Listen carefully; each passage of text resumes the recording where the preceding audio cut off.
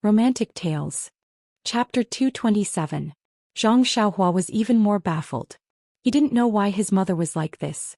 Moreover, he also had a very strange feeling in his heart. It was just that he couldn't tell what was strange about it. Guosufei hugged her youngest son with one hand and her second son's hand with the other tightly. She walked towards the village as if she was afraid that the two would suddenly disappear. At this time it was dinner time in the village. There was no one at the entrance of the village. After entering the village, the number of people gradually increased. However, at this time it was already dusk. If it wasn't for Zhang Xiaohu's two tall horses that were very eye-catching, perhaps no one would have noticed the return of the two villagers. Guozhuang House was a slightly remote and isolated small village. Although there was a road not far from the entrance of the village, after all, the villagers were too poor. Tall horses were very rare. Usually, the extravagant way of traveling was a donkey cart. Even when Zhang Xiaolong married, he only had a horse that wasn't very strong. However, on that day that horse was actually able to pull 4 people back. Thinking about it now, it was extremely rare. Zhang Xiaohu was leading 2 large horses with one hand. The villagers usually dealt with livestock when plowing the fields, so naturally they could tell that the 2 horses were majestic. Immediately many people gathered around to watch. From time to time, there were children from the village who came over to play, running in front of and behind the horses. Fortunately, the date red horse was trained by the ethereal sect. It was also a good horse that was sent to flatter. No matter what, it was still a horse that had seen a lot of big scenes. Not only did it fight and kill, it had also seen a lot of blood. It was not disturbed by these children from the village. It only leisurely shook its head and casually swung its tail, as if it was playing with the children. When the children saw that the horse was as docile as the cattle at home, they felt more at ease and approached it. Many of the bolder ones had already touched its smooth mane. The older and sharper ones had already recognized the 2 brothers Zhang Xiaohu and Zhang Xiaohua. In the dim light, they saw that the 2 were neatly dressed, which was far from what the villagers would wear. They were immediately surprised and thought about it in their hearts. They knew that the 2 were doing well outside. The villagers were simple and honest. Even if Zhang Xiaohua and Zhang Xiaohua's clothes were shabby, they might not laugh at them. But with such bright clothes they were envious and not jealous. Many people came forward to greet them and invited them to eat at home. Guosufei knew that they were being polite and did not want to see it happen. She was happy and let her 2 sons return the greetings one by one to express their gratitude. Zhang Xiaohu and Zhang Xiaohua had been outside all this time. They were very happy to suddenly see so many real faces. Moreover, the 2 of them had been outside for 2 years, so their temperament and outlook had become extraordinary. At this time they were very polite and courteous when dealing with people. Guosufei heard this and felt sweet in her heart. While they were walking, they heard a call in front of them. Xiaohu? Xiaohua. Zhang Xiaohua and Zhang Xiaohu looked up and saw that it was their father Zhang Kai, who was hurriedly walking over from a distance. Zhang Xiaohua cheerfully called out, "Daddy?" Soon after, he broke free from his mother's hand and ran forward. It was a different scene when father and son met. Zhang Kai held his son's hand and looked at it over and over again. He kept saying, "Good, good." Zhang Xiaohua leaned against Zhang Kai's side and felt very warm. However, that strange or perhaps somewhat abnormal feeling appeared again. But at this time, how could he have the leisure to think about other things? He only held his father's big hand and was unwilling to let go. When Zhang Xiaohu walked in front of him, he saluted Zhang Kai and said, "Father, I'm back." When Zhang Kai saw that Zhang Xiaohu had come over, he was very happy and wanted to pull back his hand with a smile. Zhang Xiaohu's salute made Zhang Kai not know how to respond for a moment. When Guosufei saw this, she smiled and said, "This child, you've already returned home, yet you're still saluting your own father. It's strange that you regard him as an outsider." Zhang Xiaohu laughed embarrassedly and scratched the back of his head with his hand. Guosufei smiled and said to Zhang Kai, "Child's father, look at our Xiaohu. After going out, he's learned a lot about etiquette. He's even more refined than the scholars in the city." At this time, Zhang Kai's awkwardness also disappeared. He only smiled and said, "Good, good." Then he also held Zhang Xiaohu's hand and was unwilling to let go. When Guosufei saw this, she said, "All right, let's not talk in the village. It's not too late to talk at home." Zhang Kai then came to his senses and said, "Yes, let's talk at home first. Your brother and sister-in-law are waiting for dinner at home." Then he turned to Guosufei and said, You're still talking about me. I saw that you hadn't returned for a long time, so I came looking for you. If you had returned earlier, would I have needed to come out and look for you? Thus, the husband and wife each took a son and happily walked home, leaving behind the envious gazes of the villagers. From afar, Zhang Xiaohua saw the home of her dreams in the dusk. However, there were some changes to the home now. The walls were no longer short, and it seemed that one could see the central room at a glance. The door also seemed to no longer be a fenced door. When she pushed the door and entered, she was greeted with a burst of fragrance of flowers and trees. At a glance, the whole courtyard seemed to be a lot bigger. The whole courtyard was renovated into several small squares, and there were all kinds of plants inside. It was just that the night was dim, so she couldn't see clearly. When he took a closer look, there weren't many changes between the central room and his grandmother's hut. The only difference was that the stove had been renovated and was no longer exposed to the sun. At this moment, a figure came out of the kitchen and shouted, "Father, is mother back? The dishes have been heated up again." Zhang Xiaohua smiled and shouted, "Sister-in-law, we're back. How are you and big brother?" The person who came out of the kitchen was Lu Qian. When she heard Zhang Xiaohua's shout, she couldn't help but be pleasantly surprised and shouted, "Xiaohua, why are you back so late? Oh, Xiaohu is also back. Quick, come in. No wonder mother has been whispering about you these 2 days. It turns out that your hearts are connected." Then she shouted towards the central room, "Xiaolong, come out quickly. Xiaohu and Xiaohua are back." Zhang Xiaolong also ran out of the central room and looked at his two younger brothers in surprise. Zhang Xiaohua jumped in front of her big brother and intimately pulled on his sleeve. Zhang Xiaohu didn't dare to salute this time. He walked in front of Zhang Xiaolong and shouted, "Big brother." Zhang Xiaolong looked at Zhang Xiaohu, who was taller than him, and said with a smile, "Xiaohu, not bad, you've grown taller." Then he reached out and patted Zhang Xiaohu's head. Zhang Xiaohu chuckled. He seemed shy, but his heart was warm.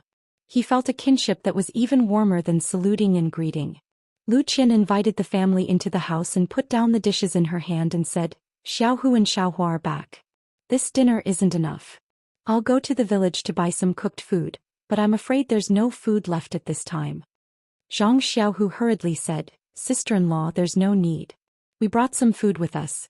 Let's make do with it tonight." However, Guosufei didn't agree and said, "We just got home. How can we let you eat dry food? I'll go take a look. Qianqian, go prepare some vegetables." With that, she was about to leave. Zhang Xiaohu and Zhang Xiaohua both jumped up and wanted to go with their mother. However, Guosufei didn't let them and only said, "It's a tiring journey. Let's sit at home more." The two couldn't stand it and had to sit down. After Guosufei and Lu Qian went to get busy, Zhang Kai said, "Let your mother and sister-in-law go. You guys sit down and rest for a while. It's been 5 to 6 days since you came back from Pingyang City. You guys must be tired." Zhang Xiaolong also felt it. He took out a few teacups from the table and poured some tea. He smiled and said, "Drink some tea first. You must be thirsty after walking for so long. Moisten your throats. We'll eat later." Zhang Xiaohu smiled and said to Zhang Kai, "Father, Pingyang City isn't far from our Guozhuang house. It's only 2 to 3 days' journey. We rode horses back and arrived in 2 days. When we went there, we took a carriage. Seems like it took 3 days." Zhang Xiaolong said, "Oh right, Xiaohu, the horses you tied to the tree in the yard, do you have to feed them at night? What do they eat?" Zhang Xiaohu said, "Big brother, you don't have to worry about that. Ordinary fodder will do. I'll go after dinner." Zhang Xiaolong said, "It's better for me to prepare early. Don't let these 2 big horses starve. They look very precious." Seeing that Zhang Xiaolong was about to go out, Zhang Xiaohua hurriedly stopped him and said, "Big brother, it's okay. We just fed them fodder at noon. Even if they are hungry now, it's not a big deal. The 3 of us brothers haven't seen each other for 2 years. Let's talk first. It won't be too late to feed them at night." Zhang Xiaolong paused for a moment, but still walked out and said, "These 2 horses are borrowed from the escort agency, right? They are worth a lot of money. Don't let them starve. It won't be easy for us to explain when we go back. I'll be back soon. It's just some fodder. It'll be ready in a while." Zhang Xiaohu drank a mouthful of tea and also stood up and said, "Big brother, I'll go with you." Zhang Kai didn't stop them. He smiled as he watched the 2 of them go out. He said to Zhang Xiaohua, "Xiaohua, quickly drink some water. You've been running for 2 days. You're thirsty." Zhang Xiaohua looked at her father under the oil lamp and said, "It's okay, father. I'm not tired. Riding a horse is fun." As she said that, she also picked up the teacup and drank a mouthful. In fact, she hadn't drunk a cup of water since noon. Just now at the tea shed in front of Lu Town, she found a coachman and forgot that she was thirsty. Now that she was home, her mouth was really dry. However, when the cup of tea entered her mouth, Zhang Xiaohua was so shocked that she almost stood up. The tea was sweet as it entered his mouth, making him salivate. It flowed down his throat and into his stomach, making him feel warm and comfortable. However, as soon as this feeling passed, a wisp of yuan qi emerged from his chest and flowed along his meridians. Without Zhang Xiaohua's refinement, it flowed into his dantian and merged with his jin qi. There was primordial qi of heaven and earth in this tea. How could Zhang Xiaohua not be shocked? She felt that she wanted to get the teapot again. Zhang Kai saw her and thought that she was thirsty. He quickly poured the tea for her and said with heartache, "Xiaohua, look at how thirsty you are. Drink some more. Don't worry, you'll choke." Zhang Xiaohua smiled and said, "Father, I know. I'm not a child." Looking at Zhang Kai's kind eyes, Zhang Xiaohua's heart was warm. She was about to drink the tea to verify her discovery. Suddenly, a flash of lightning flashed through her mind. She knew why she had a different feeling when she saw her father and mother. "I really don't have the time. Moreover, we didn't think of sending a message to the family first." "Hee hee." Mr. Lu stroked his beard and laughed. "Young people are so careless." Zhang Xiaolong said, "Father, let's talk inside. The tea is already brewed. Xiaohu and Xiaohua just came back and just finished eating." Zhang Kai invited Mr. Lu into the house. Zhang Xiaohua carefully looked at him from the side. Mr. Lu indeed had a head full of black hair and looked hale and hearty. He seemed to be younger than 2 years ago. Just as Zhang Xiaohu was about to speak, Mr. Lu waved his hand and said, "Xiaohu, don't say anything yet. Let's wait for your mother to come over first." Last time, young Master Li from Lu Town came over for the new year, but he didn't explain it clearly. "The whole family wants to know about your experiences outside, especially your mother." During this period of time, she would go to the entrance of the village every night to take a look. Who would have thought that she would really be able to see you guys today? Zhang Xiaolong said, "You guys talk first. I will go help mother and the others." Seeing this, Zhang Xiaohua didn't say much. He was very depressed. This could quench her thirst and cultivate at the same time. Why not? However, the consequences of drinking too much water were also serious. Fortunately, it didn't take long for Guosufei and Zhang Xiaolong to finish tidying up. They closed the courtyard door and went to the central room. Under the bright oil lamp and the eager gazes of the crowd, Zhang Xiaohu recounted how the two of them left Guo village 2 years ago, went to Lu Town and then to Pingyang City. He also recounted how the two of them went to the escort agency to practice martial arts. He stayed in the escort agency while Zhang Xiaohua went to Huanxi Manor. Later on, he became an armed escort and went out to escort escorts. Naturally, Zhang Xiaohu skimmed over the hardships involved. However, Guosufei could only wipe away her tears as she listened. How could she not understand the hardships involved when a son traveled thousands of miles and was worried about his mother? After that, Zhang Xiaohu hesitated for a moment. He then told them about how he went to the seaside town as an escort, how he met Zhang Xiaohua by chance, how they came back together, and how the escort leader made things difficult for him. In fact, he didn't want to talk about this. However, if he didn't talk about this, he wouldn't be able to explain how he was accepted into the Misty School. He said that the escort leader made things difficult for him just to divert his family's attention. Sure enough, everyone was curious about how they met Zhang Xiaohua. They were immediately angered by the escort leader's rudeness. After that, Zhang Xiaohu talked about how Qiu Tong returned the money, how she made the Lotus Escort Agency lose face, how he was accepted into the Misty School, and how he had a noble status and so on. This turn of events left everyone dumbstruck. Zhang Kai and Zhang Xiaolong still didn't believe it. They asked, "Your master is Wen Hai, the hero who saved us in Lu Town?" Zhang Xiaohu said with certainty, "It is him." Zhang Kai said, "He doesn't seem to be that much older than you." Mr. Lu smiled and said, "Brother Zhang, you don't understand. In the martial arts world, the most important thing is that the one who has reached the top is the master. I've read some miscellaneous books before. In the martial arts world, it's nothing new to have someone younger than you as a master." Zhang Kai finally understood. At this time Mr. Lu continued, ever since I found out that the two of you had gone to Pingyang City and were even making a living at the Lotus Escort Agency, I had specially asked my close friends to find out more. Only then did I find out that the Lotus Escort Agency was actually many times more powerful than the evil Tiger Gang in Lu Town. Moreover, they have always had a good reputation. Although this escort agency's business is somewhat dangerous, you don't know martial arts, so you don't have to worry about your life. However, from what you have said today, you have actually entered the Misty School and become the direct disciple of the sect's leader. This is undoubtedly your great fortune. However, this Misty School is not ordinary. That Lotus Escort Agency is merely a branch of the Misty School and already has such a reputation. The status and reputation of the Misty School in the martial arts world is not something that we can imagine. Just like what Brother Zhang said before, just a token from Hero One was able to make the evil Tiger Gang retreat. His status must be extraordinary. To put it bluntly, Xiaohu, how did you manage to climb up his thigh? Hit the nail on the head. When Zhang Xiaohu heard this, he looked at Zhang Xiaohua and smiled bitterly. This Mr. Lu is extremely right. The Misty School does not even know who I am. For me to be able to enter the Misty School as a disciple, it is entirely because of Xiaohua's face. Ah! Everyone was shocked. They all looked at Zhang Xiaohua. Lu Qian even almost screamed out loud. She covered her mouth with her hand and stared with wide eyes at the young man who used to be so weak in her eyes. Zhang Xiaohua thought for a moment and drank a mouthful of tea. She enjoyed the pleasant feeling of the vital qi entering her body and smiled as she said, "The matter, it is like this." Chapter 229.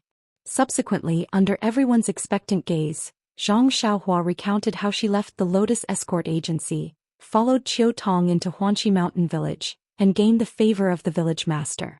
Then she recounted every detail of her life in Huanqi Mountain Village. Zhang Xiaohua did not mention Zhang Xiaohua's injuries and recuperation at the escort agency.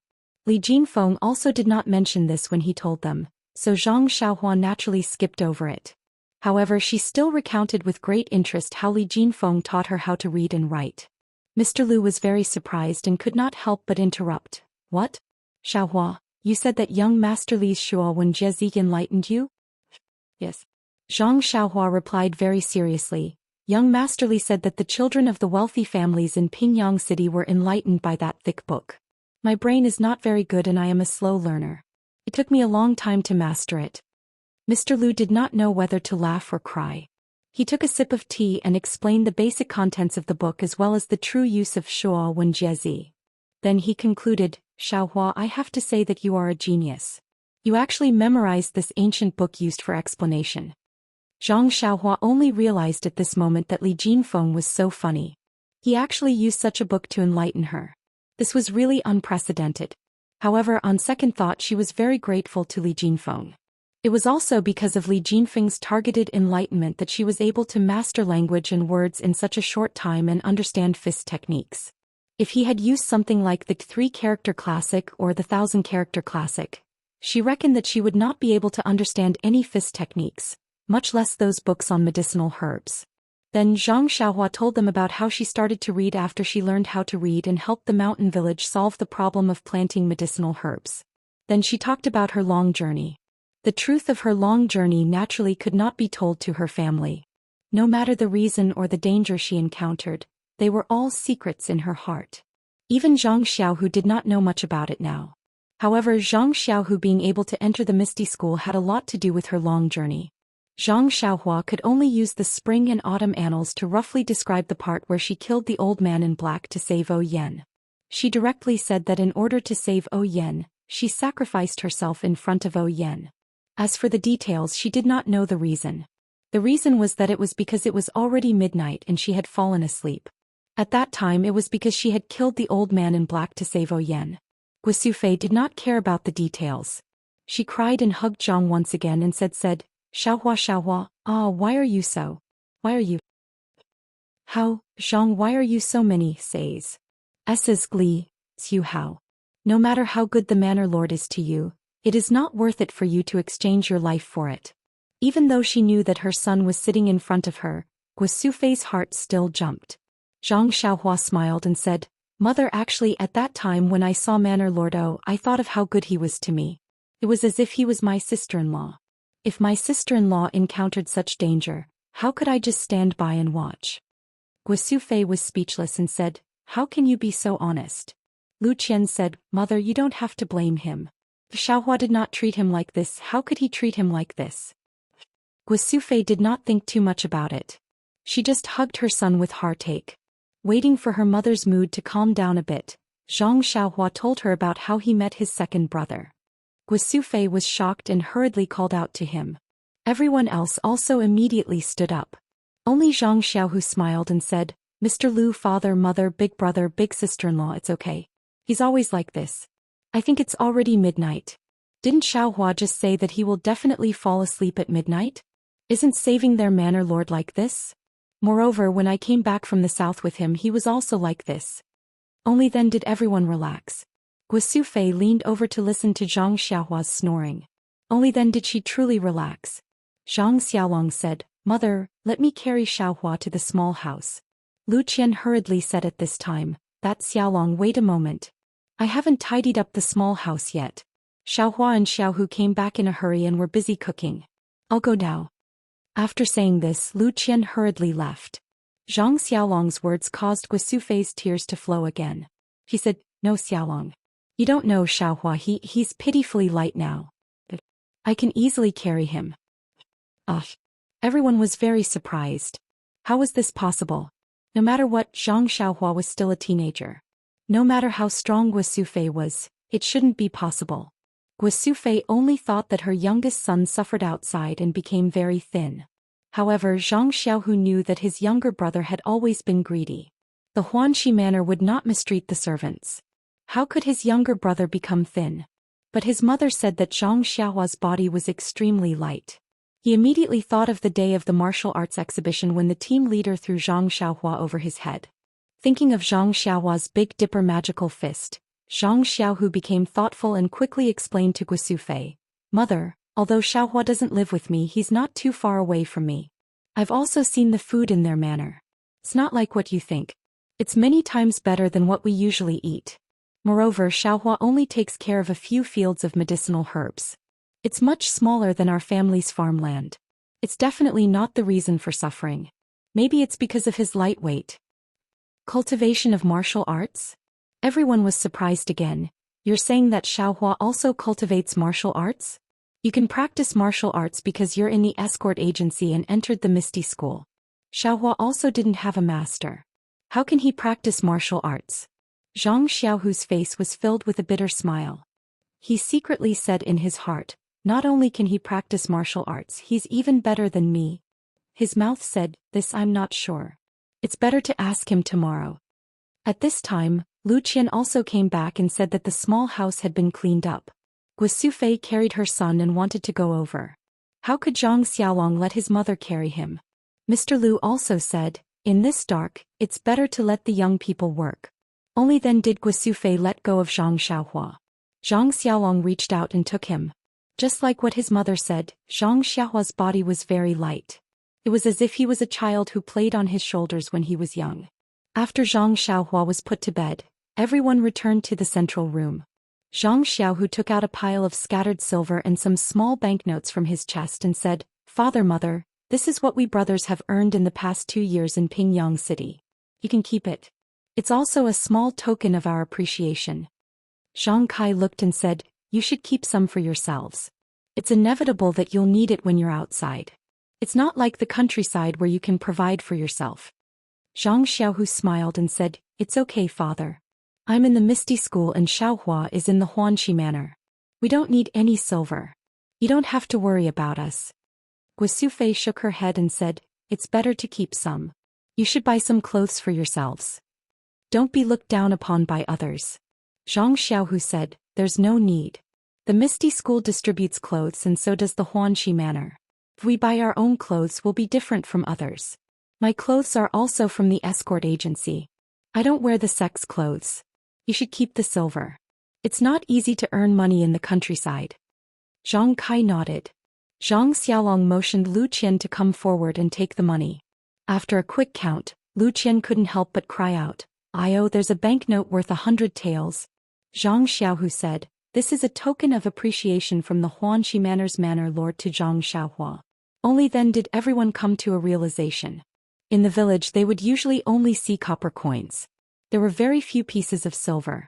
The largest denomination that Zhang Kai's family had ever seen was a 50-tael silver note that was still hidden at the bottom of the cabinet. When Lu Qian saw such a large amount of money, she was naturally shocked. In fact, this 100 taels of silver was only a few taels of silver. Zhang Xiaohu and Zhang Xiaohua's salary. The amount of silver that Zhang Xiaohua extorted from the bandits and ruffians was many times more than their salary, not to mention this 100 taels of silver. But how could Zhang Xiaohu tell this to his family? Those who came out to mingle had to pay. Who didn't pay? At this time, Zhang Xiaohu really approved of his younger brother's behavior. Chapter 230. The next morning, Zhang Xiaohua opened her eyes and saw the unfamiliar but comfortable house. Only then did she remember that she was sleeping in her grandmother's house. Zhang Xiaohua turned over and got up. It was still early. Zhang Xiaohu also slept late last night and had not woken up yet. Zhang Xiaohua went out of the house alone. The courtyard was quiet. The rising sun had just sent its first ray of warmth to this ordinary small courtyard. Zhang Xiaohua stayed in the courtyard for a moment, then went out and went straight to the back of the house. Her grandmother's grave was very clean. The small grave mound was very clean and there was not even a blade of grass growing. At a glance one could tell that someone often tidied it. Zhang Xiaohua saw it from afar and felt a dull pain in her heart. Walking to the grave, Zhang Xiaohua knelt on the ground in a daze. After a long time a voice came from behind. "Xiaohua, I haven't seen you for a few years. You've grown up. You're also very good at dealing with people. If your grandmother's spirit is in the underworld, she would be happy." Zhang Xiaohua suddenly looked back and said, "Father, there are many things that I don't know if I'm doing right or wrong. However, as long as I feel that I can live up to my conscience, I will do it. Maybe it's right, maybe it's wrong, but it's better not to let myself regret it." Looking at his son's mature face, Zhang Kai said with relief, "Father is just a farmer in the countryside. I won't say anything unnecessary. As long as you think it's right, do it and don't regret it." "I know, Father," Zhang Xiaohua said. "I'm good at everything outside, but I miss home and grandmother." Zhang Kai said with a smile, "Your elder brother often comes to tidy up your grandmother's grave. Every time he said that if there is any oversight, Xiaohua will not let him go. Everyone is like you. We all miss her. By the way, Father, you and elder brother have worked so much these 2 years. It's been hard on you." "It's nothing. We're used to it. We're not used to not working for a day." "Well, don't say so much. Go back and prepare the meal." After dinner, Zhang Xiaohua put down her bowl and chopsticks and said, "I'll go get some water." Lu Qian said, "There's no need. Xiaohua, your brother has been carrying water for the past 2 years. You should sit down and rest first." "No, you don't need to rest. Sister-in-law, I slept all night and have already recovered. I'd better do my old job." After saying that, he rushed out to get the bucket. Zhang Xiaolong and Lu Qian couldn't resist him, so they had to let him go. Zhang Xiaohua went out of the gate and walked towards the back slope. Many people in the village knew that Zhang Xiaohua and his brother had returned home in glory. Along the way, many villagers greeted him. Zhang Xiaohua responded with a smile. When they left the village, they saw fewer and fewer people. The land at the back slope was not good. There were not many people who cultivated the land. Even if they cultivated the wasteland, it was still some distance away from Zhang Xiaohua's land. It was still early, so no one came out. Zhang Xiaohua leisurely walked to the front of his land. Now that it was autumn, the crops were about to be harvested. Seeing that the wasteland he cultivated was full of fruits, Zhang Xiaohua was full of joy. After looking at his land, Zhang Xiaohua went down the slope and came to the back of the well. This time he came to draw water, not only to draw water but more importantly, to see what the mystery of the well water was, that it contained the chi of heaven and earth. Zhang Xiaohua put the bucket on the ground and looked around to see that there was no one around. Then he sat cross-legged and calmed his heart. According to the method of Carefree Heart Sutra, he released his perception. Once this perception was released, Zhang Xiaohua was shocked. This kind of surprise was not inferior to that day in Zhang Qinyue's small courtyard. The chi of heaven and earth around the well was frighteningly rich. It was not inferior to the Misty School's pharmacy hall. Moreover, the qi of heaven and earth around the well was not like what Zhang Xiaohua had perceived before. It came from the top to the top, diffusing between heaven and earth. Zhang Xiaohua immediately understood that there must be something strange in the well, or there must be something rich in qi of heaven and earth that could emit qi of heaven and earth. Perhaps it was a primordial stone? However, according to Carefree Heart Sutra, primordial stones all contain qi of heaven and earth. How could they emit qi of heaven and earth? However, Zhang Xiaohua's cultivation was still shallow and he could not control his perception too far. How could he discover the secret in the well? In addition, since last night's qi deviation, Zhang Xiaohua had not had time to investigate his qi. At this time he also used the method of Carefree Heart Sutra, and found that the qi in his meridians was normal. There was no change. If there was any difference, it would be that Zhang Xiaohua felt that his qi was a little lively today, flashing slightly. The slope was such a good place to practice, so naturally Zhang Xiaohua would not let it go. He unconsciously drew qi into his body, wanting to practice a little. However, as soon as he released his perception, just as he drew the qi of heaven and earth to his side, he suddenly felt a strong attraction above his right hand, leading his perception to deviate in that direction. Zhang Xiaohua's perception could not be released too far. It seemed that there was something there, but he could not reach it. Zhang Xiaohua immediately gave up on drawing qi. He opened his eyes, stood up and looked at the direction. It seemed to be the field that he had just walked down. What could be there? Zhang Xiaohua did not understand. Every stone and soil in that field was opened by him. Once, twice, he did not know how many times he had attacked it.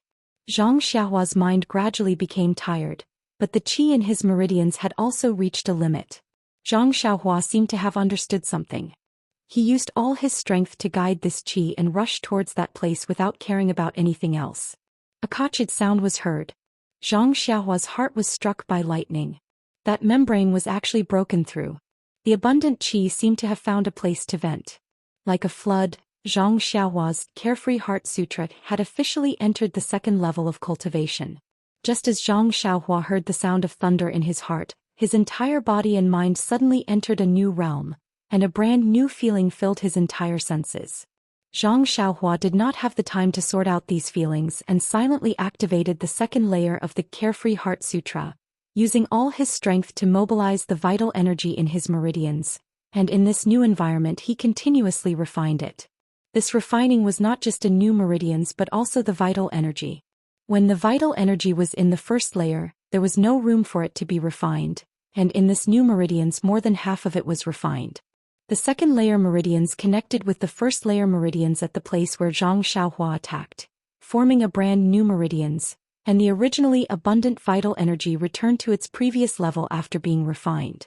However, as the vital energy from the vital stones outside his body continued to be absorbed, the vital energy gradually expanded from the thickness of a cotton thread to the thickness of a finger, and the circulating speed was still very fast, and in a flash, it covered a certain distance.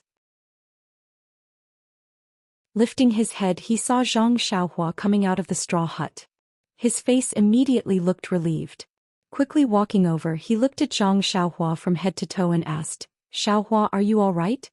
Zhang Xiaohua was puzzled and said, "What could happen to me? Second brother, are you all right?" Zhang Xiaohu smiled and said, "Of course I'm fine. What could happen to me?" Zhang Xiaohua turned around and pointed at the straw hut and said, "If you're fine, why did you build a straw hut? I'm just going to sit here for a while. Is there a need for this? Just sit here for a while?" Zhang Xiaohu acted as if he had heard the funniest joke in the world. He pointed at Zhang Xiaohua's nose and said, "Xiaohua, Xiaohua, do you know that you've already sat here for 9 days and 9 nights? 9 days and 9 nights? Zhang Xiaohua was also dumbfounded. She repeatedly asked, "Second brother, how is this possible? How is this possible? I feel like it's only been a while." Zhang Xiaohu's face was filled with envy as he said, "You're being suspected. It's just 9 days and 9 nights. How could you have such an achievement by practicing the spirit of the bull? I heard from my master that some internal experts would practice in seclusion for several days. You've only just started, so how could you practice in seclusion for such a long time?" Zhang Xiaohua thought about it and still chose to remain silent. It wasn't that she didn't trust her second brother, but Zhang Xiaohu was still a disciple of the Misty School. If she told him the truth, it would inevitably put him in a difficult position. Since that was the case, a white lie was the best solution. Zhang Xiaohu saw that Zhang Xiaohua didn't speak and thought that he was still immersed in the progress of his internal strength. He asked again, Xiaohua, what level is your internal strength at now? Zhang Xiaohua said, how would I know? I don't have a master to guide me.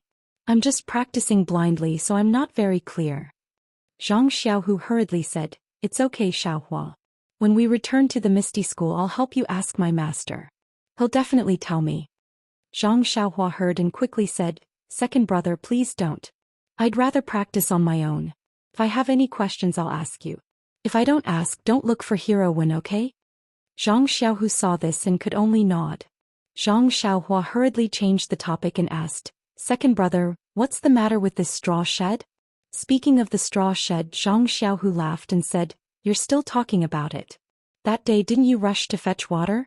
We waited for a long time, but you didn't come back. Big brother came to look for you and saw you through the bucket beside the well. He thought you fell into the well and was scared to death. He didn't have time to report it and took something to fish for you in the well. Naturally, he didn't get anything out of the well. So big brother ran back like a madman and didn't dare to tell mother and secretly pulled me out. So big brother made a rope and tied one end to his body and the other end to mine. You know, big brother has always been better at swimming than me. He rushed down the well and I couldn't do anything about it. But he stayed at the bottom of the well for a long time and still didn't find any trace of you. At this time, mother, father and sister-in-law also felt that something was wrong and rushed over. You don't know how mother cried at that time and father didn't know how to comfort her. Fortunately, sister-in-law was smart and felt that you wouldn't fall into the well so easily. So we looked around. Big brother found you on the edge of the field, but you were sitting there motionlessly and seemed to still be breathing. Seeing your smiling face, big brother didn't dare to touch you and called me over. I saw you meditating in the medicine hall's guest room during the martial arts exhibition. So I told them that you were cultivating your internal strength and that it was a critical moment and couldn't be disturbed. So I persuaded them to go back. Mother and father naturally didn't want to go back, so I could only say that if they disturbed you, your life would be in danger. So they went back. Big brother and I kept watch from afar, but soon it was nighttime and you still hadn't woken up. Mother was afraid that you would freeze, and she was also afraid that the villagers would come and disturb your cultivation. We couldn't explain it to them, so we built you a straw hut. This straw hut was hard to build. Big brother and I built it from afar, then we quietly carried it over and covered you. It was just like covering a bird in the snow when we were young. When Zhang Xiaohua heard this, she thought of the danger of qi deviation when she had just returned to the Guozhuang house. She couldn't help but feel a lingering fear. Fortunately, there was an expert like her second brother. If there wasn't, she might have suffered qi deviation again. She didn't know if she would be lucky enough to escape safely this time.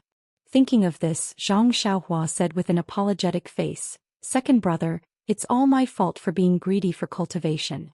I've brought you a lot of trouble. Zhang Xiaohu laughed and said, what trouble? It's just that big brother and I have been watching over you for a day and a night. It's just like watching melons in the past. It's no big deal. However, you should hurry back home. You don't know how worried mother and father are. No matter what I say, they don't believe me. Only when they see that you're fine can they be at ease. Zhang Xiaohua said, okay, let's go back together. The two brothers returned to the village together. The familiar villagers asked from time to time, Xiaohua, where have you been these days? I heard that you came back, but why didn't I see your shadow? Zhang Xiaohu answered first, Xiaohua went to Lu town. There are still some things to do. When the villagers saw that Zhang Xiaohua actually had something to do in Lu town, their eyes immediately filled with awe and no longer asked any more questions. When the two of them returned to the Zhang family's small courtyard, the whole family sat in the central room with worried faces. When they saw Zhang Xiaohua and Zhang Xiaohu come back, their faces all changed and they were very happy. Zhang Xiaohu said first, look, Xiaohua is back. She didn't lose a single hair. I was right, she was just practicing internal strength. You don't have to worry. Zhang Xiaohua looked at her mother's extremely worried eyes and said, Mother, it's really just practicing. It's just that I accidentally used too much time. Look, I'm really fine. Before Guosufei could say anything, tears flowed out first. She wiped her tears and said, it's not that I don't want you to practice martial arts diligently, but the next time you want to practice martial arts, tell me in advance so that I won't worry, okay? Zhang Xiaohua said with heartache, Mother, I know. It won't happen again. The next time I practice martial arts I will definitely tell you in advance. Zhang Kai also bit his pipe and couldn't help but say, "It's good that you're fine. Next time you must be careful. Tell me in advance so that I won't worry about others." Zhang Xiaohua said carefully, "I know, father. I will." Mr. Lu was also at the side. He sighed and didn't say anything. Lu Qian asked, "Xiaohua, you've been sitting for 9 days and 9 nights. Are you hungry?" Hearing this, Zhang Xiaohua's stomach made a rumbling sound. Zhang Xiaohua blushed and said, "Sister-in-law, now that you mention it, I'm really hungry." Lu Qian smiled and said, "Then hurry into the house. Drink some water first. I'll bring you food right away." Chapter 232. The food had been prepared a long time ago. Guosufei watched as her youngest son sat still and did not wake up. She was helpless and could only worry by the side. She was afraid that her son would wake up and be hungry, so she made fresh food every day. When her son woke up he would be able to eat delicious food. However, Zhang Xiaohua had not woken up these days, so Zhang Xiaohu took advantage of the pork belly. Zhang Xiaohua looked at the piping hot food in front of him and couldn't help but feel hungry. However, when he really started eating, he didn't eat much before he wasn't hungry anymore. He only ate a few pieces of his favorite pork belly. However, he ate a few more mouthfuls of some fresh vegetables. Seeing her son put down his chopsticks after eating a few mouthfuls, Guosufei quickly asked, "Xiaohua, is it not delicious? Mother will make more for you. Tell me, what do you want to eat?" Looking at his mother's flustered appearance, Zhang Xiaohua quickly stopped her and said, "Mother, I'm really not hungry. Although my stomach is growling, I'm not hungry after eating a few mouthfuls." "Really?" Guosufei certainly didn't believe it and wanted to go out in a panic. Zhang Xiaohua had to pull his mother and sit down to eat the vegetables. Seeing her son wolfing down the food, Guosufei calmed down. After finishing the meal, Zhang Xiaohua drank 2 mouthfuls of water and calmed down. Looking at everyone's eyes, Zhang Xiaohua was about to speak, but Guosufei said, "Xiaohua, don't say anything. We know you are practicing martial arts. You must be tired after practicing for so long. Go to sleep first." Zhang Xiaohua didn't know whether to laugh or cry and said, "Mother, I'm really not tired. I don't need to sleep. We can practice internal strength instead of sleeping." How could Guosufei believe it?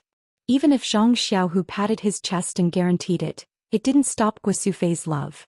Zhang Xiaohua was forcibly dragged to the east wing by Guosufei, which was where Zhang Kai and his wife lived. Guosufei pressed her on the Kong bed and made her rest. Zhang Xiaohua originally didn't want to close her eyes, but seeing her mother sitting by the Kong bed, looking at her with heartache, she had no choice but to close her eyes. How could Zhang Xiaohua fall asleep at this moment? Out of boredom, Zhang Xiaohua thought of the divine sense that he had just learned. With a thought, his divine sense spread out like a big net. The entire Zhang family's small courtyard was within the range of Zhang Xiaohua's control. It was as if he was standing high on the roof and could see all the movements in the small courtyard.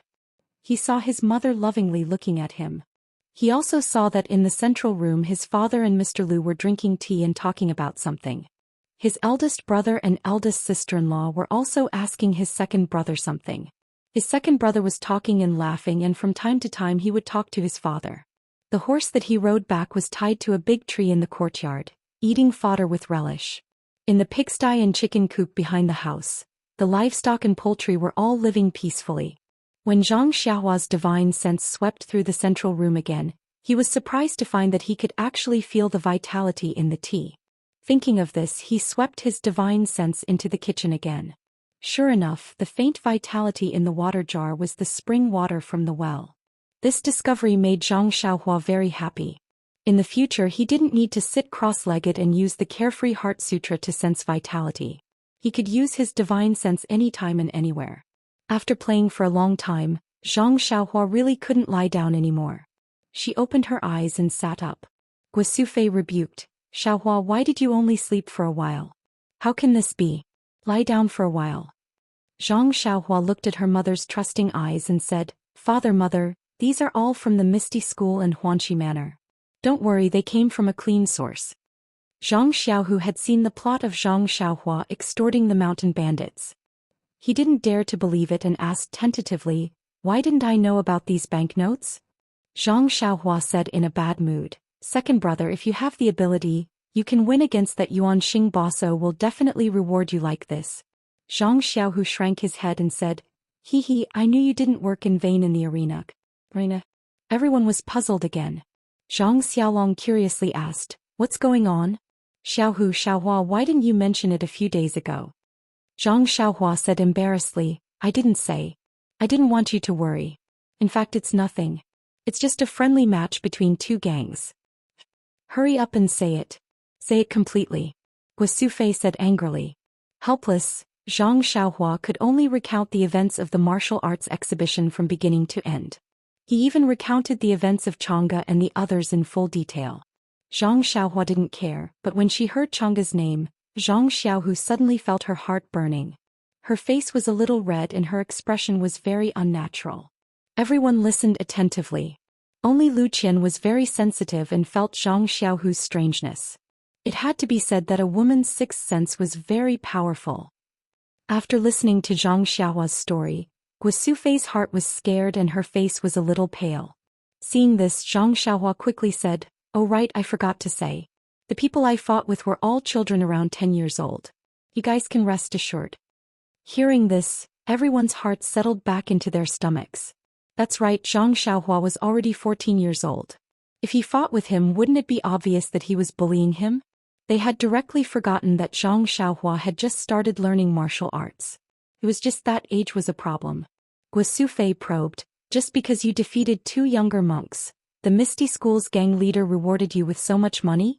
Then she turned around and asked Zhang Xiaohu, what about you? Why didn't you win?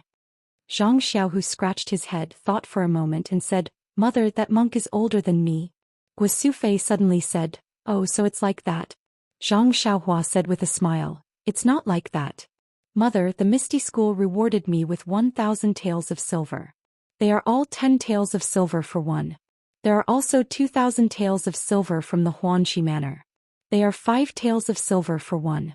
In fact, 1,000 taels of silver is enough to reward me. According to the manor head, the key was that when I saved her last time, she felt that the 100 taels of silver I took was too little. She felt guilty, so she gave me an extra 1,000 taels of silver. 3,000 taels. Everyone was dizzy, including Mr. Liu. This was an incomparably huge sum. The shock that the Zhang family received from Zhang Xiaohua last time had not yet passed. This time Zhang Xiaohua brought back another 3,000 taels. This truly shocked the Zhang family to the core. After a long time, Zhang Kai finally came to his senses. This huge amount of money really belonged to his family. He indicated to Guosufei to put away the silver, but Guosufei hesitated for a moment. Then she trembled and tightly held the small package in her hands. She walked back to the east room and came out after a long time. At this time, Guosufei's expression had already returned to normal. She even held a few silver notes in her hand. She walked in front of Lu Qian and handed it to her, saying, Qian, you have been married into our Zhang family for so many years. It has really been hard on you. This is 200 taels of silver. Take it and buy some accessories. When Lu Qian heard this, her face flushed red. She hurriedly declined, Mother, look at what you are saying. I came to our Guozhuang house not for money. You are treating me like an outsider. Zhang Kai also nodded and said, Qian, take it. Originally, these silver taels of silver should be kept by you.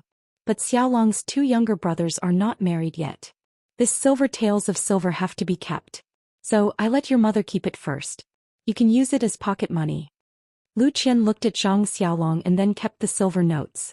When she heard this, Guosufei's face revealed a trace of gloominess.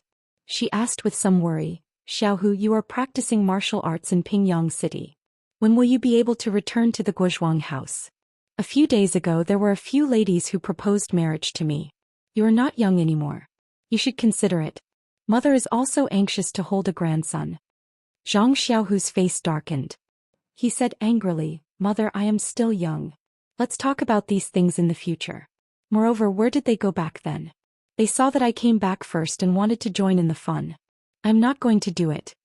When Lu Qian heard Guosufei's words, she also lowered her head deeply. She held the silver notes tightly in her hand and did not say a word. Zhang Kai sighed and smoked again. Mr. Liu also had an awkward expression. He picked up the teacup and drank continuously. Zhang Xiaolong looked at Lu Qian lovingly. For a moment the whole house was silent.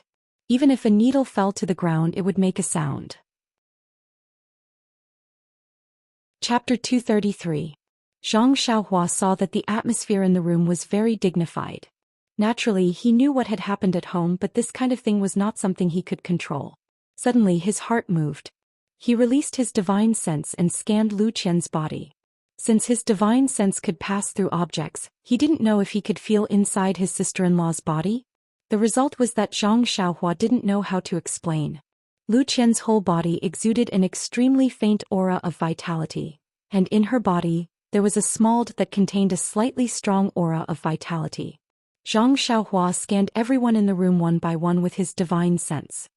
He found that except for Zhang Xiaohu, everyone's body exuded a faint aura of vitality. Zhang Xiaohua gradually understood that this vitality must be from the spring water that the family drank every day.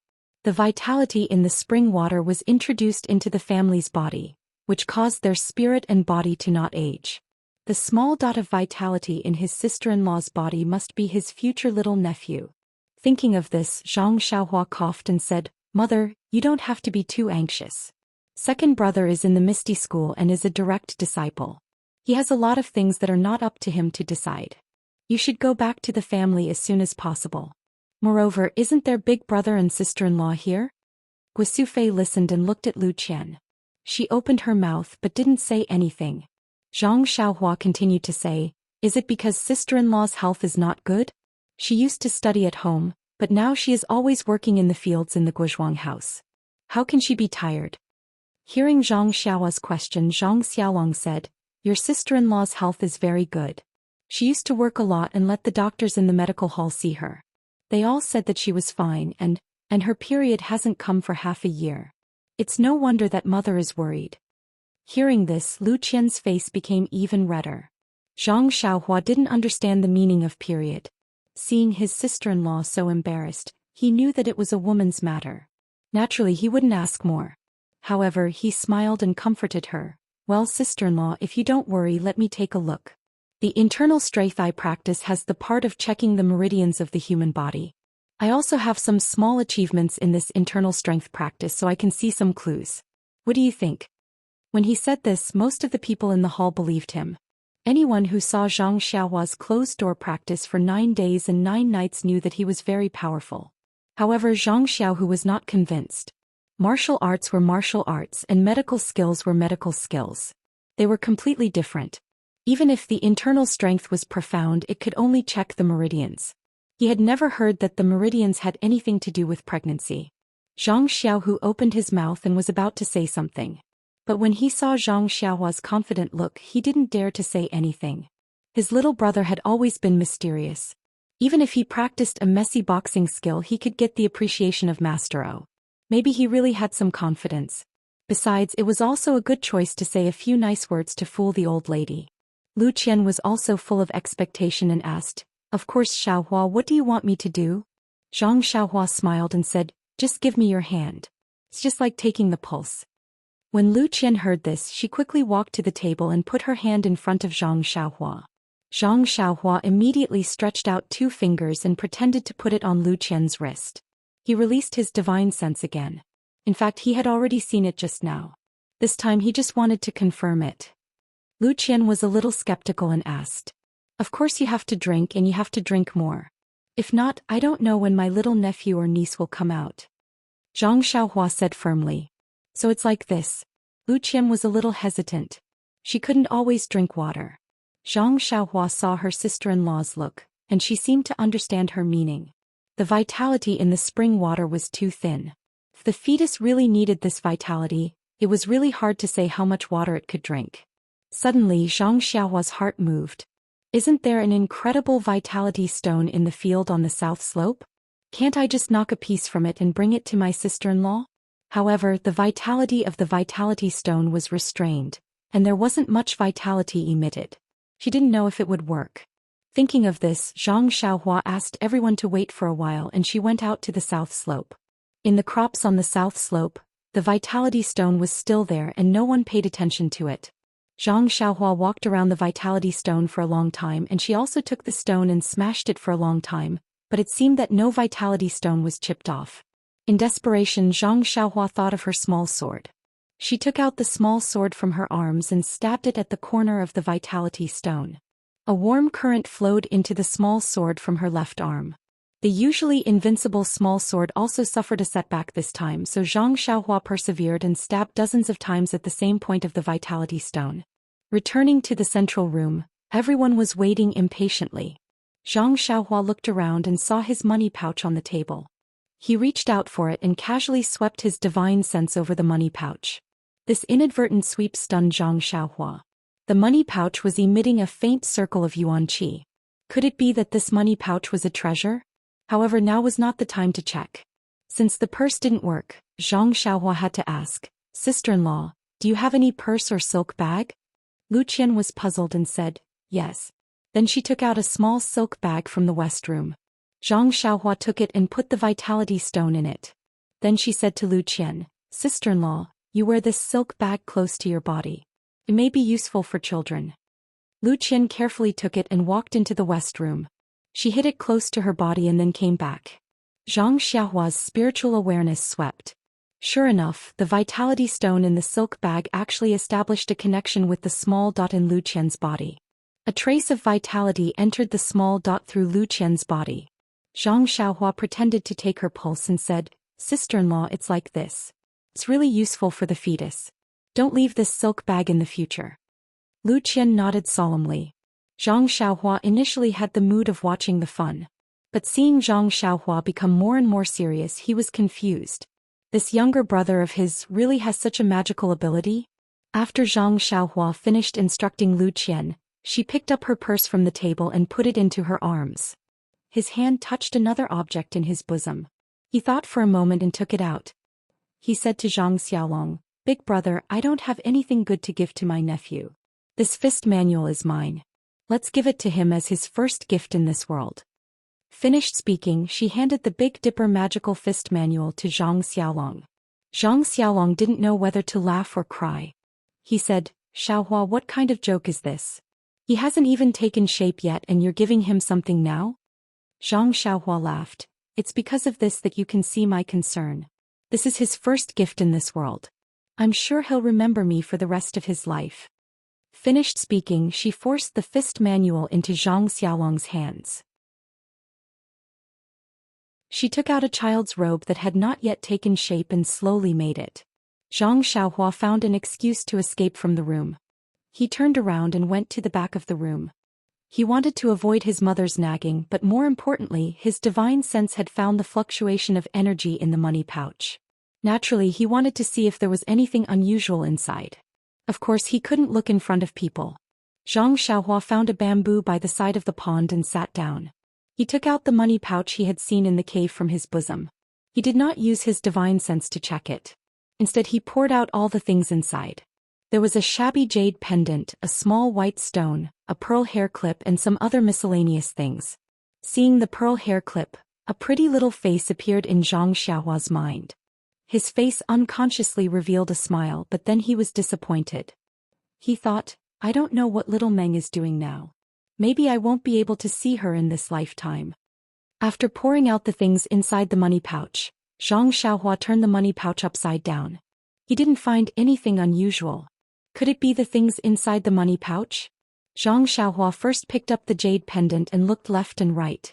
He didn't find anything strange about it. Then he picked up the small stone.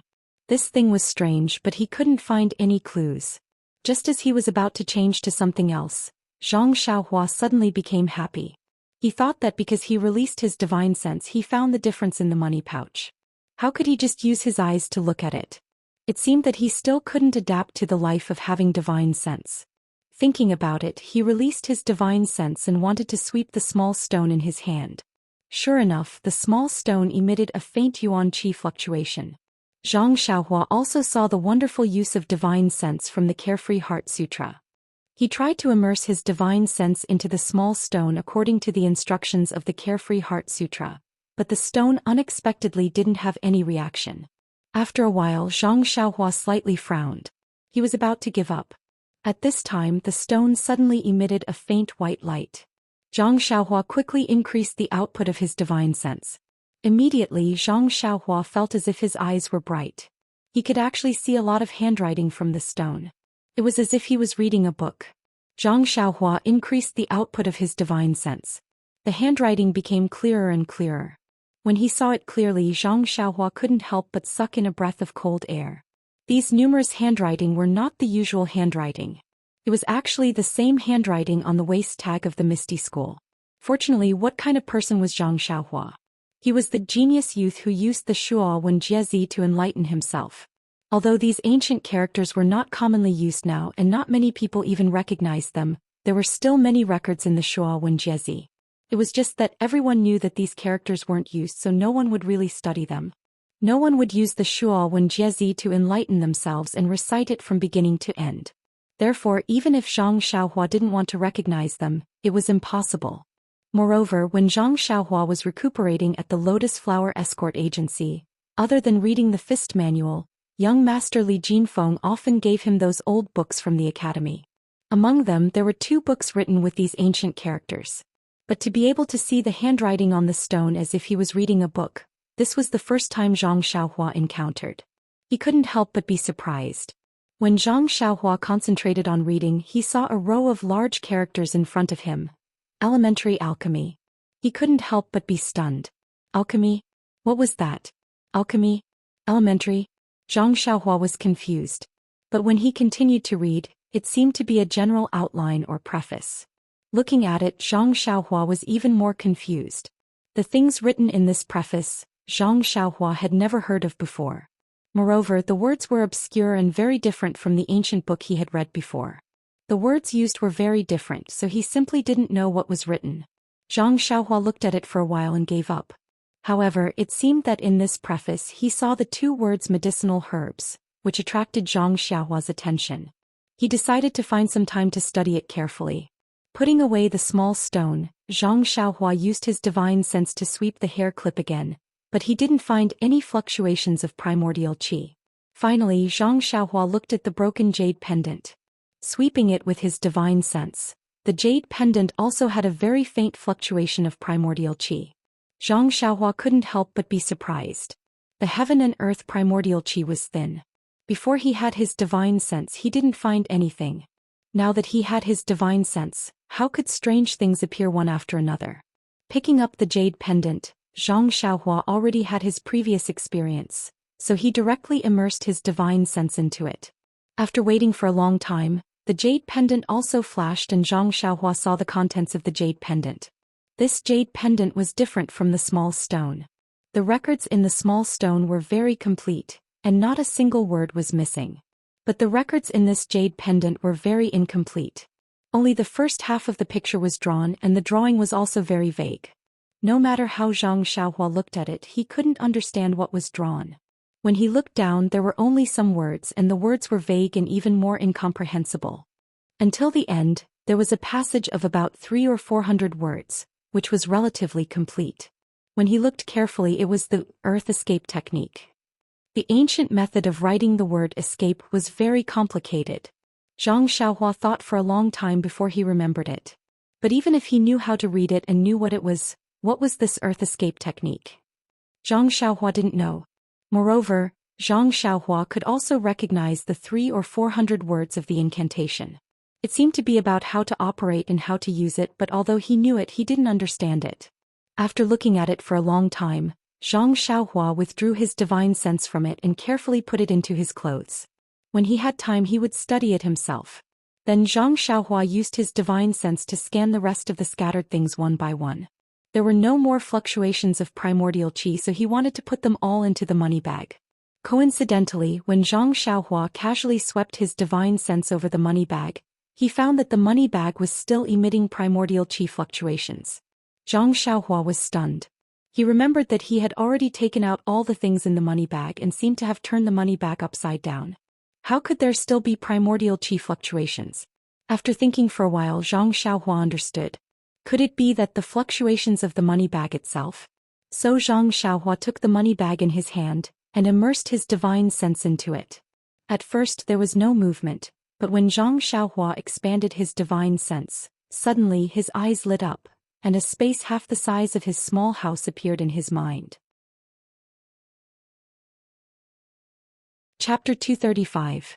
It was a small space. It was flat like a big box. However, this box was too big. It was half the size of Zhang Xiaohua's hut. It was very neat and tidy. Besides a small three-tiered shelf, there was nothing else. On the shelf there were a lot of porcelain bottles very neatly arranged, and under the shelf there were a few crooked bottles. At this time Zhang Xiaohua was completely stunned, and simply did not have the mind to look at the things on the shelf. He just looked at the small money bag in his hand, and used his spiritual awareness to feel the space inside the money bag, which was almost bigger than the chicken coop in the Zhang family's small courtyard. He felt incomparably inconceivable. What the hell was going on? Was there another world hidden in this money bag? When Zhang Xiaohua withdrew his spiritual awareness, the money bag was restored to an ordinary money bag, and Zhang Xiaohua could not find any flaws. But when Zhang Xiaohua's spiritual awareness penetrated again, he once again saw the space inside the money bag. This was repeated several times and it never failed. Suddenly Zhang Xiaohua thought this money bag was used to store things, so was that space the place to store things? So he withdrew his spiritual awareness and put the pearl hair clip into the money bag. But when he released his spiritual awareness again, he did not see any pearl hair clip in the space. Looking again with his eyes, the pearl hair clip was still in the money bag. Zhang Xiaohua could not help but understand, this money bag seemed to have two places to put things. One could be seen with the eyes and the other could be seen with the spiritual awareness. However, Zhang Xiaohua's problem came again. The place that could be seen with the eyes was put with the hand, but the place that could be seen with the spiritual awareness, what was the method used to put things in? Zhang Xiaohua held the pearl hair clip in his hand and put it in the money bag but could not put it in the space. If there was nothing in the space, Zhang Xiaohua may think that it was impossible to put things in, but there was something in the space indicating that there must be a method to put it in. But what was this method? Zhang Xiaohua was extremely bored and swept the shelf in the space with his spiritual awareness. Suddenly Zhang Xiaohua had a bright idea. Since he did not know how to put things in, but if he knew how to take things out, then wouldn't it be the same? So, Zhang Xiaohua began to try to take things out. Since this space could only be entered by the spiritual awareness, presumably taking things out must be related to the spiritual awareness. Naturally, Zhang Xiaohua thought of when he had just woken up from seclusion, and the feeling of sweeping the field crops with his spiritual awareness. As if he had an extra hand, he could touch everything in the field. However, Zhang Xiaohua seemed to be unable to use his divine sense to sense this space and use his divine sense to pick up things. Thinking of the Worry-Free Heart Sutra about the use of spiritual awareness, Zhang Xiaohua temporarily withdrew his spiritual awareness from the money bag, and first recalled the skills in the Worry-Free Heart Sutra, and then practiced outside, and then once again immersed his spiritual awareness into the money bag.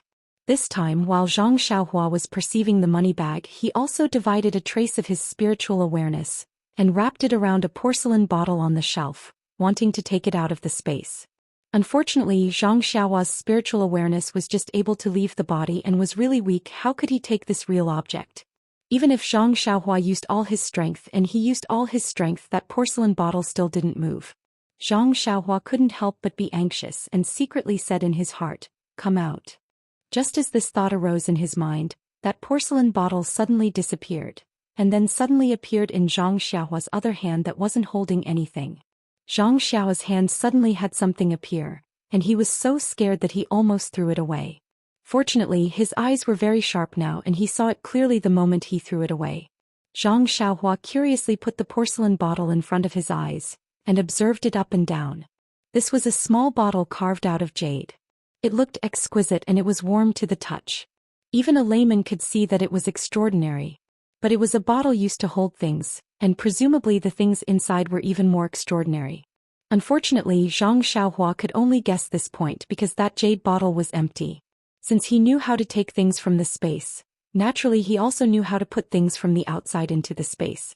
Zhang Xiaohua followed suit, and used his spiritual awareness to wrap around the porcelain bottle in his hand. At the same time, he also immersed his spiritual awareness into the money bag and thought, "Put it in." Sure enough, that jade bottle suddenly disappeared and entered the money bag. Ha! Zhang Xiaohua burst into laughter. This thing was really fun. In the future, if he hid something in the money bag, he was afraid that no one would be able to find it. Thinking, Zhang Xiaohua took out that small stone and the broken jade pendant from his bosom, and put them into the space of the money bag. Then, subconsciously, he also took out the hair clip from the money bag and put it together into the space. At this time, Zhang Xiaohua suddenly thought, if there were people who could use their spiritual awareness, wouldn't this money bag become a public thing? Anyone who could perceive this money bag, wouldn't they be able to take things from it? However, just as this idea just arose, Zhang Xiaohua laughed. If this money bag was really like that, who would put things inside? So Zhang Xiaohua put the money bag on the ground and also wanted to try to take things from it, but his spiritual awareness could only sense the fluctuations of the yuan qi on the money bag and couldn't immerse it. When Zhang Xiaohua took the money bag in his hand, he was able to perceive the space of the money bag. So it was like this. Since he knew that others couldn't casually take things from his money bag, Zhang Xiaohua felt relieved and carefully counted the things in the money bag. Although his spiritual awareness couldn't move the jade bottles, but he could seek the things in the jade bottles. Zhang Xiaohua looked at the jade bottles one by one, trying to find something from them, but when he almost finished looking at all the jade bottles on the shelf, he didn't find anything useful. Zhang Xiaohua was somewhat disappointed, and finally he saw a few crooked jade bottles at the bottom of the shelf. These jade bottles were different from the others. These jade bottles were sealed. Zhang Xiaohua was overjoyed. Presumably there was something inside. He took out one of the jade bottles. This jade bottle was clearly much coarser than the jade bottle from before, and the quality of the jade was also not on the same level. Presumably, the things inside wouldn't be the same as the things in the previous jade bottle. Zhang Xiaohua took the coarse jade bottle and looked around. On the top of the bottle, there were 3 carelessly written characters: Qi-generating pill. These 3 characters were also ancient characters and seemed to be casually written. Zhang Xiaohua curled his lips and said in his heart, I reckon it's not some good stuff. Even the name was written so casually. The mouth of the bottle was sealed, but now how could it stump Zhang Xiaohua? He swept with his spiritual awareness, and sure enough, there were 3 medium-sized round things inside, which contained not weak yuan qi. If it was the Zhang Xiaohua who had never seen a yuan qi stone before, he would certainly be happy and couldn't wait to take out these things and swallow them whole. But now Zhang Xiaohua's horizons were different. This insignificant yuan qi compared to a yuan qi stone was really insignificant, and it didn't arouse his interest in the slightest.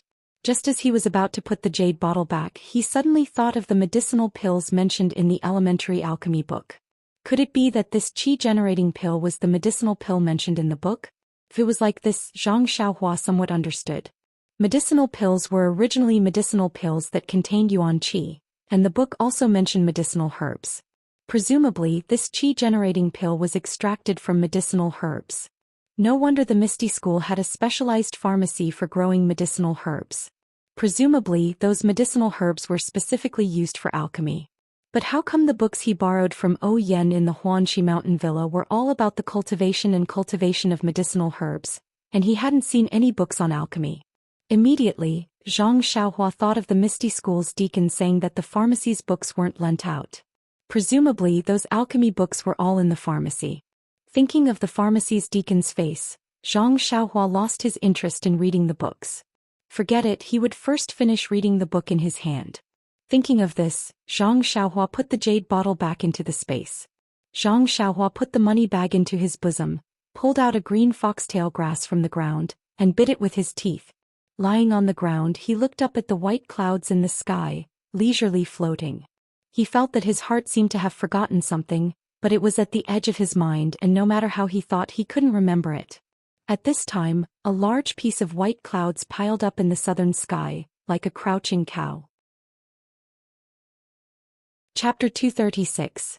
Thinking of this, Zhang Xiaohua could not help but feel excited. Although she knew that the crouching ox rock had been in the field for more than 2 years and no one had noticed it, there were many rocks around the Guozhuang house. No one would take it away in such a short time. Moreover, what use would the rock have? But it was better to be safe than sorry. What if someone took advantage of the fact that Zhang Xiaohua was not around and had evil thoughts about the worthless rock? The more Zhang Xiaohua thought about it, the more likely it was. She ran out from the back of the house and hurried out of the village. It was better for such a precious thing to fall into her purse first. Just as she ran to the front of the Zhang family's courtyard, she met the happy Zhang Xiaolong and the shy Lu Qian. Zhang Xiaolong was carrying a lot of things in his hands, but Lu Qian was walking behind him empty-handed. Seeing Zhang Xiaohua running quickly, Zhang Xiaolong could not help but ask, Xiaohua, why are you running so fast? Come and help me carry the things. Zhang Xiaohua thought to herself, the things I want to get are more valuable than yours. I don't have time. She said, Big brother, I have something urgent to do. Why don't you let sister-in-law carry it? Zhang Xiaolong said angrily, your sister-in-law is pregnant. How can she carry heavy things? When Zhang Xiaohua heard this, she slipped and almost fell. She said, Big brother, is it necessary? It's still so small. It's still early. As she said this, she used the nail of her little finger to show it. Lu Qian blushed and said with a kind of happiness, that's right. I didn't feel it at all. Let me carry it. Zhang Xiaolong said in surprise, so small? You saw it? When Zhang Xiaohua heard this, she knew that she had said something wrong. She covered her mouth and said, I didn't see it. I didn't see it. I just thought it was small. Then she said, forget it. I'm going. I'll be back in a while. After saying this, she ran away. Looking at Zhang Xiaohua's back, Zhang Xiaolong shook his head and said, this child. Lu Qian tugged at his sleeve and asked, what happened to Xiaohua? His hair is so rough. He's already in his teens, but he still looks the same as when he was young. Xiaolong, I don't think so. I think Xiaohua is quite mysterious. Mysterious? How did you come up with this word? Think about it. Xiaohua went to Pingyang City with Xiaohu. Moreover, Xiaohu was the one who went to learn martial arts. Didn't I say that Xiaohua didn't practice martial arts? Zhang Xiaolong nodded thoughtfully. Lu Qian continued, but when I came back this time, I heard from my mother that he had just arrived at the entrance of the village. When he saw that my mother was about to fall, he immediately ran from the roadside to the entrance of the village. How far is that? How could he run there so quickly? It must be the Qinggong that they were talking about. I remember that a few years ago Hero Wen and Heroine Shui's Qinggong weren't that fast. Zhang Xiaolong asked curiously, why haven't I heard about this from my mother? Lu Qian smiled and said, my mother was so happy at that time that she had forgotten about the strangeness of it. A few days ago when Xiaohua was practicing martial arts, my mother was uneasy.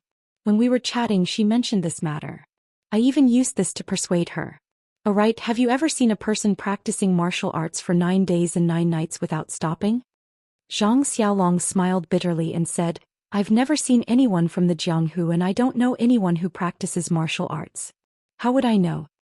Lu Qian smiled faintly and said, idiot, even if you don't know anyone, what about the books that you read? Zhang Xiaolong thought for a moment and said, Qian, since you asked me to read, I've also read a lot of books. There are serious books, recreational books, myths and ghosts and anecdotes of the Jianghu. But I've never seen anything like that. Oh, that's not right. It seems that there are some myths that say that immortals who practice martial arts often go into closed-door training for months or even years. I've never seen anything like that in the anecdotes of the Jianghu. Lu Qian said, you haven't read much. Some of the biographies that talk about the Jianghu sometimes talk about closed-door training for 1 or 2 days. But I don't think I've heard of 9 days and 9 nights. For such a long time he would be thirsty to death. But you haven't seen Xiaohua come home. My mother let him eat, but his appetite wasn't as good as usual. Don't you think that this is very strange? Suddenly Lu Qian blushed and said, also just now Xiaohua said that our boy is so small. Do you think that he can really see? Zhang Xiaolong wanted to wave his hand, but his hands were full of things and he couldn't move them. He could only shake his head and said, forget it. Xiaohua can't be so godly, but the more he said, the weaker his voice became. Finally he added, oh maybe. Immediately he said with certainty, it's best if he can see. Let him see the child's situation every day and tell us about it. Moreover, Xiaohua is our biological brother. The more powerful he is, the happier we will be, right? Lu Qian said, yes, I really didn't expect that the little Xiaohua of the past would be so powerful now. Then I think that when our boy grows up, we must let him practice the martial arts manual that he gave to our boy. I think he will have a bright future. Zhang Xiaolong laughed and said, why? Not letting him study and become a high-ranking official? Lu Qian said, idiot, do you know anything about both civil and martial arts? Zhang Xiaolong smiled apologetically and said, I don't know. I only know about civil and martial arts and husband and wife. Lu Qian blushed and looked around. She said, you're not serious. Let's go. Look, mother is coming out. Fortunately, Zhang Xiaohua was not next to them. Otherwise she would have burst out laughing. That day at the village entrance she pulled her mother, but it was an unintentional act. In fact, Guo Sufei was exaggerating the distance. Zhang Xiao's Qinggong had a breakthrough, but compared with Wen Wenhai and Xueqing, there was still a big gap. At this time, Zhang Xiaohua had run out of the village entrance. After crossing the small bridge she looked around and saw that there was no one. Then she immediately used Qinggong to fly to her field. Before he even arrived, his divine sense had already swept in that direction like a waterfall. Fortunately, when his divine sense came into contact with the large amount of yuan qi contained in the primal stone, Zhang Xiaohua's heart was completely at ease. Arriving in front of the primeval stone, Zhang Xiaohua estimated the size of the primeval stone. She felt that it was more than enough to put it in the money bag. Only then did she take out the money bag. Just now it was very difficult to take out a jade bottle from the space. Such a large and heavy primeval stone, she did not know if she could put it in. Zhang Xiaohua first immersed her divine sense into the money bag and felt the space. Then she put her hand on the primeval stone. A wisp of divine sense wrapped around it. She used all her strength to put the primeval stone into the space. In fact, it was said that she used all her strength. How could Zhang Xiaohua know how to use divine sense to exert strength? Unsurprisingly, the primeval stone did not move at all. What was going on? Was it because the primeval stone was too big? But the space in the money bag was half the size of a house. Could definitely be put in. It must be because the primeval stone was too heavy. But how could her divine sense move such a heavy thing? Thinking of this, Zhang Xiaohua slapped her forehead. She was really stupid. Just now, she used a wisp of divine sense to take the jade bottle. Now she used another wisp of divine sense. How could it work?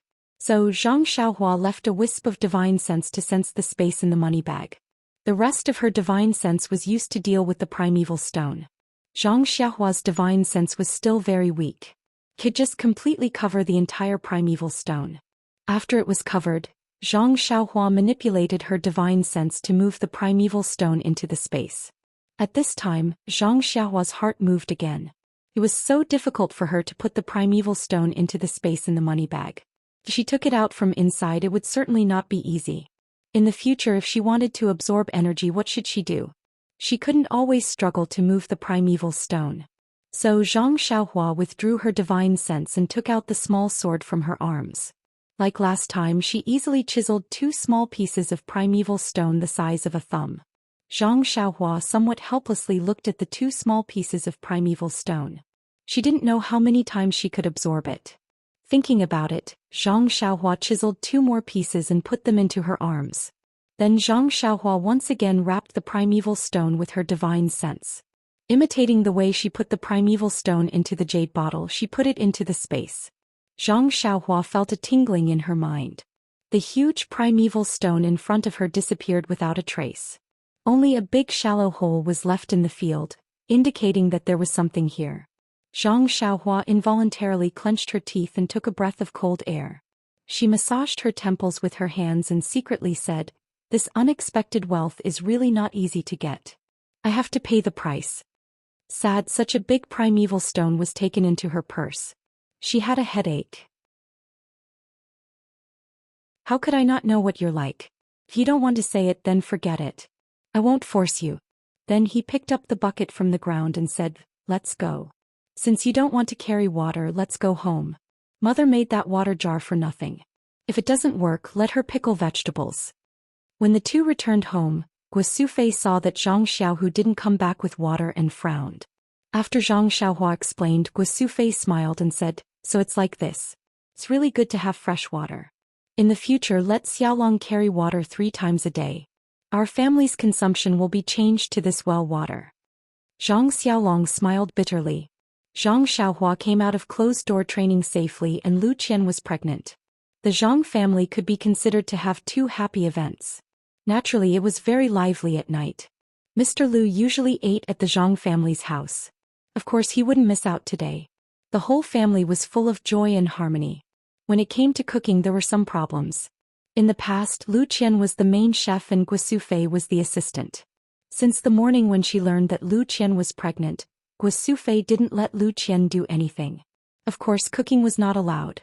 Guo Sufei was used to cooking in the past, but it was extremely frugal. Now the Zhang family could be considered to have more than 3,600 taels of silver. This was unimaginable in the past. Today, although it couldn't be extravagant, it couldn't be said to be simple. Therefore the problem arose. How could Guosufei do it alone? Zhang Xiaohu and Zhang Xiaohua asked for help, but they were chased out by Guosufei. How could she bear to do it when she didn't come back for 2 years? When Lu Qian saw it, she just shook her head. Therefore Zhang Xiaohua said to Guosufei, "Mother, it's better to let sister-in-law do it. In fact, the child hasn't formed yet. It won't affect anything. Moreover, isn't it good for the child to be more active? When her pregnancy becomes obvious in the future and it's really inconvenient for her to move, it won't be too late to let her rest. You're just a child. What do you know? When you're pregnant, you have to take care of yourself. Don't lose the child." Zhang Xiaohua's divine sense swept over Lu Qian. She smiled and said to her mother, "In fact, sister-in-law's child is already half a year old. It's already stable. Mother can let sister-in-law move around." Moreover, Zhang Xiaohua paused. Then she said, "Sister-in-law's child is different from ordinary people. We don't know when it will be formed. Mother, you have to be prepared. You can't be impatient." "Oh, I see." Guosufei felt a little unprepared. "How long will it take?" Zhang Xiaohua said, "How would I know? Maybe a year and a half. Maybe 3 to 5 years is also possible. You can't let sister-in-law not work for 3 to 5 years." This. Guosufei didn't say anything. Lu Qian took the opportunity to step forward and said, "Mother, who cares how long it will take? We'll still live as usual. I'll work as usual. It won't be too late to talk about it when the melon is ripe." Guosufei nodded hesitantly. Lu Qian smiled and hurried into the kitchen. The whole family was waiting to eat. How could they not be anxious? Although the food at home wasn't as good as at Huanxi Manor, the atmosphere was completely different. Zhang Xiaohua liked this kind of happy atmosphere very much. Although her appetite wasn't very good, she still ate a lot. After the meal, everyone drank tea and chatted. They talked about some interesting things.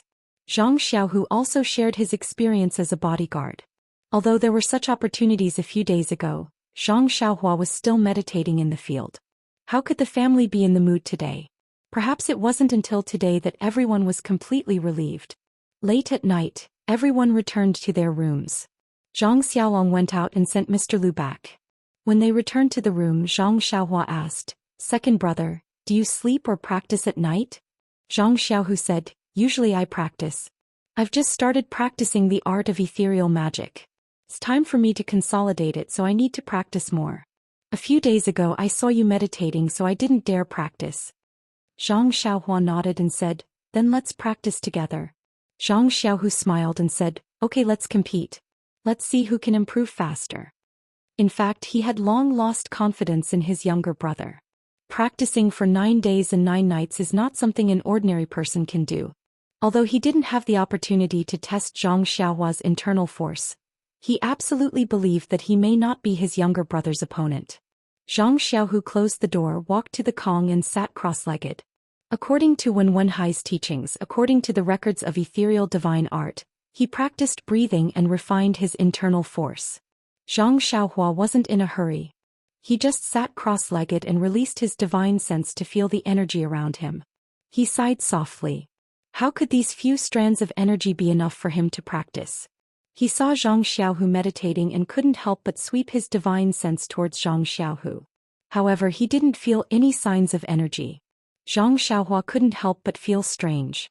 Listening to second brother's tone, his ethereal divine art was already at the entry level. His chi was also beginning to take shape. How could there be no signs of energy? Although his divine sense was like an eye, it was still sensitive to energy. Even the fetus in Lu Qian's body was only able to sense it because it absorbed energy. If there wasn't such an opportunity, how could Zhang Xiaohua know so much? Perhaps the ethereal divine art had some mysteries that he didn't understand. Thinking about it, Zhang Xiaohua took out 2 small stones from his bosom. He held one in each hand and closed his eyes to absorb the energy. Zhang Xiaohua originally thought that since the primordial stone was so small, the primordial qi within it must be limited, and the absorption would be very weak. However, just as he circulated his qi, he felt an extremely rich primordial qi flow out of the primordial stone in his hand and into his meridians. It was the same as sitting on the primordial stone a few days ago. Zhang Xiaohua quickly suppressed his astonishment and calmly absorbed and refined the primordial qi. However, he didn't immediately enter a meditative state. After a while he stopped absorbing and didn't open his eyes. He just used his divine sense to sweep the stone. This sweep didn't matter. Zhang Xiaohua was surprised. The energy in the stone was still abundant. It didn't weaken because of his absorption. This small stone might not be too durable. If so, this small stone would be enough for him to practice for a long time. Thinking about the huge crouching ox stone in his purse, Zhang Xiaohua's mouth almost cracked from smiling. Zhang Xiaohu's body was also enveloped in a large amount of qi.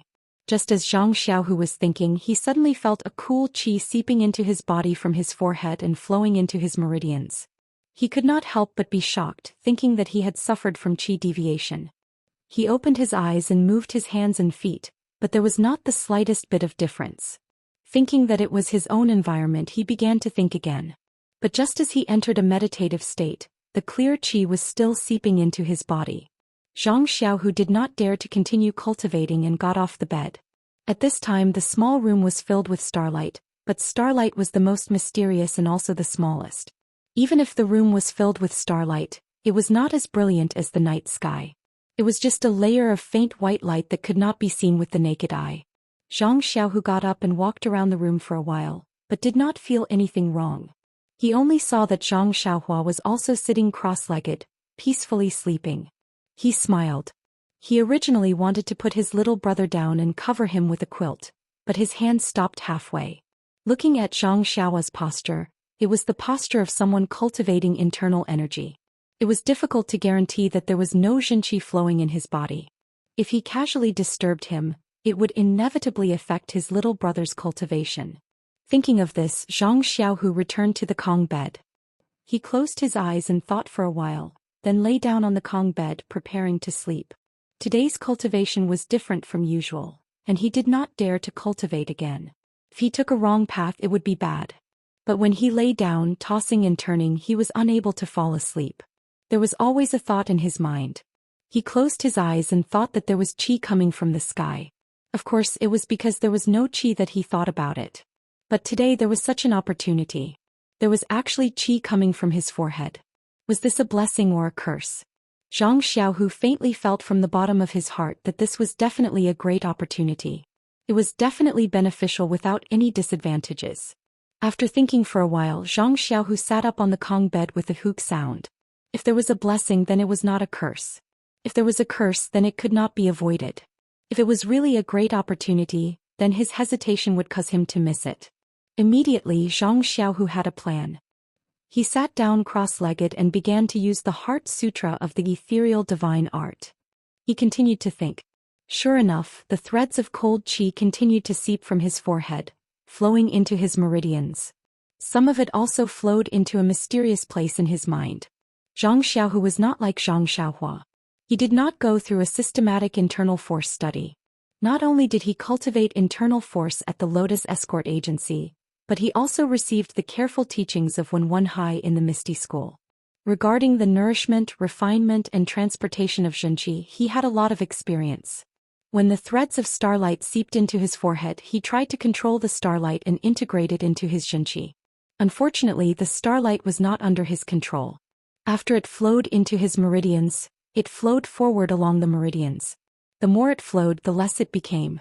It was only because the starlight on his forehead continued to seep into his meridians that the cold stream was able to maintain its flow in his meridians and did not disappear. When the cold stream had completed a full cycle and reached the starting point, there were only a few threads left. They mixed with the cold stream that entered later and continued to flow. Zhang Xiaohu was a little anxious. He thought that his internal force control was not good enough and that the cold stream could not enter his dantian and become his Jinqi. In reality, the starlight had already integrated into the meridians of his entire body. It was refining and integrating with his meridians. It could be said that his meridians were undergoing earth-shattering changes. This change would allow him to have a higher starting point in his internal force cultivation in the future. It would be difficult for others to catch up with him. If it was really as Zhang Xiaohu thought and was only refining it into internal force, then it would be neglecting the essentials and pursuing the trifles. At this time Zhang Xiaohu did not know about this. He just kept on urging his heart technique, wanting to retain the starlight and not let it disappear. After an unknown amount of time, Zhang Xiaohu did not know how many times he had urged his heart technique. The starlight in his meridians was still only a faint wisp, just enough to flow through his entire body. At this time suddenly Zhang Xiaohu felt that his forehead no longer had the cold stream seeping into it. Correspondingly, the cold stream in his body only circulated one cycle before completely disappearing. Before Zhang Xiaohu could investigate the situation of his meridians and the changes in the Jinqi in his body, he heard the sound of Zhang Xiaohua on the Kong beside him getting up. Zhang Xiaohu opened his eyes and saw Zhang Xiaohua tiptoeing up from the Kong. She stretched, carefully opened the door and walked out. Zhang Xiaohu's heart moved. Could it be that the cold stream on his forehead was related to his brother? Otherwise, when his brother got up, the cold stream would disappear. Suppressing the urge to get up, Zhang Xiaohu still silently used his heart technique to check the situation of his cultivation last night. In his dantian, the pitiful amount of Jinqi did not increase at all. Checking his meridians, there was also no change. Zhang Xiaohu could not help but feel a little disappointed. It seemed that his hard work last night was in vain. With a wry smile, Zhang Xiaohu also got up, opened the door and went out. Chapter 239. Working at sunrise and resting at sunset, this was the life of a country bumpkin. Zhang Kai and Zhang Xiaolong were no exception. These days, because Zhang Xiaohu and Zhang Xiaohua had returned home, it had affected the work at home. Now that everything at home had settled down, it was time for life to return to its original path. After eating, Zhang Kai and Zhang Xiaolong took hoes and other things and prepared to work in the fields. Zhang Xiaohu and Zhang Xiaohua also rushed to help. Zhang Kai said with a smile, "There's nothing to do in the fields now. We're just going to take a look at the fields and hoe the weeds. The end of autumn is coming. You should rest at home. It won't be too late for you to help in a few days when the autumn harvest comes." The two of them wanted to snatch the farming tools several times, but they were stopped by Zhang Kai and Zhang Xiaolong. Seeing that they couldn't resist their father and brother, they didn't insist and watched them go to the fields. The two of them sat in the small courtyard, quietly watching their mother and sister-in-law busy. They suddenly felt somewhat out of place and didn't know what to do now. The two of them thought of practicing martial arts at the same time. But if they practiced martial arts, why did they come home? Wouldn't it be better to practice in Misty School? At this time Zhang Xiaohua said, "Second brother, we don't have anything to do at home. Why don't we go to the city and have a look? Although Lu Town is the closest town to our home, I haven't really explored it." Zhang Xiaohu's eyes also lit up. He said, "You're right. We can take this opportunity to visit young Master Li's family and tell them that we're safe. We can also see if they have anything to say or bring back." Zhang Xiaohua said with a smile, "That's right. I was about to say the same thing." Li Jinfeng had visited the Guozhuang house during the New Year, and Guo Sufei had a very good impression of him. When she heard that he had taught her son how to read and read, she was even more delighted.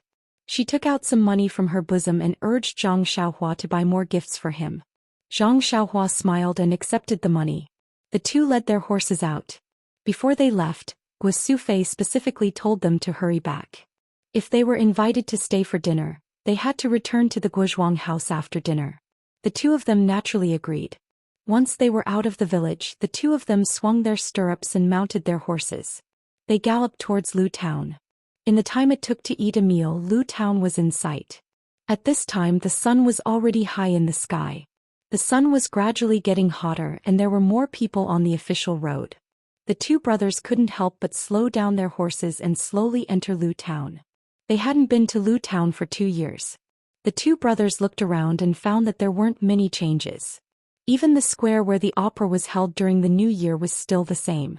However, there were many hawkers and footmen hawking their wares in the square. It was very lively. In a corner of the square there was even the sound of a gong. It must be a juggling show. When Zhang Xiaohua heard the gong, he didn't want to move. He liked to watch juggling shows since he was young. How could he not go and join in the fun when there was such a beautiful thing in front of him? Before Zhang Xiaohua could reach them, the place where the juggling was taking place was surrounded by a crowd of onlookers. Zhang Xiaohua was short, so of course he couldn't see them. Moreover, he was leading a horse, so he couldn't just go in. Zhang Xiaohua looked left and right. There was an old tree that the two of them couldn't hug. He greeted his second brother and led the horse over. After tying up the date red horse, he looked left and right. It is effective for bruises and bruises. Hearing the juggler's words, many people prepared to leave. When the juggler saw this, he quickly stopped and said, "Okay, I will now show my incompetence. Everyone please take a look." This attracted a lot of attention. They all stopped and looked again. The juggler tidied his clothes and hat, tightened his belt and made a starting position. He began to perform the fist technique in the open space. Zhang Xiaohua watched from afar on the tree. When she saw the monkey resting and starting to scratch lice, she felt regretful. She was about to jump down from the tree when she saw that he was performing the fist technique again. It was a fist technique passed down in her family. She stopped and looked at the arena. The juggler was tall and muscular. When he performed the fist technique, he was full of vigor and was extraordinary. However, while the layman enjoyed the show, the expert appreciated the skill. After watching for a while, everyone cheered. However, in the eyes of Zhang Xiaohua and Zhang Xiaohu, the fist technique was full of flaws. It was just that the fist technique was still very unfamiliar to them. They had never seen it before. Zhang Xiaohu only practiced the 6 he fists, so it was understandable that he had not seen it before. Zhang Xiaohua, on the other hand, had read many fist technique manuals, but she had never seen it before. From the looks of it, this fist technique was indeed a family heirloom and was rarely seen in the pugilistic world. As the man was performing, he saw that in a corner to the east the crowd was in a mess. Zhang Xiaohua was standing high, so she naturally could see further. Furthermore, with her sharp eyes and ears, she had long seen a short fatty. He was leading a few followers and was squeezing into the crowd. When Zhang Xiaohua saw the fatty's face, she could not help but grit her teeth together, producing a creaking sound. Zhang Xiaohu was watching the family heirloom fist technique with great interest. When he heard the sound, he noticed Zhang Xiaohua's odd behavior. He asked with concern, "Xiaohua, what's wrong? Toothache?" Zhang Xiaohua calmed her heart, pointed at the fatty and said, "Second brother, look at that short winter melon over there. Which one is it?" When Zhang Xiaohu saw it clearly, he was so angry that he laughed and said, "I've been searching high and low for him. I was still looking for an opportunity to teach him a lesson. Now that he's here, the heavens have opened their eyes. But this guy has brought a lot of followers. Look at the middle-aged man in black clothes near him. He walks with a majestic gait and his stance is steady. He must be his bodyguard. I don't know how good his martial arts are. Let's not go for wool and come home shorn and be taught a lesson instead. This guy has always bullied men and women. Since he's here, there must be something wrong. Let's take a look first before making a decision." While they were talking, the juggler had also finished his boxing. His whole body was covered in sweat. The man took off his shirt, revealing his bulging muscles. He then picked up a package from the ground and took out a few stacks of ointment. He placed them on the gong and began to promote them to the audience. The short black fatty walked to the side of the arena and said loudly, "You that man, bring your ointment over for me to take a look. If it's good, I'll buy it all." The man thought that it was a big deal and hurriedly walked over with a smile. The fatty said, "What are the effects of your ointment? Tell me about it." The man said, "This is a secret recipe passed down in my family. It's brewed with precious herbs. It's specially used to treat injuries, fractures and other external injuries. It's very magical. Young master, you'll know when you bring it home and try it." The fatty said, "I want to buy it, but I'm afraid that I'll be cheated. In today's society, the morals of the world are deteriorating day by day. Each generation is worse than the previous. The last time I bought a Dalmatian, I only found out that it was a dog when I went home and took a bath. Who do you think I can find to reason with?" The man smiled apologetically and said, "Young master, you must be joking. I value my reputation the most. I definitely won't lie." The fatty said, "It's best to try it on the spot. If it's really good, I'll buy it all." The man said, "I don't know if there are any patients with injuries. Please come and try it." The fatty smiled and said, "How can a sick person squeeze in? However, I do have an idea. I wonder if you want to try it?" The man smiled and said, "Naturally, I'm willing to try it. However, I have to say that if this ointment is effective, young master should buy it all." The fatty said strangely, "Do I look like someone who goes back on his words?" The man smiled apologetically and said, I don't dare. I have 50 ointment here. Each one is 5 silver coins. Please count it. After saying that, he went to take more ointment from his bag. The fatty waved his hand and said, "No need. It's too troublesome. I believe you." After saying that, he took out a stack of banknotes from his chest and said, "I have 30 silver coins here. It's more than enough to buy your ointment. If your ointment is effective, I'll naturally buy it all." The man was overjoyed and said, "Young master, please tell me how to test the efficacy of this ointment." However, the fatty continued to say, "Don't ask me how to test it first. I still have a request." "Young master, please speak." The man was puzzled.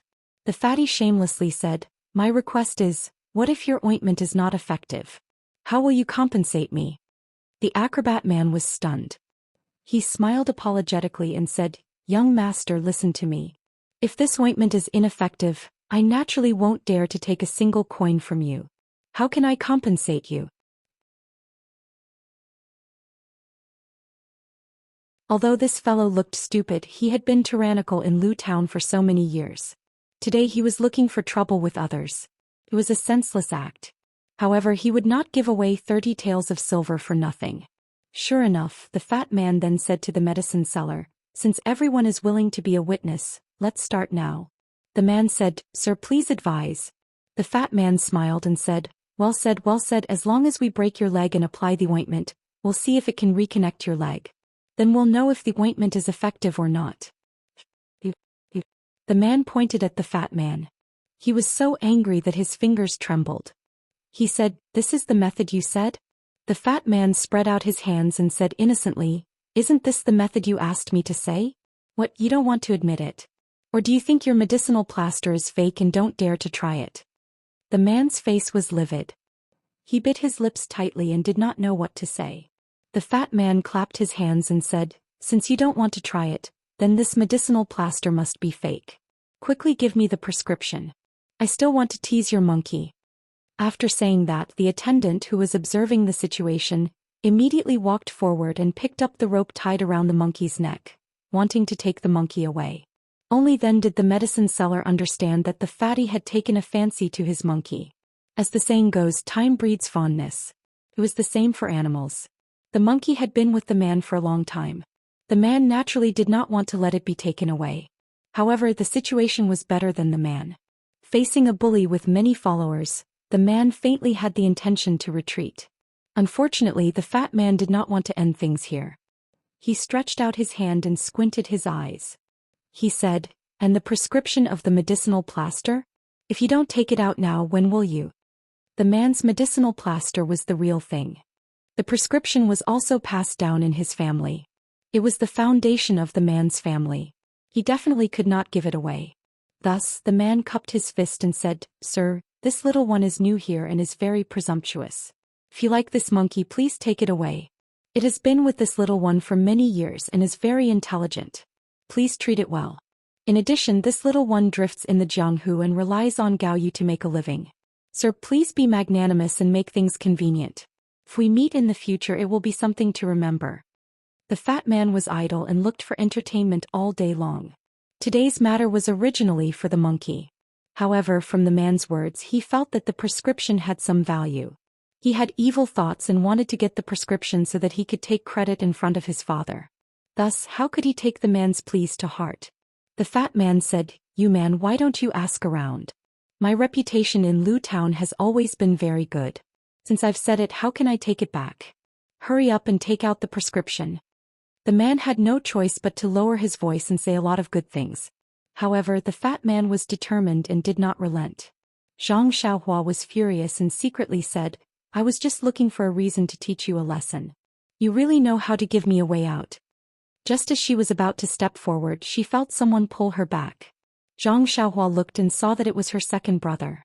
Zhang Xiaohu did not say anything and only pulled Zhang Xiaohua out of the crowd. Zhang Xiaohua did not leave and struggled with all her strength. However, when she saw her second brother staring at her, she lowered her head and walked out.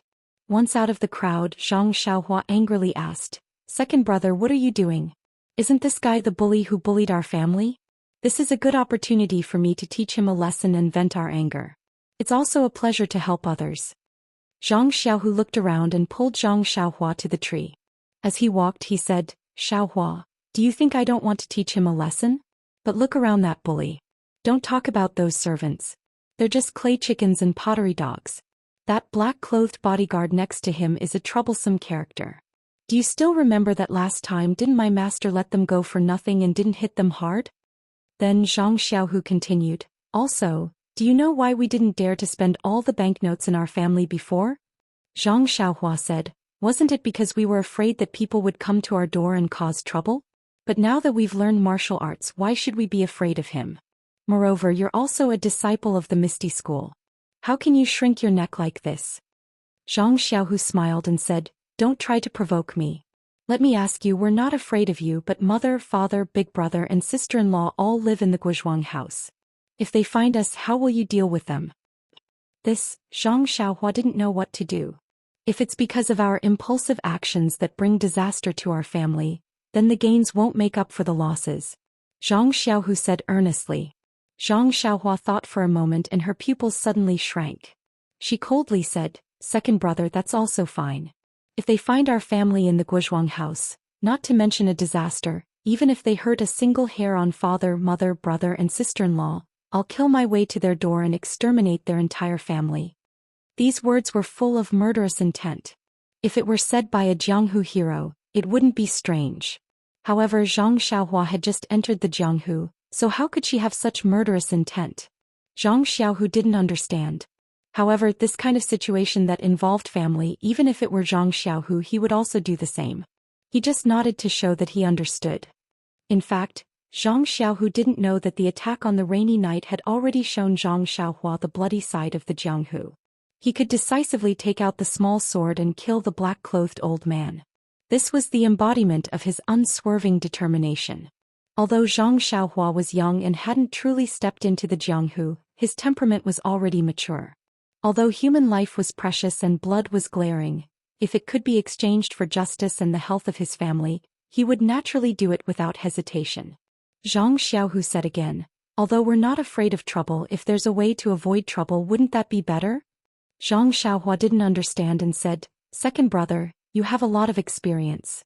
Just say it, I'll listen to you. Zhang Xiaohu took out a large handkerchief from his bosom and covered his face. He smiled and said, look, do you know who I am? Zhang Xiaohua was overjoyed and said, it should be like this. These two date red horses are also very eye-catching. Second brother, you stay here and help me hold the fort. I'll go find that guy to satisfy my craving. What do you think? Zhang Xiaohu thought for a while and said, okay, you go and try. If it doesn't work, then use Qin Gong to escape. Zhang Xiaohua was displeased and said, second brother, don't look down on me. Qin Gong is not used to escape. Chapter 241. When the medicine seller saw that his coaxing and pestering had no effect, he said, since Master Zhao insists on this prescription, please wait for a moment. I will go and get it for you. The fat man smiled and said, seeing that you are so tactful, I will not make things difficult for you. Quickly give me the prescription and I will let you live. When the man saw this, he turned around and walked to the package. After dawdling for a long time, he walked over with the package. When he got close, he put his hand into the package and said, Master Zhao, take it. Fatty Zhao smiled and stretched out his hand. Who knew that the man would take out a sharp dagger from the package and stab at his heart? Fatty Zhao was in the middle of a beautiful dream. He did not expect that danger would flash in front of his eyes. He was immediately frightened and his face turned ashen. He did not know how to dodge. He covered his head with his sleeve and shouted, Fu Gui, quickly come and save me. Who do you think Fu Gui is? He was the leader of the servants. At this moment he was commanding his subordinates to make the monkey do somersaults. In fact, it was not that he was not doing his job. It was just that when he saw that the man was only begging for mercy, he thought that he was the same as the victims he met in the past. There was no challenge at all. Therefore he left his master and came to have fun. At this time he heard the fat man's cry for help. When he looked up, the man had already rushed to the front of the fat man. The dagger flashed and blood splattered. When Fu Gui saw this, his liver and gallbladder were torn apart. He complained in his heart. He could not watch over the fat man for a while and such a thing happened. Not to mention the fat man losing his life. Even if he lost a hair, he would lose a layer of skin. Looking at the fat man's towering figure, Fu Gui complained in his heart, "Young master, you should hide first." When a person was in a critical situation who would not have a natural reaction. When others saw the life-threatening dagger, they might have screamed and dodged far away. At the very least, they would have jumped to the side. However, Fatty only covered his eyes. Out of sight, out of mind. He was like an ancient animal called an ostrich. It only buried its head in the sand, but its butt was raised high up in the air. When the man saw that the fatty didn't dodge, he was both surprised and happy. He was surprised because he originally had a backup plan. He took out the dagger to scare the fatty away so that he could find a way out and escape. No one wanted to have their hands stained with blood. He was a fugitive, but this fatty didn't dodge. Wasn't that just pushing him to his death? Once he took out the dagger, regardless of whether he could injure the fatty or not, the authorities would not let him off. He was happy because this fatty was really too much of a bully. He had no choice but to take out the dagger. The hateful fatty was right in front of him. He just had to stretch out his hand and he would be able to vent his feelings and vent the humiliation just now. Therefore, when faced with the fatty who reacted faster than others, the man's dagger hesitated for a moment. However, in that moment of hesitation, the opportunity slipped away. The fatty seemed to have been pulled by a rope and he instantly retreated. When the man realized what was going on and wanted to chase after him, a black-robed man suddenly appeared in front of him. The fatty came out to bully people. Naturally, he didn't rely on wealth alone. He needed a bodyguard, and this person in black was one of them.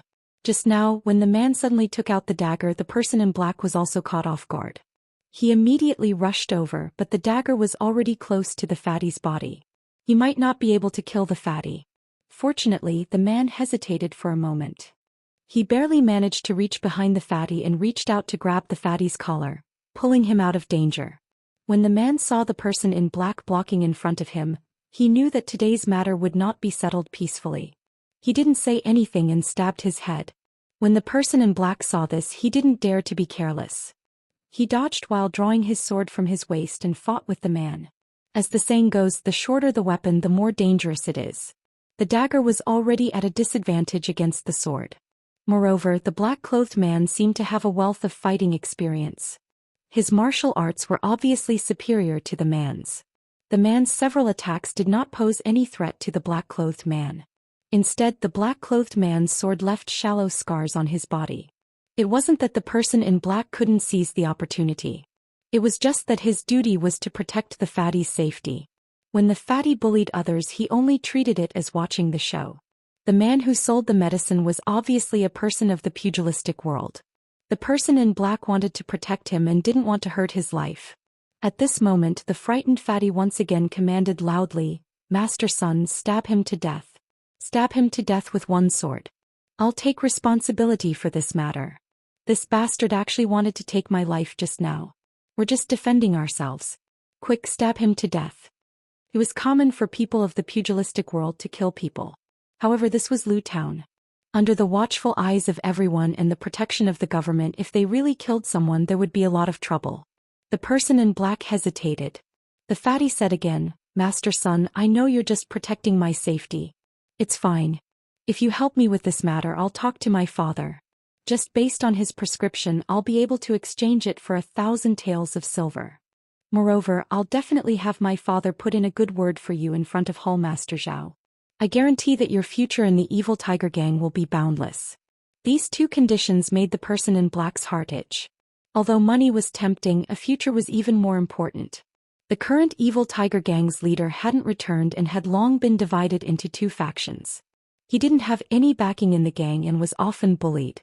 If he could gain Hall Master Zhao's favor with this, it would be a wonderful thing. The person in black made up his mind. He looked at the stranger in front of him and gritted his teeth. "Brother, don't blame me for being merciless. Who told you to provoke someone you shouldn't provoke? Leave your head behind and give it to me as a gift." As he spoke, he tightened his sword and blocked the man's dagger. Then he kicked the man's crotch and sent him flying. Then he flew forward and stabbed with his sword. The tip of the sword was aimed at the man's heart. When the man saw that he couldn't dodge, he couldn't help but close his eyes and wait for the piercing pain. At this time, a loud shout resounded throughout the square. "Fu Gui, save me." When the person in black heard this, he was shocked. How could he dare to stab down with his sword? He immediately turned around and looked behind him. In the place where the fat man had been standing, There was a young man who wasn't very tall and looked somewhat weak. He had his face covered and was standing there. A servant was being stepped on by him. The others were a bit further away and looked in horror. The young man was holding the fat man in his hand. Fatty Zhao was being held upside down by the young man by the neck. His feet had long since left the ground and he was constantly kicking. The fat man's hands were covering his eyes as he continuously shouted, "Fu Gui, save me!" A skinny young man was actually lifting a fatty who was much bigger than him with ease. The scene was very funny. Many of the onlookers were laughing so hard that they covered their mouths. The black-robed man was shocked, but he didn't dare to move forward. The fatty was caught, and as long as the other party exerted some force, the fatty's life would be taken. How could he dare to move? The fat man was still struggling and shouting. The young man frowned and lifted the fat man up with one hand. Then he raised his other hand and slapped the fat man's face 4 times. The fat man's face immediately swelled up. The fat man let out a miserable scream and spat out a few teeth. He couldn't shout anymore. It was unknown whether it was because he had been beaten senseless or because of the pain in his mouth. The person in black frowned and said, "Brother, I am the evil tiger gang's son Yiding. I am this young master's bodyguard. I don't know why brother has come. You might as well say it. As long as I can agree, I will take care of it." The masked young man didn't say anything. He pointed at the man behind Sun Yiding. Sun Yiding understood and his heart relaxed. Since this young man saw injustice on the road, it would be easy to deal with. As long as the fat man's life wasn't harmed, he was willing to agree to any conditions. Thinking this, he left the man's side. Seeing this, the young man nodded slightly. Then he did something that others didn't understand. That was, he randomly touched the fat man's clothes. The fat man's clothes were all stuffed into his own clothes. Then he glanced at Sun Yiding, who was walking over, and smiled. He lifted the fat man up again and pointed in another direction. Sun Yiding was baffled. However, the young man's next action immediately made him understand. The young man kicked the fat man's thigh. The fat man screamed and stopped breathing. Like a ball, he was kicked by the young man in the direction he had just pointed. Sun Yiding didn't dare to be negligent. He quickly ran towards the fat man who was flying in the air. Fortunately, the direction the young man had pointed at wasn't too far away from Sun Yiding. Moreover, the fat man was kicked high up in the air. When Sun Yiding arrived, he was just in time to catch him. Sun Yiding caught the fat man and quickly put his hand next to his nose. Seeing that he was breathing, he was relieved. Then he gritted his teeth and turned his head, glaring fiercely at the young man. However, when he saw everything in front of him, the hatred in his heart immediately melted away like snow being poured by boiling water. The young man didn't leave in a hurry and didn't do anything. When he looked back, he smiled mysteriously. In a flash, he broke into the servants and snatched the monkey. Then, in a flash, he flew to the side of the bundle like a big bird and reached out to pick it up. Finally, he slowly walked to the man's side and threw the monkey and bundle to the man.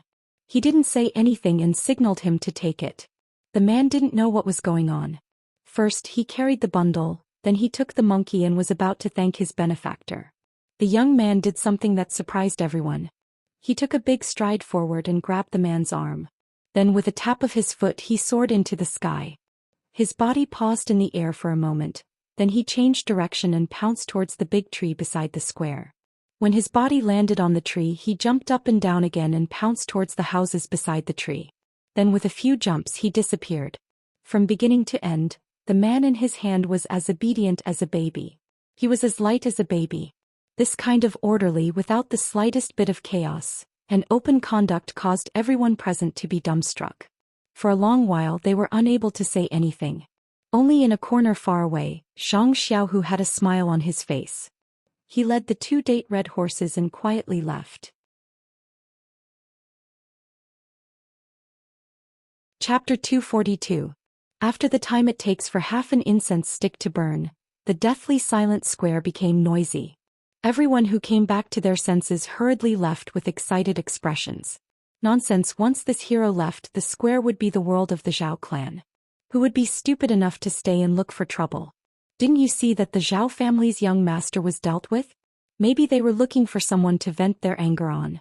But how could the Zhao family have the slightest spare time to care about this? A group of servants, represented by Fu Gui, immediately surrounded them and expressed their concern and loyalty. Sun Yiding put the fat man down and carefully examined him. He was both happy and worried. He was happy that the fat man's life was not in danger. The hero was merciful. He was worried that the fat man's thigh was broken. He might have to use crutches for the rest of his life.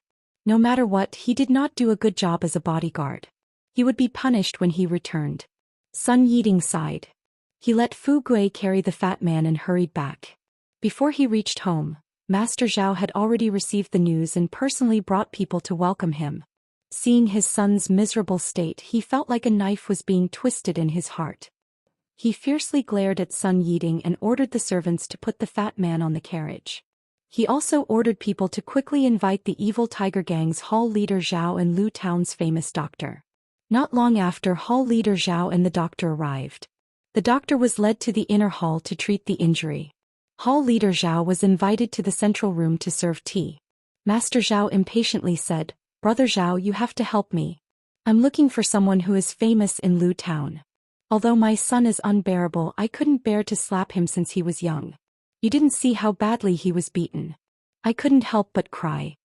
Hall Master Zhao took a sip of tea and said, "Old Zhao, we're relatives, so there's no need to speak like we're strangers. You've been very close to our evil tiger gang for so many years. Even if I can't make the decision, I'll definitely ask the gang leader for instructions and give you justice." But at this point he slightly frowned and stopped. When Master Zhao heard this, he immediately said, "Third brother Zhao, is it about the gift for the gang leader? Don't worry, I've already found a pair of jade bracelets. It's very exquisite. I'll let you take it out later. I definitely won't let you run for nothing." Hall Master Zhao waved his hand and said, "That's not it. Old Zhao, we've been friends for so many years. Why would I bring this up at this juncture? The gang leader wants us to search for antiques, but it's not something that can be done in a short time. What I want to say is that those who dare to go against you in Lu Town are probably not ordinary people. If it was the Misty School that Zhao Quanqing encountered a few years ago, I'm afraid we wouldn't have been able to do anything." Master Zhao smiled apologetically and said, I know. Third brother Zhao, we have to act according to our ability to take revenge. If we can't get what we want and instead get ourselves into trouble, why bother?" Hall Master Zhao cupped his hands and said, "Since old Zhao is so reasonable, I thank you in advance. Let me ask my subordinates about the situation first." When he called Sun Yiding to the front of the hall and told him everything, Hall Master Zhao's expression changed slightly. He tapped his fingers on the table and closed his eyes to think.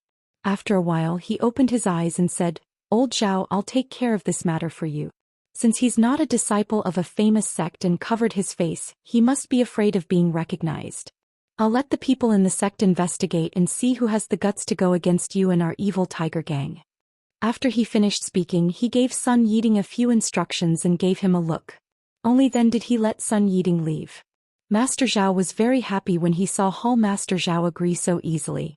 However, he was still a little unhappy and asked, "Third brother Zhao, this Sun guy didn't protect our son well. Shouldn't he be punished?" Hall Master Zhao suddenly came to a realization and said, "And Elder Zhao, you're right. I was thinking too much just now. When we go back tonight, I'll definitely punish him. What kind of bodyguard is he? He can't even protect people well." Master Zhao was overjoyed and said, "That's good. Third brother Zhao, let's go. I've already arranged a banquet. Let's get drunk." Hall Master Zhao waved his hand and said, "No need to be polite. Old Zhao, let's go. Let's take a look at my nephew's injuries first." When the two of them arrived at the inner hall, the doctor had already finished his diagnosis and said, "Master Zhao, I've already taken a look at your son's injuries. His life is not in danger. However, many of his teeth have fallen out. It might be inconvenient for him to eat meat in the future. It's better for him to eat more porridge. As for the swelling on his face, apply some ointment and it will be better in a few days. There's also a bruise on his thigh. I have some ointment here as well. Apply some and it will go down in a few days." Master Zhao smiled and said, "Thank you, doctor. However, my son's leg seems to be fractured. How should I treat it?" The doctor stroked his white beard and said solemnly, "About this, I'm a surgeon. This fracture is a matter of internal medicine. Master Zhao, please find someone else." With a plop sound, Master Zhao fell to the ground. When everyone helped him up, Master Zhao was so angry that he trembled and said, You get out of here."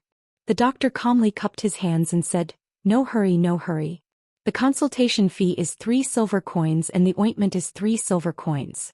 A total of 6 silver coins. Master Zhao swayed and almost fell again. He waved his hand and asked the servant to give him the money.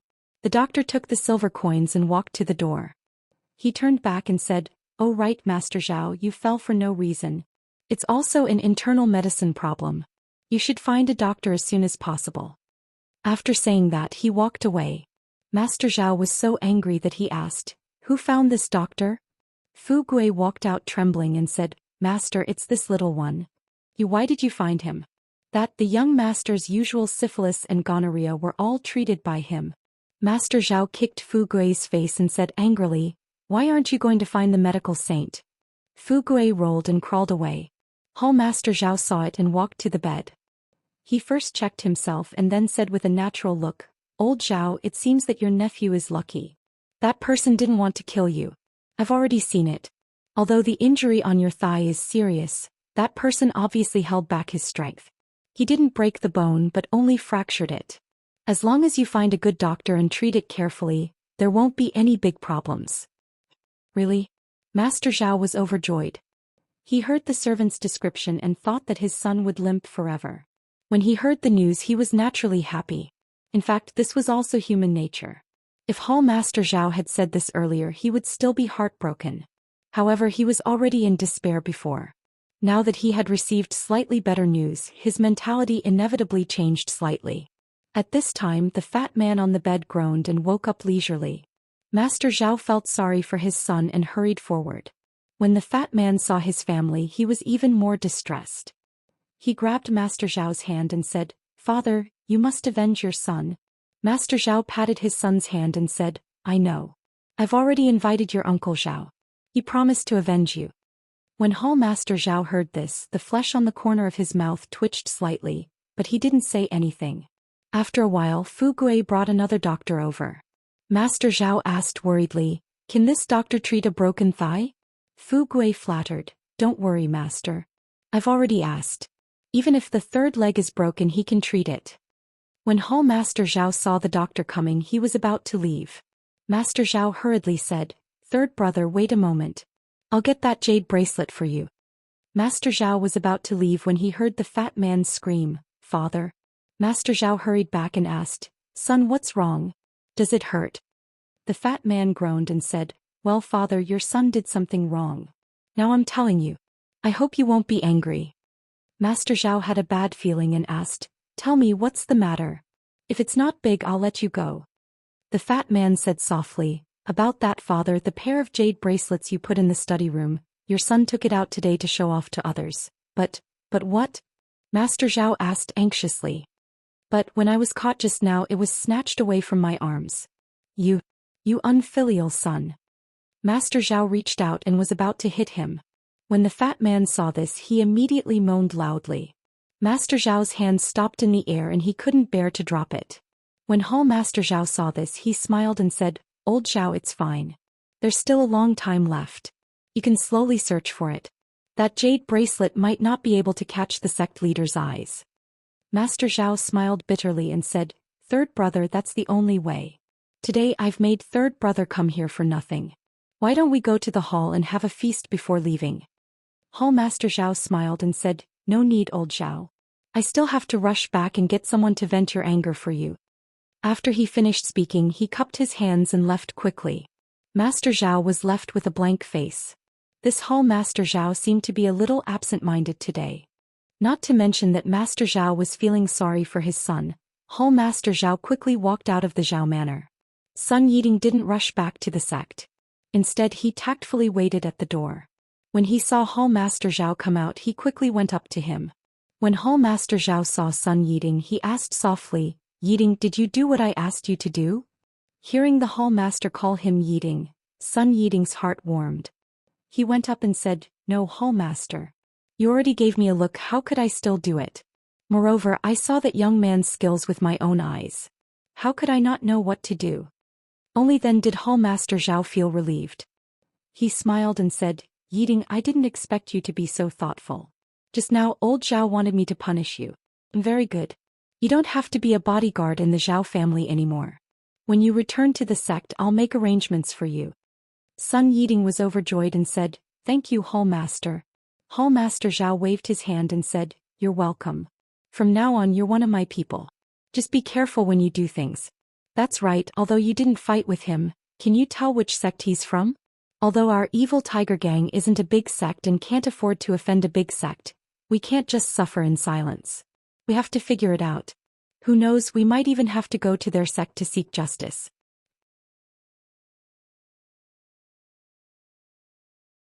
Chapter 243. Sun Yiding smiled apologetically and said, "Great Hall Master, I really couldn't tell. I only know that his qigong is very exquisite. His body can change directions in the air and his internal energy is very deep. Young Master Zhao is like a hen in his hand and that Jianghu man is like a little chick. He didn't say anything nor did he exchange blows with me. I'm guessing that he's a young disciple from a large sect who came out to gain experience. It's not that he's afraid of others seeing his true face, but that he doesn't want to cause any unnecessary trouble, so he covered his face." Hall Master Zhao nodded and said, "What you said is what I thought. His martial arts are so high, there's no reason for him to be afraid of us. Moreover, for a disciple as young as him to have such martial arts, he must be a disciple from a large sect. Think about it, although our evil tiger gang has many disciples, which young disciple has such cultivation? Even if it's you, you're probably not his opponent." Sun Yiding said with shame, "Hall Master Zhao's insight is like a torch. That's indeed the case. I didn't dare to go forward to protect young Master Zhao. However, even if I went forward to fight, if that person didn't want to fight, his qigong is something that I can't compare to." Hall Master Zhao smiled and said, "You don't need to belittle yourself. Which disciple from a large sect hasn't been carefully nurtured from a young age? It's just that you and I don't have such conditions. Looking at the qigong you're talking about, it seems a bit like the Dalan temples crossing the river on a reed. It also seems a bit like the Righteous Alliance's cloud ladder. It also seems a bit like Yi Yu Shao Shao of Ba Mountain's Yi Yu Shao. In short, they're all people that our evil tiger gang can't afford to offend. Cough cough, we still have to investigate more. We can't wrong a good person."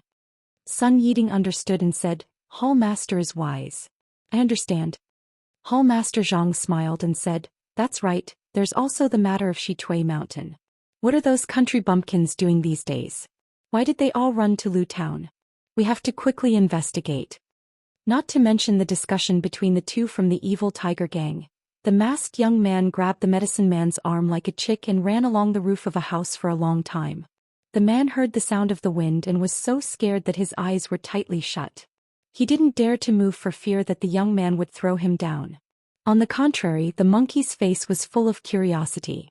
It was in the man's embrace and it stuck its head out of the man's embrace. It looked around, and occasionally it would squeak squeak. After a while the man stop. After a while the man heard the sound of the wind stop and his feet touched the ground. He opened his eyes and looked around. It was an empty corner. The man knew that he had escaped with his life, so he immediately lowered his head and kowtowed. Seeing this, the masked young man took a step forward and held the man's arm. It was like an iron clamp. The man used all his strength, but he still couldn't kowtow. The man smiled bitterly and said, "Benefactor, you saved my life. No matter what, you should let me kowtow and thank you. If not, I will feel guilty even in my dreams." After he finished speaking, he kowtowed again. Sure enough, the young man didn't stop him this time. After he finished kowtowing, the man said, "I know that Benefactor has his own reasons, so I covered my face. I am Chu Zhigao from Dragon Mountain. My family has long since fallen, so Benefactor might not know. However, Benefactor, please remember my name. In the future, if fate wills it, please come to my home for a chat." The young man nodded slightly. Then he took out a pile of things and placed them in front of Chu Zhigao. When Chu Zhigao looked at them, it was a pile of scattered silver, a stack of silver notes, a sweat towel and other odds and ends. These were the things that the young man had taken out from the fat man's arms. When the young man took out the things from the fat man's arms, Chu Zhigao had already stood up from the ground. Of course, he didn't understand the man's intentions. Now that he saw the money in front of him, he couldn't help but burst into tears. He threw himself on the ground again and kowtowed fiercely a few times. The young man wanted to stop him, but it was too late and he could only let him kowtow. After Chu Zhigao finished kowtowing, he didn't stand on ceremony. He took out a few silver notes and a few ornaments and handed them to the young man. He said respectfully, "Benefactor, I know that you definitely don't lack these things. However, this is a small token of my appreciation. Please accept it. This is a large amount of 500 taels of silver. Keep it well. However, it's best that you don't exchange it in Lu Town. Their eyes are everywhere here. You may not be afraid of causing trouble, but isn't it best if you don't have trouble? The nearby Maple Leaf Town, Treasure Town, and the slightly further Pingyang City are all fine too." The young man nodded and accepted it. Seeing the young man accept it, Chu Zhigao was very happy. He handed over the ornaments in his hands and said, "This is a pair of jade bracelets and a few gold hairpins. They are all of good quality. I'm all alone and it's a waste to keep them. I'll send them to the pawn shop sooner or later. Benefactor, why don't you keep them and give them to your senior and junior sisters in the future? They'll be good gifts too." The young man hesitated for a moment and accepted them. Then he put them all in his arms. Chu Zhigao was happy to see that his benefactor was so easy to talk to. He cupped his fists at him and said, "The green mountains will not change and the green rivers will flow forever. Benefactor, please take care of yourself. See you again in the future." After he finished speaking, he picked a direction and turned to leave. However, just as he turned around, the young man strode forward and pulled him back. Chu Zhigao smiled and said, "Benefactor, do you have any other orders?" The young man still did not speak and pointed in another direction. Chu Zhigao suddenly understood and turned to walk in another direction. However, after taking 2 steps, he stopped and turned back to look at the masked young man. He lowered his head and thought for a moment, then walked back. Chu Zhigao walked up to him and said, "Benefactor, you saved my life and gave me money. I'm very grateful. I always feel that I owe you too much, but I really have no way to repay you. You are a man of Jianghu and also a disciple of a famous sect, so you must not lack anything. I am from the Dragon Mountain and my family has declined early. Now I rely on buying medicinal plasters to make a living. My medicinal plasters are really good, but compared to the things in your sect, they are much inferior. I have a medicine book passed down in my family. I have read it for many years, but I still can't understand it. Perhaps it will be of some use to you, so I hope you will kindly accept it." After he finished speaking, he took out a small bag wrapped in oilcloth and handed it to the young man. The young man hesitated and was unwilling to take it. Chu Zhigao knew that the young man was unwilling to take what he liked. He smiled and put it in his hands and said, "Benefactor, please take it first. If you can understand it one day, you can teach it to me.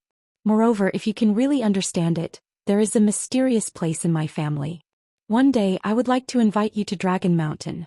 Perhaps there will be another opportunity." Seeing this, the young man nodded and put the small bag into his arms. Chu Zhigao looked at the small bag reluctantly. Finally, he saluted the young man with his fists and walked quickly in the direction pointed out. When he turned the corner, he saw a small city gate of Lu Town. He looked around and did not dare to stay any longer. He followed the crowd and left the city. When the young man saw Chu Zhigao turn the corner, he also looked around and walked to a corner. He took off his clothes and wrapped it in a bag. He held it in his hands and then took off the cloth on his face, revealing his young and childish face. Wasn't that the adorable Zhang Xiaohua? Zhang Xiaohua looked around and saw that there was no one around. She put the cloth in her arms and wrapped the clothes into a bag under her arm. She walked along the alley in another direction. After turning a few corners, she saw Zhang Xiaohu leading 2 juju-bred horses. He looked anxious. When he saw Zhang Xiaohua appear, he quickly looked back and said, "Zhang Xiaohua, why did you take so long? I thought something happened to you." Zhang Xiaohua smiled and said, "How could something happen to me? Go. Let's leave the city first. We can talk later." After that, the 2 of them got on their horses and rode out of Lu Town. When they reached a secluded place, Zhang Xiaohua told Zhang Xiaohu what happened just now. Zhang Xiaohu smiled and said, "You are really cautious. You didn't even say a word?" Zhang Xiaohua said, "Yes, we must be vigilant. We can't leave any clues for others, even if they are the people we just saved. However, this Chu Zhigao is really generous. He left most of the things I gave him to me." After that, she took out 500 taels worth of banknotes and a few ornaments. Zhang Xiaohu took them. He first took out 4 banknotes and kept them in his arms. He then looked at the other ornaments and handed them back to Zhang Xiaohua. Zhang Xiaohua said unhappily, "Second brother, I put in a lot of effort this time. Why did you take so much?" Zhang Xiaohu smiled and said, "We have given all the banknotes to father and mother. No matter what, we have to keep some for ourselves. As the elder brother, I spend a lot, so I won't stand on ceremony with you. Chu Zhigao is right. We can exchange these banknotes when we reach Pingyang City. Although these ornaments look good, we can't let mother and sister-in-law wear them. If others recognize them, we will be in trouble. We should pawn them in Pingyang City." Zhang Xiaohua felt the same and wanted to keep them in his arms. However, when his eyes swept across a pair of jade bracelets and a few golden hairpins in front of him, his eyes were attracted by the jade bracelets. It seemed that there was something inside that attracted his attention. Zhang Xiaohua's mind was stirred and her consciousness swept out. As expected, the jade bracelets had a faint fluctuation of vital qi. Zhang Xiaohua was overjoyed and sent her consciousness into the jade bracelets. However, the jade bracelets were not like the small stone or the jade pendant previously. They did not have any reaction. When Zhang Xiaohua increased the strength of her consciousness, the jade bracelets had a repulsive force. In an instant, Zhang Xiaohua's consciousness was ejected. Zhang Xiaohua was so surprised that she almost cried out. She thought to herself, "What kind of strange thing is this jade bracelets?" After Zhang Xiaohua carefully kept the jade bracelets and the golden hairpins in his arms, he took out the medicine book that Chu Zhigao gave him. Looking at the item wrapped in oilcloth, Zhang Xiaohua frowned slightly. Actually, he did not want to accept the family heirloom at that time. However, he did not want to talk about it. Hence he forced her to accept it. Seeing this, Zhang Xiaohu said with a smile, "Xiaohua, the price of your help is really high. Not only did you get a lot of money, but you also accepted the family heirloom." Zhang Xiaohua said with annoyance, "You said that I wanted it, but Chu Zhigao insisted on putting it in my hands. I had no choice but to accept it. Otherwise, I'll give it to you now." Chapter 244. When Zhang Xiaohua heard this, his heart was moved. He felt that it was very reasonable, so he carefully opened the oilcloth bag. The oilcloth bag was tightly wrapped. After opening it for a long time, he finally revealed a thin booklet.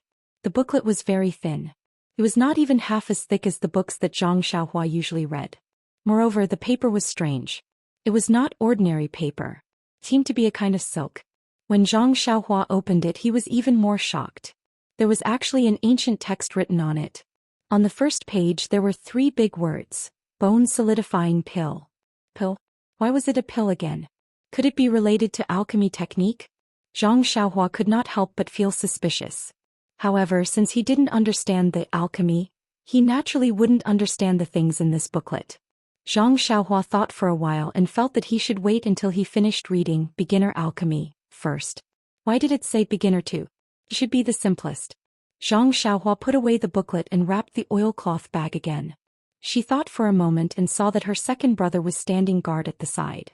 She took out the money pouch again and used her divine sense to put the oilcloth bag and jade bracelet into the pouch.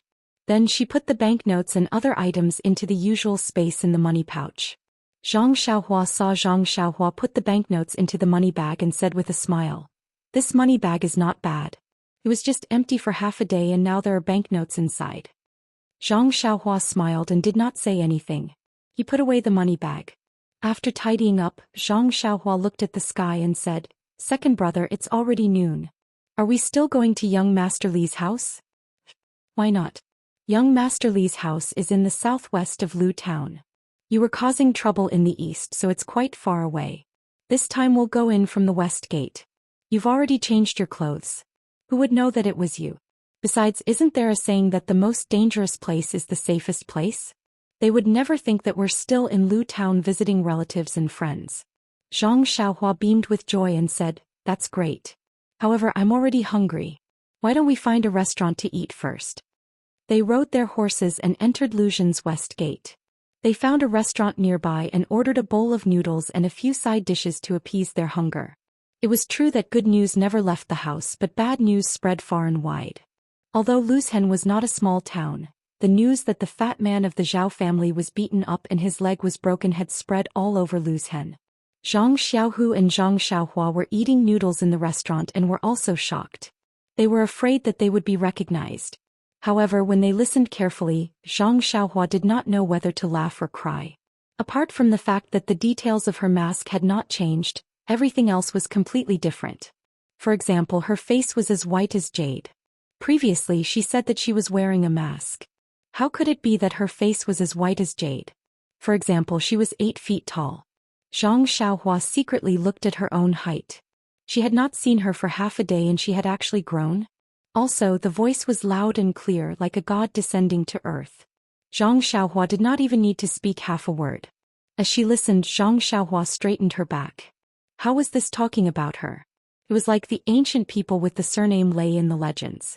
They even helped the elderly cross the road and helped find lost children. What was there to be afraid of? Zhang Xiaohu listened and almost spat out the noodles from his nostrils. He covered his mouth and held his stomach, laughing loudly. After eating noodles, the 2 brothers came out of the restaurant and rode their horses to look for her. Zhang Xiaohua was puzzled. Second brother, why do you think they're talking nonsense? Am I like that? Zhang Xiaohu said, of course it's not you. At this time you are no longer you. You are the embodiment of justice for thousands of years. Alas, there are too many injustices in this world. It always makes people resent injustice. Zhang Xiaohua also praised, yes, if there were no injustices, how could we be chivalrous? If every government official was an honest official, then there would be no such title as the Master of Justice in this world. Zhang Xiaohu sighed, our strength is still limited. It's already good that we can protect our families. Look at those people just now. Which one of them did not have grievances in their hearts and wanted to find you, the embodiment of justice, to go and save them? Zhang Xiaohua gritted her teeth and said, I hate that I don't have thousands of embodiments. I can't be chivalrous in this world and chase away all demons and monsters. Zhang Xiaohu clapped his hands and said, don't talk about national affairs. Don't talk about national affairs. Zhang Xiaohua laughed and rode her horse to catch up. Fortunately, there were not many people on the street. If they were not excitedly talking about the hero in the restaurant, they were secretly praying that the hero would not come. Otherwise, there would have been people drawing circles in the corner, cursing the playboy for disturbing the people on the street. Li Jinfeng's house was not far from the west gate of Lu Town. The Li family was in the tailor business. There was a medium-sized shop in Lu Town that was easy to find. However, when Zhang Xiaohua and the others found it, the shop with the sign Li family's tailor was closed. Zhang Xiaohua was puzzled. This was the time for business. How could there be a road that was closed? She gradually had a bad feeling in her heart. Zhang Xiaohu dismounted and looked around. He wanted to find someone to ask. I don't know why you two are asking about Tailor Li. Zhang Xiaohu naturally recognized this person, but he couldn't figure out his relationship with the Li family. He cupped his hands and said, I am Li Jinfeng, young Master Li's friend. Today I came to the Li family to visit the old man. But I saw that Tailor Li's shop was closed, so I came to ask around. Shopkeeper, you said, I heard you say that you are not from Shitue Mountain. You must know something. Zhang Xiaohu nodded in agreement. Shopkeeper, you was silent for a moment and said, please come in. Let me explain in detail. The two of them followed the old man into the back hall. After the tea was served, shopkeeper, you asked, you two say that you are Jinfeng's friends. Do you have any proof? When Zhang Xiaohu heard this, he didn't find it strange. He told him everything about how he met Li Jinfeng and how he met him. Shopkeeper, you nodded as he listened. When Zhang Xiaohu finished speaking, he said, these two heroes are right. It seems like you are Jinfeng's friends without a doubt. I've watched Jinfeng grow up and see him as a nephew. This old man will also be arrogant and call you two nephew. Zhang Xiaohu quickly stood up and Lian Qing didn't dare. Shopkeeper, you waved his hand and gestured for Zhang Xiaohu to sit down. He then said, speaking of the Li family's experience, we have to start from 10 days ago. This old man doesn't have any children, only my daughter Bai He. She grew up with Jin Feng and Yin Feng from the Li family. Jin Feng went to Pingyang City to study and only Yin Feng accompanied his parents. My daughter Bai He and Yin Feng have always been harmonious. 10 days ago they went on an autumn outing. This old man thought that they wouldn't go far, so I didn't find too many people to protect them. But I didn't expect that they would meet the bandits from Shitue Mountain.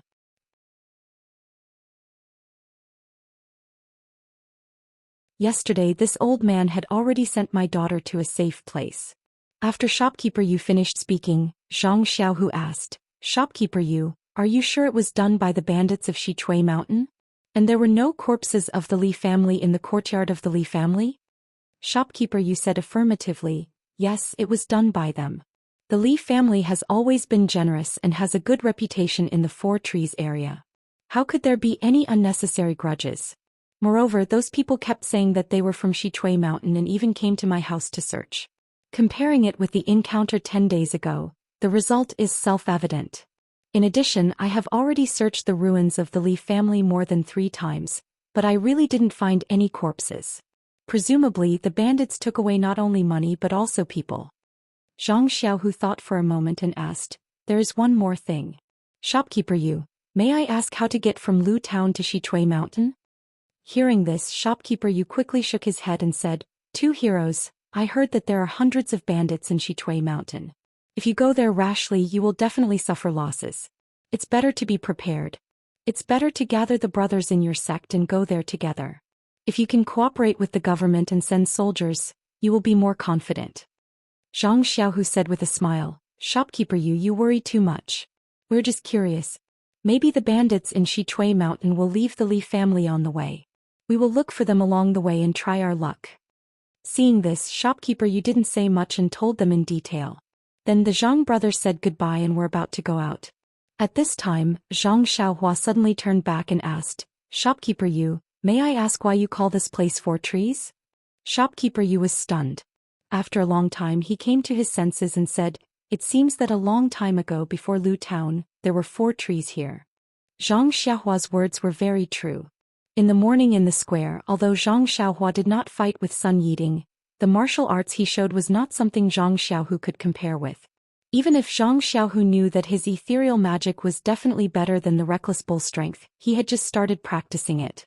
Distant water could not cure present thirst. But if he let his brother go to Xichui Mountain like this, he would not be at ease even if he gave 10,000 reasons. In his eyes, Zhang Xiaohua was still a child who needed his protection. The two argued for a long time. Zhang Xiaohua said angrily, "Second brother, what are we doing? Li Jinfeng's parents and sister are still alive. Time is very precious. We should go to Xichui Mountain as soon as possible. How can we face Li Jinfeng if we keep wasting time here?" Later, Zhang Xiaohua said again, "Since second brother is not at ease, I will go. Second brother, your martial arts are limited. To be honest, with your current martial arts, you can't even go up Xichui Mountain. What are you going to do? Forget it. Let's go together. You can keep watch outside. I will use my lightness skill to go in and see what the situation is like." Zhang Xiaohu also thought for a moment and said, "That's the only way. Anyway, we have big brother and sister-in-law at home. We also left enough money for them. They won't have to worry about food and clothing for the rest of their lives. Besides, big brother has a descendant now. The Zhang family will continue to have descendants. Let's go to Xichui Mountain together."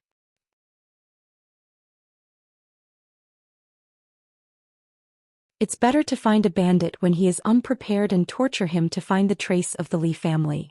Then come back. We'll make a plan after discussing it. Zhang Xiaohua listened and remembered it carefully. Then she used her lightness skill and carefully followed the shadows of the trees to the front of the stronghold.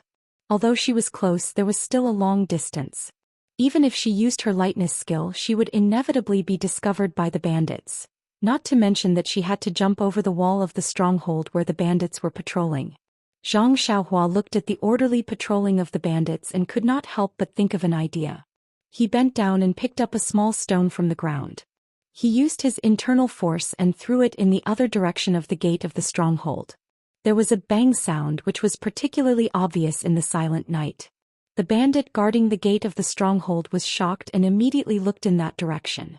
The bandits on the wall of the stronghold also shouted, "Who is it?" They all ran in that direction. Zhang Xiaohua saw that the plan to lure the tiger away from the mountain had worked. Her courage grew and she ran under the wall of the stronghold. Looking around, she jumped up the wall. Her body paused for a moment, then she immediately slanted and slid into the inner side of the wall. Although there was a bandit beside her who was looking in the other direction, Zhang Xiaohua's body was as light as a swallow and did not startle him. When he felt something strange and looked back, Zhang Xiaohua had already slipped into the shadows of the wall. The bandit looked back and did not see any movement. He looked left and right and then walked back and forth on the wall. He did not know that in his moment of distraction he had let someone slip into the stronghold.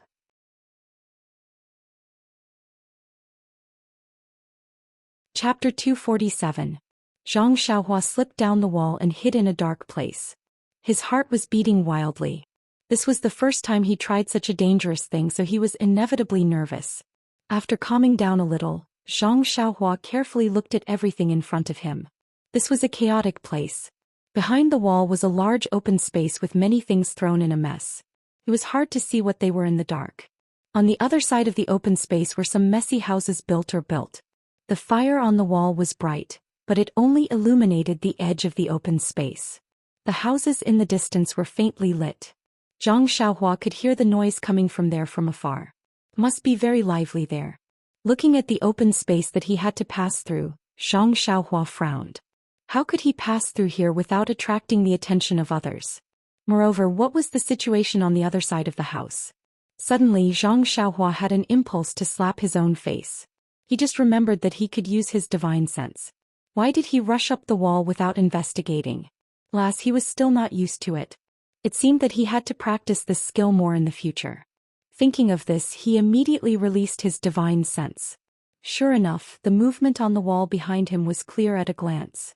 This divine sense was really a necessary weapon to kill and set fire on a moonless and windy night. Then he swept towards the house. Unfortunately, the distance was too far. His divine sense could not detect it. However, Zhang Xiaohua secretly thought, the house is unusually noisy. There must be something lively. How could someone sneak out for no reason? Moreover, looking at the inside of the mountain stronghold, it is orderly and disorderly. There is no one patrolling.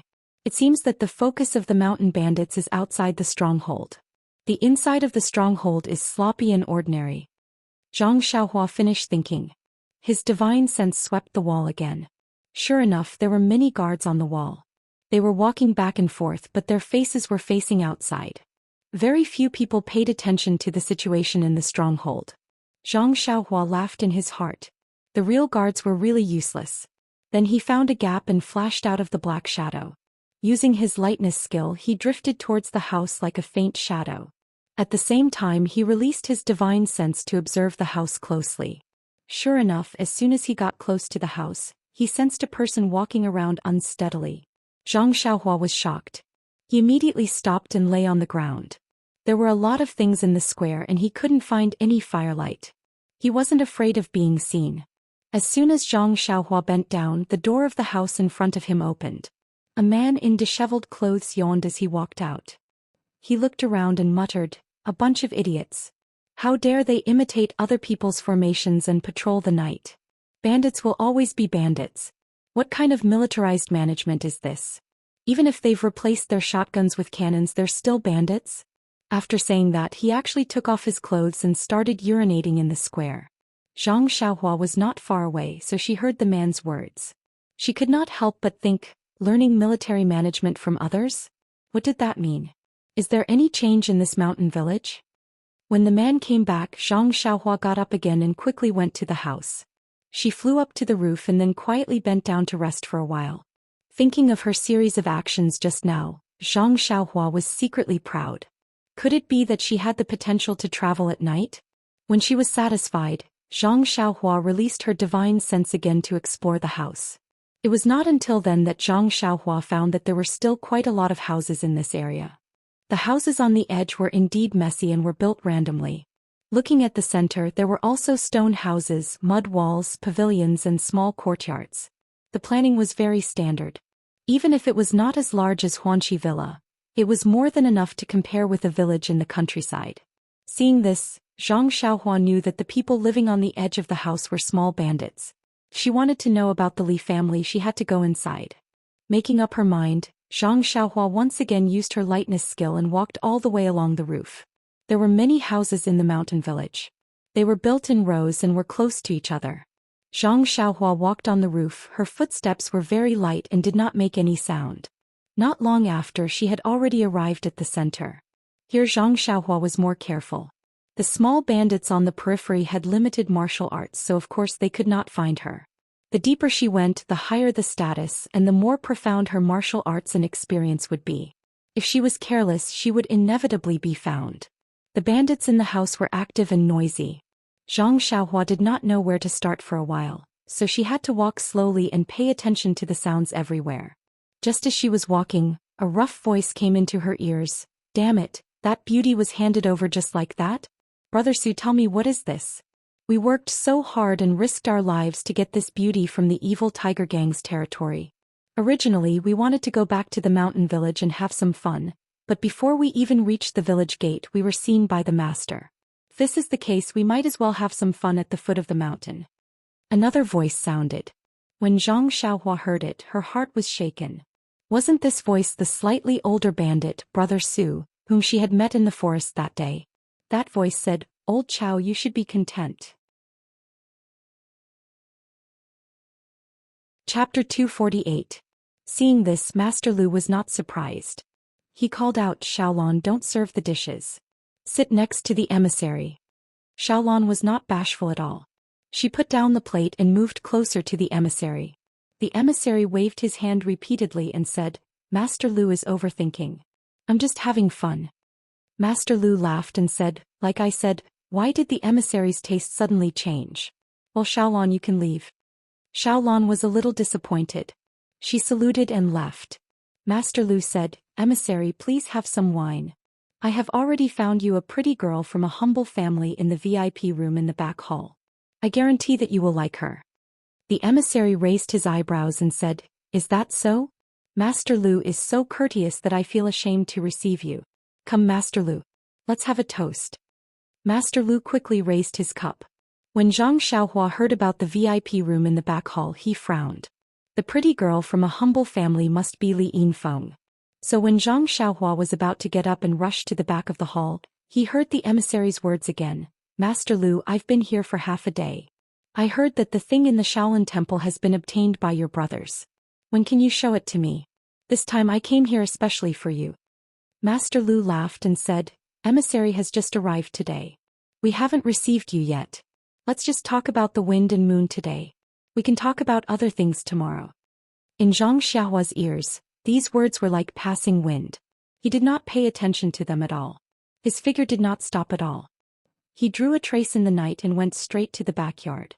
It had to be said that the ethereal steps was magical. Zhang Xiaohua was just a beginner, but he was able to enter the Shizue mountain as if there was no one there. And just as Zhang Xiaohua entered the darkness of the backyard, Emissary Ying spoke again in the hall. "Master Lu, don't worry. The divine sect will not delay any of the conditions that they promised you. Moreover, in order to show that they value you, the divine sect has sent an important person here. I'm just a scout." "Oh, really?" Stockade Master Lu's hand trembled and the fine wine spilled from the wine cup. He looked pleasantly surprised. "May I know when your esteemed one will arrive?" When Emissary Ying heard this, he frowned slightly and said unhappily, "How can we know the whereabouts of the big shots? Perhaps he has already arrived, perhaps tonight, perhaps tomorrow, who knows?" I know. I'm sorry for my rudeness. I really want to see the glory of a senior in the martial arts world," Stockade Master Lu answered awkwardly. "Senior martial artist? Huh." Envoy Ying did not express his opinion. Moreover, Zhang Xiaohua had already entered the rear courtyard. She spread out her divine sense and scanned the surroundings. The rear courtyard was quite large and very quiet. There were only a few dim lights. Zhang Xiaohua's figure didn't stop at all. With a few leaps, she scanned all the places with lights. She didn't see Li Yinfeng's shadow. At this time, two maidservants came out from a room with lanterns in their hands. As they walked, they said, "What a pity. She's as beautiful as a flower and as exquisite as jade. She hasn't even enjoyed life and is about to leave this world." "What nonsense are you talking about? Sister, weren't we like this in the past? Once you get used to it, you'll be fine. Stockade Master Lu is not very lecherous at all. Perhaps he will take her into his room?" "Sister, you're wrong. This time she doesn't serve people from the stockade. I heard that she is from some divine sect. I heard from the stockade people that this divine sect is the best at gathering yin to nourish yang. After tonight she will be a skeleton." "Oh, so powerful. Alas, this morning I was ordered by the stockade master to persuade her in the embroidery house in the garden. It's a pity that such a pure and beautiful body is wasted. If only she was given to me. The two maidservants walked away while talking. When Zhang Xiaohua heard this, he used his spiritual awareness to scan the distance. Sure enough, there was a garden in the southwest corner. There was no light. He immediately used his lightness skill to fly over. When he was near, he scanned the small buildings. There was really a person lying there quietly on the building in the middle. It must be the Herc that the maidservant mentioned. Zhang Xiaohua did not dare to be careless. He stopped on the building and used his spiritual awareness to scan it carefully.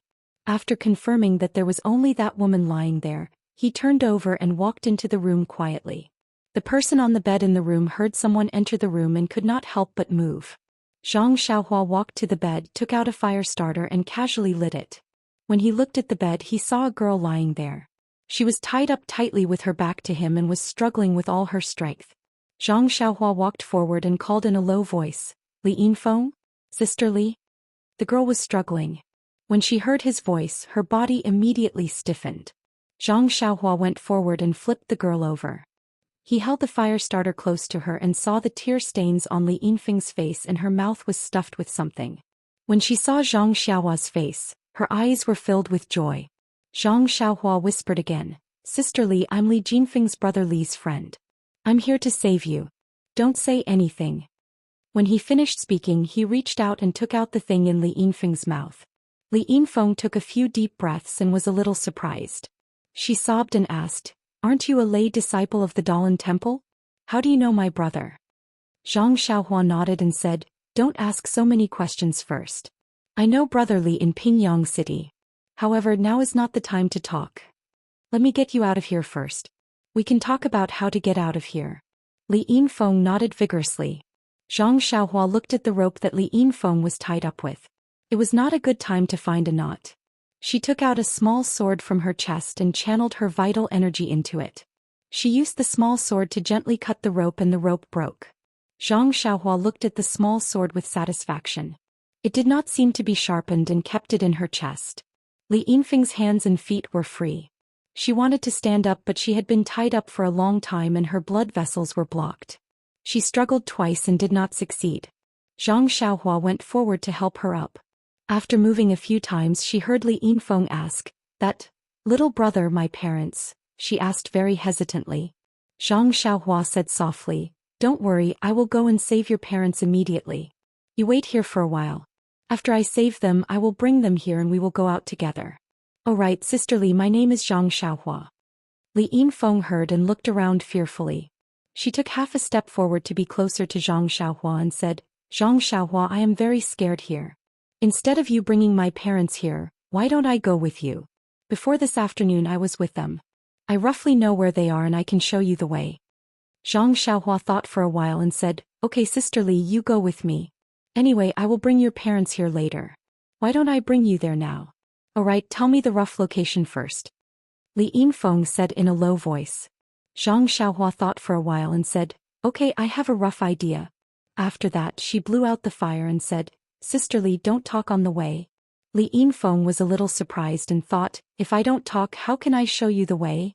However, she still whispered an okay and followed Zhang Xiaohua out of the room. When she was about to go to the stairs, she heard Zhang Xiaohua whisper, "Sister Li, don't move and don't talk." Then she felt a small hand grab her shoulder and her body immediately rose into the air and went straight to the roof. Li Yinfeng was shocked and almost cried out. At this time she suddenly remembered that when she first saw this young man, didn't he fly like a big bird from a horse? Could this be the Qinggong that was mentioned in the book? Before Li Yinfeng could think of a second idea, she had already followed Zhang Xiaohua to the roof. She stopped for a while and went straight to the place that she had just mentioned. Li Yinfeng was dressed in plain clothes and was very eye-catching in the night. However, in this mountain stronghold that was tight on the outside but loose on the inside, who would pay attention to her? Along the way, Li Yinfeng kept her mouth shut, afraid that she would make any noise and alert the bandits. Her body was also tense and she did not dare to move, afraid that she would disturb Zhang Xiaohua's Qinggong. After a while, the two of them climbed over many houses and corridors and stopped in front of a row of dilapidated houses. Zhang Xiaohua stopped for a while and then jumped down with Li Yinfeng. She pointed to a house that was lit and said, "Sister Li, is this the place?" Li Yinfeng had long recognized that this was the house that they had stayed in before. She was secretly shocked. She had just roughly described it. How did this young man know it so clearly? If he had not saved her before, she would have suspected that he was one of the bandits. Li Yinfeng nodded vigorously. Zhang Xiaohua pushed the door and entered. The house was very empty. The floor was covered with straw and two old men were sitting there, crying secretly. When they saw someone push the door and enter, they looked up angrily. When they saw that it was an ordinary young man, they were very surprised. When did this bandit become a young man? Moreover, his expression was also warm and not as fierce as before. What was he selling in the gourd? Without waiting for the two elders to speak, a girl immediately ran out from behind the young man. Crying, she called out, "Daddy, Mommy." Wasn't that his daughter Li Yinfeng? What was going on? The young man closed the door and said, "Sister Li, now is not the time to cry. It won't be too late to suffer after we go down the mountain." Shopkeeper Li was overjoyed when he heard the unfamiliar young man call out so intimately. Could it be that this was his hero? Then he immediately recalled that his daughter had been saved by a young lay disciple. Could it be this person? He didn't go back to the Dalan temple? When Li Yinfeng heard this, she quickly wiped her tears and said, "Father, mother, this is my big brother's good friend. His name is Zhang Xiaohua. He came to save us. Let's go with him." The two old men naturally knew the importance of this matter. Without asking anything, they prepared to get up and leave. However, Zhang Xiaohua frowned and said, "Uncle Auntie, please wait a moment. I have to think about how to take you out." Manager Li was taken aback and blurted out, "Virtuous nephew, you walk in front and we'll just follow behind you."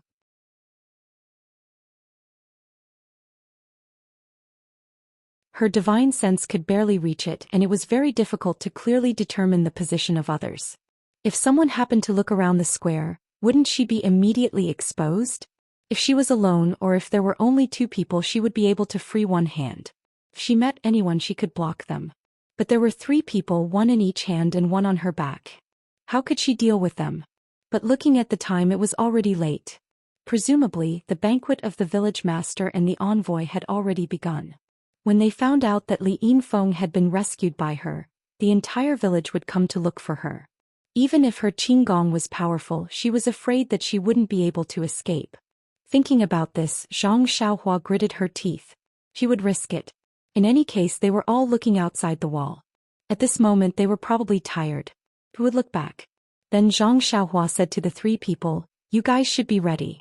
This is the last and also the only dangerous place. After passing this place, everything will be easy to talk about."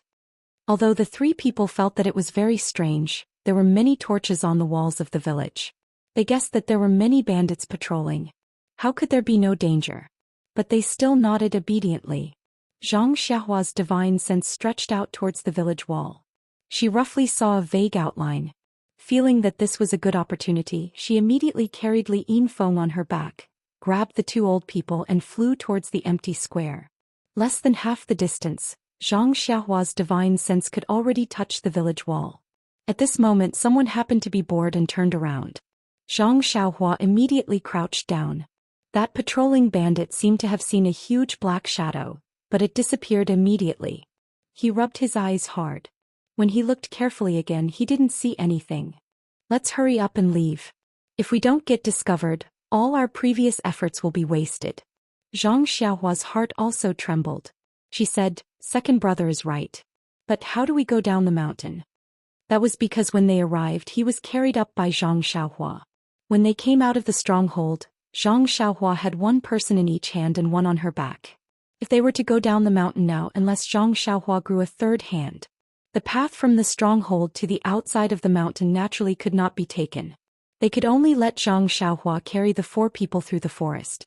If they were to pass through the forest, the mountain was so high. It was probably impossible. When Zhang Xiaohua was at her wit's end, Li Yinfeng said tiredly, "Isn't this big brother Zhang Xiaohua's senior brother? Can't you bring one person?" Zhang Xiaohu smiled and said, "Miss Li, my name is Zhang Xiaohu. I'm also Li Jinfeng's friend. However, I'm not Xiaohua's senior brother, but her biological brother. I want to bring one person. I have enough strength, but I don't know qinggong. I can't go up and down the mountain. I can only use my feet step by step on the road down the mountain." Li Yinfeng thought for a while and said, Then please bring my father and let Zhang Xiaohua bring you. Won't that be fine? However, Li Yinfeng said in distress, it's too difficult for Zhang Xiaohua to bring the four of us. It's better to do it twice. When Zhang Xiaohua heard this, she shook her head and said, forget it. Don't come twice. Time waits for no one.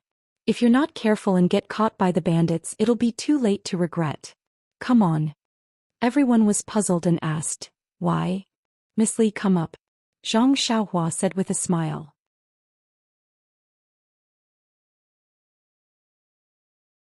Chapter 250.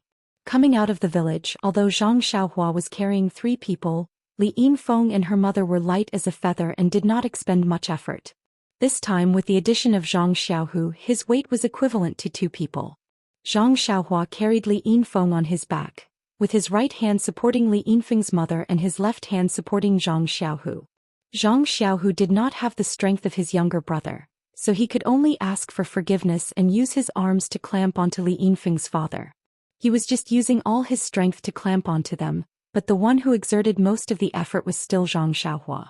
Carrying 4 living people while displaying his qinggong, Zhang Xiaohua's strength was not afraid and did not feel strenuous.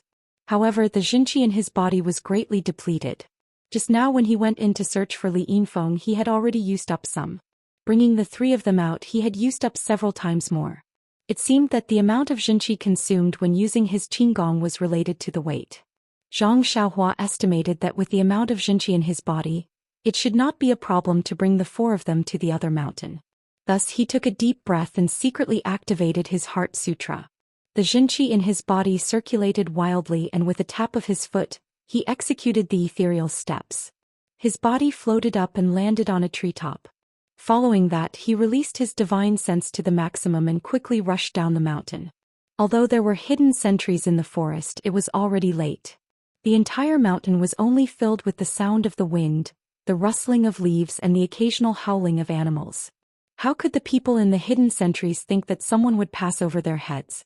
If not for the village chief repeatedly emphasizing the need for militarization and to strengthen the execution, they would have already run back to the village. Why would they be obediently looking at the somewhat white path in a daze? Thus, Zhang Xiaohua very easily led the 4 of them and avoided several hidden sentries. They safely arrived at the place where the date red horse was placed. Seeing that they were about to reach the place, Zhang Xiaohua was about to circulate his jinqi when he suddenly discovered that his meridians were empty. There was not the slightest bit of jinqi left. He could not help but be shocked. At this moment his body was in midair. In a hurry he said in a low voice, "Second brother, get down." He casually threw Zhang Xiaohu to the ground and his own body fell to the ground. Zhang Xiaohu was also a martial artist and his skills were naturally strong. Being in midair was actually the height of a tree, so of course it was not difficult for him. With a single stride he jumped to the ground. Although the forest was pitch black, he was able to stand very steadily. At the same time there was a sound next to Zhang, and Zhang also very easily to the ground. Zhang landed on the ground. Zhang Xiaohu asked in a low voice, "Xiaohua, why aren't you walking? Have we arrived at the place?" Zhang Xiaohua bitterly smiled and said, "It's right in front of us. Right now I don't have any jinqi left, so I can't use qinggong. I can only put you guys down." Li Yinfeng came down from Zhang Xiaohua's back and quickly asked, "Then is your body okay?" Zhang Xiaohua said, "It's okay, big sister Li. After a while I'll be fine. Let's go, the date red horse is not far ahead. We should quickly leave the mountain." Zhang Xiaohu asked curiously, "The night is pitch black. How do you know that the date red horse is just ahead?" Zhang Xiaohua smiled and said, "Feeling, second brother. A man's sixth sense."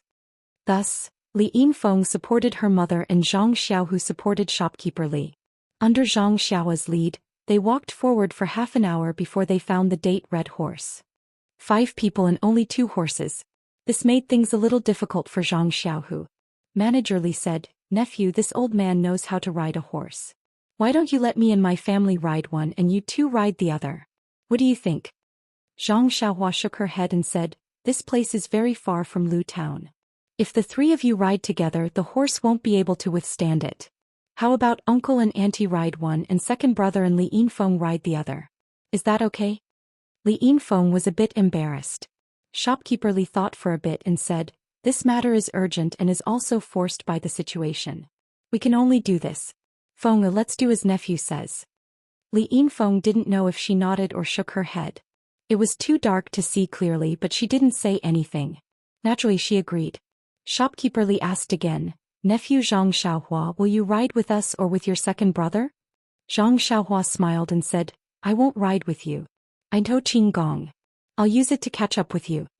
Zhang Xiaohu said strangely, how can that be? Your body is very light. You can ride the same horse as us. Why do you have to use Qing Gong? Besides, you don't have any true qi in your body. How can you use Qing Gong? Zhang Xiaohua said, second brother, time is tight now. Why are you so wishy-washy? If I ride the horse it will definitely be slower. Besides, if the people from the mountain village catch up with us, they will definitely catch up with us. Won't I be working in vain tonight? Besides, if I wait here for a while maybe I can block them and let you run farther. Forget it. Who do you think you are? You're not a real hero. Why do you stay here? Brother Li's family has been rescued. Let's go back together. It's fine, second brother. I have my own plans. Besides, even if they see me they won't think that I'm the one who saved them. Also, don't forget that I'm a disciple of the Dalan Temple. How would they dare to touch a single hair on my head? Well, forget it. I won't go. I'll go with you. If I go back like this I won't be able to explain it to my parents. Don't, second brother. Sister Li can't ride a horse. Even if she can, the road from here to Lu Town is not very safe. It's late at night. Don't you worry about them traveling alone? Well, Zhang Xiaohu was a little hesitant. Second brother, get on the horse quickly. Listen to me. I'll rest in the woods for a while. When there's no movement in the mountain village I'll go back tomorrow. If we hesitate for a while they'll really catch up with us. Hearing this, Zhang Xiaohu gritted his teeth and said, Xiaohua, second brother knows that I'm not good at martial arts and can't help you. But you must be careful. When we leave, quickly recover your martial arts and catch up with us with your Qing Gong. I know, second brother. Don't worry. When has your brother ever suffered a loss? Didn't the little bald donkey from the Dalan Temple also fall into my hands? Haha, okay. I'll take them away. Catch up with them as soon as possible. After saying this, Zhang Xiaohu no longer hesitated and got on the horse. Li Yinfeng was also helped by Zhang Xiaohua to sit behind him. Then he helped shopkeeper Li and Li Yinfeng get on the horse. Li Yinfeng's mother, who had been silent all this time, said in a low voice, Xiaohua, you're a good child. Come back quickly. We'll wait for you in Lu Town. I know, auntie. I'll go back tomorrow. It won't be long. After he finished speaking he gently patted the red date horse's butt. The two horses stomped on the ground and quietly galloped down the mountain. After running for a while the two horses stopped at the same time. The people on the horses all looked back, but it was dark and they couldn't see anyone. Soon after they heard the sound of horse hooves. Ta-ta. It gradually went farther and farther away. Slowly the sound of horse hooves could not be heard. Zhang Xiaohua stood at the edge of the forest at the top of the mountain. She didn't wait for them to go far. She took out the primordial stones from her arms and absorbed them with all her strength. Instantly, a long and vigorous stream of primordial qi rushed from the meridians in her hands to her dantian. Zhang Xiaohua felt her whole body was incomparably comfortable. After the time it took to burn a stick of incense, Zhang Xiaohua stopped absorbing the primordial qi. She secretly circulated her qi and hurriedly improved her cultivation a little. She used her spiritual sense to examine the two primordial stones. The primordial qi inside did not seem to show any signs of decreasing. Zhang Xiaohua couldn't help but think that her cultivation was really weak. According to the records in the Heart Sutra, this kind of primordial stone would be discarded after being absorbed a few times. She had already absorbed it twice and still hadn't absorbed much. Zhang Xiaohua put the primordial stones away and got up to stretch his body. Looking at the fire in the mountain stronghold in the distance, his pupils shrank slightly and flashed a trace of killing intent. He insisted on staying. On the one hand, it was to slightly resist the pursuers of the mountain stronghold and lead them to another direction. The most important thing was that the bandit named Brother Su had touched his bottom line. He had saved Li Yinfeng, which had already made it clear that he was a disciple of the Dalan Temple. This group of people even planned to take Li Yinfeng back to the mountain stronghold. They even robbed the Li family's property and burned their house. It was clear that they didn't treat bean buns as dry food. They didn't give face to him, a disciple of the Dalan Temple, and bullied him because he was young and a foreigner. The most hateful thing was that they wanted to go to the Guozhuang house, Balagu and Guanyin Temple to search for beautiful women. Thinking of the tragedy of the neighboring village being robbed by Shizui Mountain, Zhang Xiaohua was furious. He didn't want such a tragedy to happen in his Guozhuang house again. He didn't want the bandits to disturb the peaceful life of his family. For his parents, for his brother and sister-in-law, he had to stay. He had to stay and take the lives of those who had eaten the courage of the leopard. Zhang Xiaohua didn't even intend to let go of the head of the mountain's stronghold and the messenger. If it weren't for his limited martial arts, he even wanted to destroy Shizui Mountain. Of course, he couldn't tell his second brother about his thoughts and words. He knew that his second brother wouldn't let him take the risk alone. Perhaps he would stay or perhaps he would take him away. However, neither choice was his own. He was more willing to destroy any enemies that threatened his family before they sprouted. With that thought in mind, Zhang Xiaohua reached into his bosom and took out the small sword. The feeling of it being his own arm made him feel a sense of pride. He thought to himself, small sword, did you not taste enough blood last time? Today I'm going to make a fortune. Then with a tap of his toes, his figure floated to the top of a high tree. His divine sense swept forward like an antenna. His figure didn't stay in the forest any longer. Like a wisp of smoke, he rushed to the stronghold of Shizui Mountain. The hidden sentries in the woods were even more slack and almost fell asleep.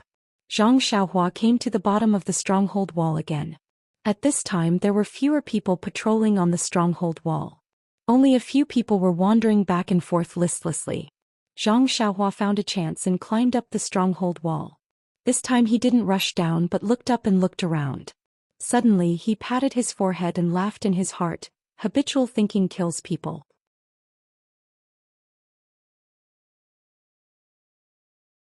His life was so easily dodged by him. He felt a wave of confusion in his heart, but soon after he felt a wave of relief. So this was how killing people was, how easy it was to kill people. At this time he was already unable to summarize his experience. There wasn't much time left for him. The person behind him was about to turn the corner. Zhang Xiaohua immediately slid to the side of the wall.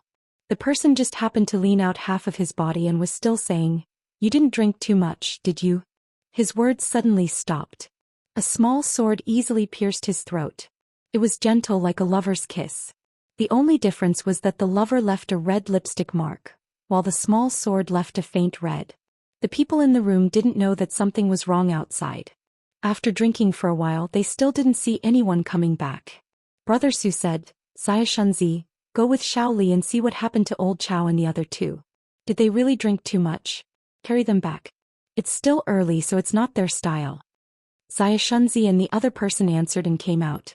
As soon as they turned the corner, they saw the two people lying on the ground. They laughed and said, "Old Chao, oh old Chao, I've never seen you like this. When you wake up tomorrow, how will I scold you?" Before the two people could go forward, Zhang Xiaohua descended from the sky. Her left hand held a sword and her right hand formed a claw. She stabbed the sword into the throat and grabbed it with her other hand. With a slight force, there was a crack sound. Blood seeped out of the corner of the person's mouth and he fell to the ground.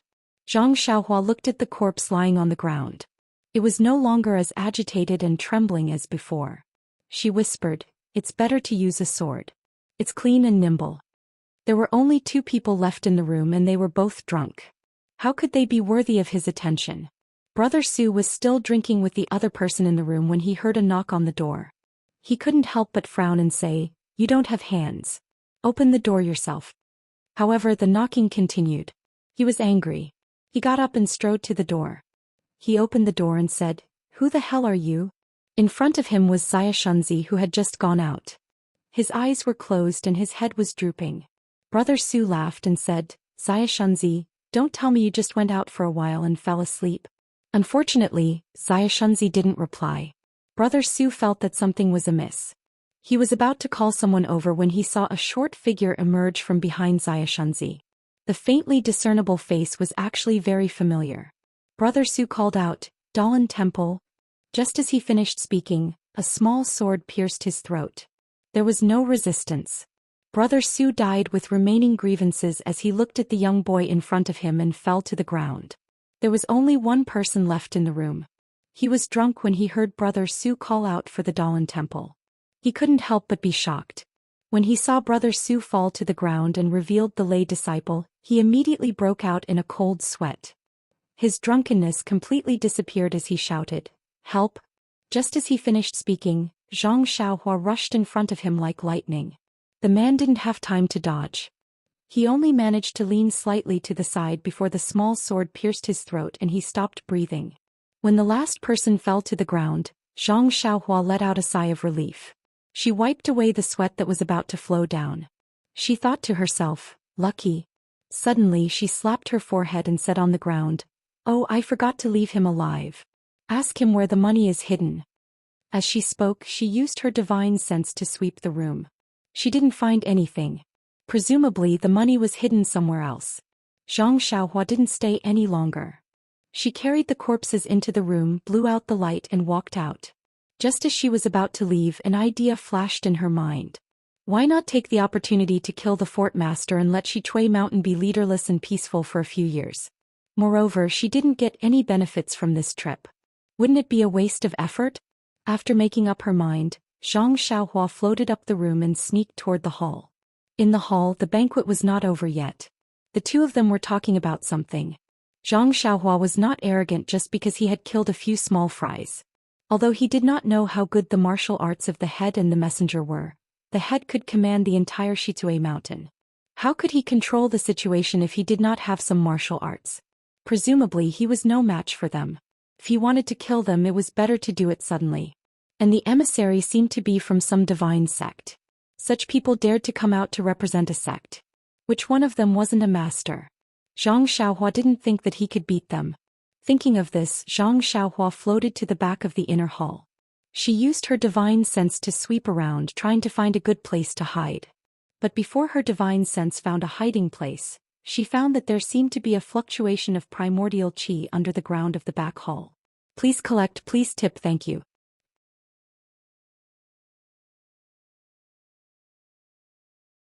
Chapter 252. Zhang Xiaohua used his divine sense to feel the fluctuation of primordial qi underground. He couldn't help but think of the basement in Zhang Qingyue's study in the Misty School. It was estimated that this was the secret room of the master of Shichui Mountain. Then Zhang Xiaohua excitedly looked for the entrance to the secret room.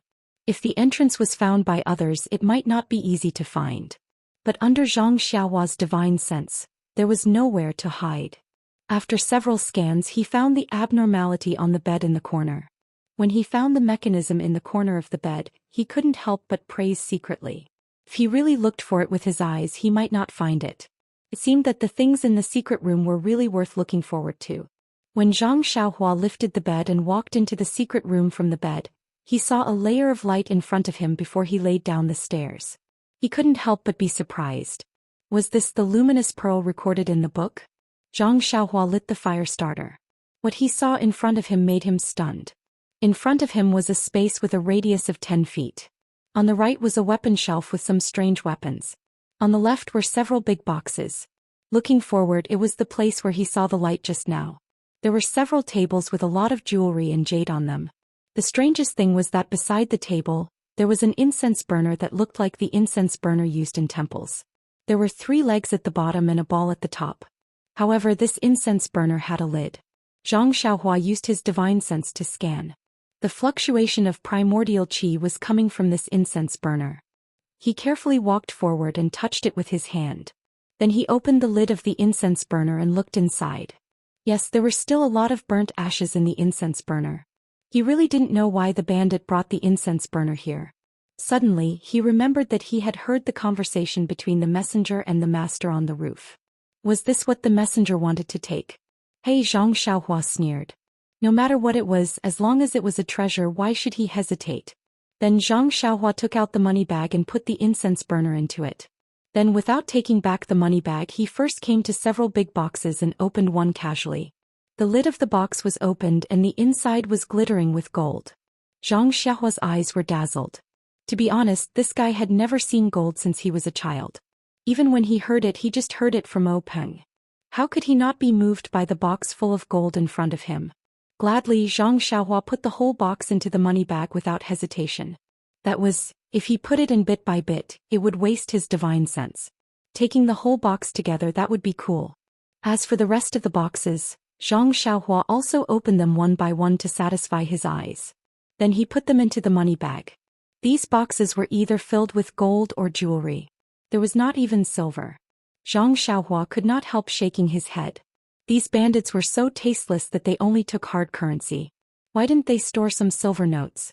The gold and the like really took up too much space in the money bag. How could it be more convenient than silver notes? As for the luminous pearls on the table, there were actually a lot of them in the box.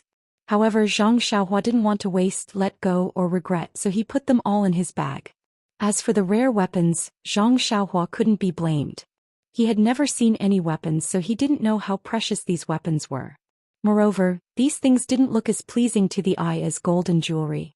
Forget it, it's better to leave some for the bandits of Shizue Mountain. After all, we are all educated people, so it's good to leave something for them to remember. The monk Jiu Ro who was set up by us has already been dealt with by my men. Even if the monks of the Shaolin Temple come to the mountain, I will refuse to let them find any trace of the divine sect. However, about my small request, Master Lu, don't worry. Didn't I say that a big shot of my divine sect is coming soon? He is one of the 18 disciples of Lord Garuda of my divine sect. He has a prominent status. Your small request can't be any smaller. If he can come, it naturally shows that what you are doing is very important. Since you can complete it well, I will say a few good words in front of him. Isn't your future clear? Great Lord Messenger, I have to ask for more. By the way, my secret room is filled with the inventory of Shizue Mountain. There are still some things that I like. I hope Lord Messenger can accept some of them later. Hee, no problem, no problem. I don't know what can catch my eye in this remote place. I'm looking forward to it.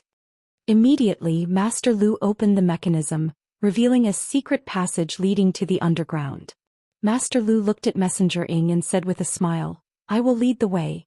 After that, he lifted his leg to get on the bed and was about to enter the secret passage. In the blink of an eye, just as he was about to step into the secret passage, a thin and weak figure dashed out from the deep secret passage with a whoosh and crashed into Chieftain Lu. Master Lu was calculating his own plan while taking into account the feelings of the messenger behind him. Moreover, he didn't expect that a figure would rush out from the secret passage, so he didn't have any reaction at all. Even if he was prepared at such a close distance, Zhang Xiaohua had used all her strength. How could he react? When he came to his senses, a cold feeling came from his throat. In an instant he felt that all the strength in his body flowed out of his body along with this feeling. Before that beautiful future could warm up in his mind, it was pierced by the sudden assassination and disappeared without a trace. Before he died, the only sentence in Master Lu's mind was, "This world is full of surprises." When Zhang Xiaohua saw Master Lu collapsed on the ground, she pushed Master Lu's body towards Messenger Ing and didn't stay any longer. She exerted strength in her legs and soared into the sky, escaping out of the house.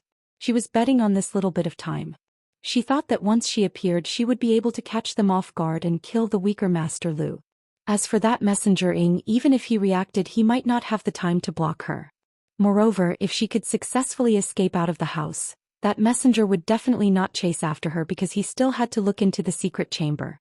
Sure enough, when the messenger pushed the corpse away, it was already too late to block Zhang Xiaohua. Messenger Ing looked at Zhang Xiaohua's figure that had just escaped and the dark entrance of the secret passage in front of him. He hit his feet and quickly scurried up the bed. After taking a few steps, he quickly lit up the fire starter.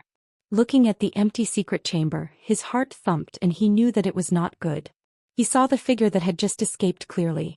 It was a slightly weaker figure like a youth. There seemed to be a dagger in his hand and then there was nothing on him. The incense burner that he wanted was huge and he wouldn't be able to carry it. The messenger looked around the secret chamber worriedly and didn't see any place to hide the incense burner. He quickly scurried out of the secret chamber and with a stretch of his body, he used his lightness skill to rush out of the house. His figure was actually faster than Zhang Xiaohua. The disappearance of the incense burner must have something to do with the youth who came out of the secret chamber. Even if he didn't take it, he must have some clues. The key was that if he didn't chase the youth back, he couldn't explain it to the cult.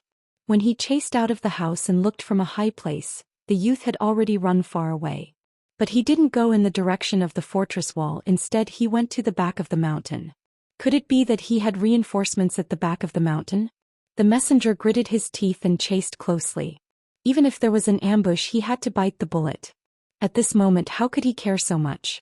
The back of the mountain of Shichui Mountain was also a lush forest.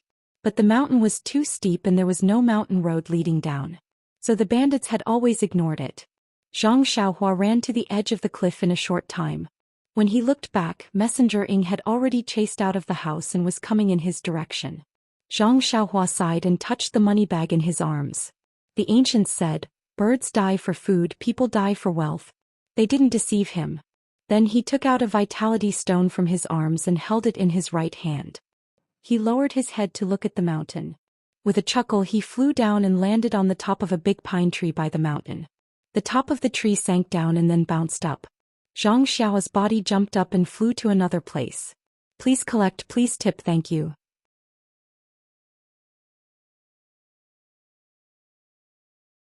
Chapter 253. Since she couldn't escape the fate of being chased, it was better to face it calmly and make the best preparation. Anyway, her second brother and the people of the Li family had gone far away. The people who robbed the Li family in Lu Town and the head of fort were killed by her. Messenger Ing probably didn't have time or thought to find Li Yinfeng again. Zhang Xiaohua had a sense of heroism. In order not to exhaust the true qi in her body, Zhang Xiaohua had already prepared for a protracted battle. While absorbing the primordial qi from the primordial stone to replenish the true qi in her body, she used her lightness skill and Misty School's lightness skill to move freely in the forest. Although Messenger Ying's lightness skill was faster than Zhang Xiaohua's, Zhang Xiaohua was really cunning. In the beginning, her lightness skill was a little obscure and she was almost caught by him several times. But as time went by, her lightness skill became smoother and her speed increased a lot. He was almost on par with Messenger Ing. Messenger Ing was angry. Wasn't he making fun of him? How could he practice lightness skill in front of him? However, he was not worried. Although the young man's lightness skill was good, he was limited after all.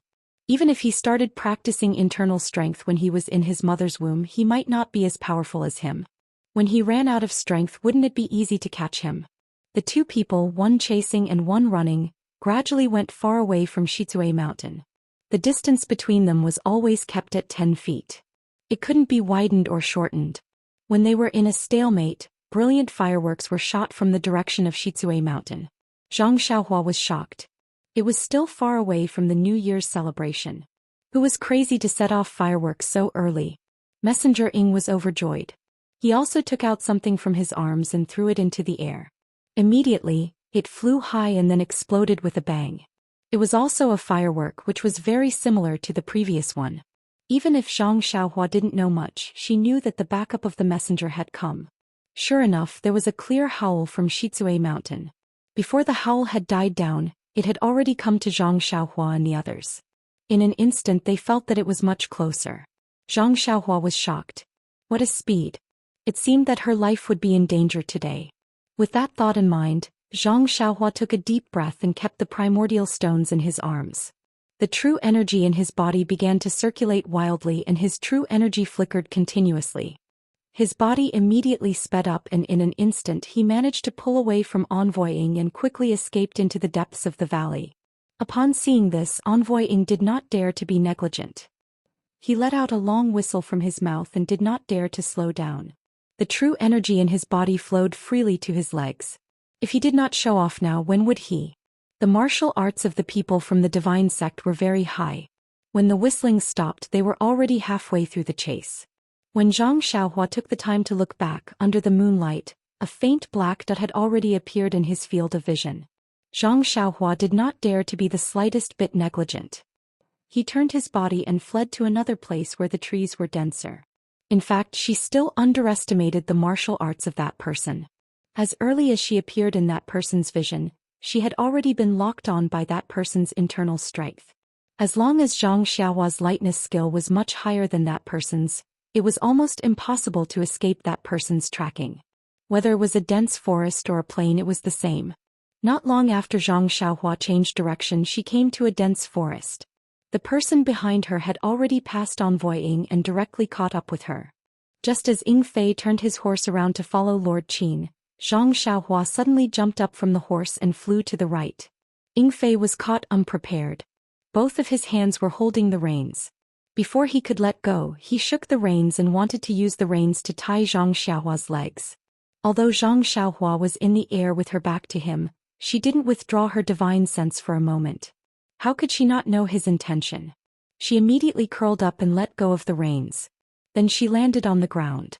Without looking at the direction, she tiptoed and ran to the wilderness by the roadside. Before she ran a few steps, she heard a laugh behind her. Haha, I knew you were awake, but I didn't know you had such ability to escape from Ying Fei. Zhang Xiaohua didn't look back, but her divine sense swept behind her. A young man with a square face and a very kind appearance was chasing her casually. Zhang Xiaohua frowned. Was this the person who chased her last night?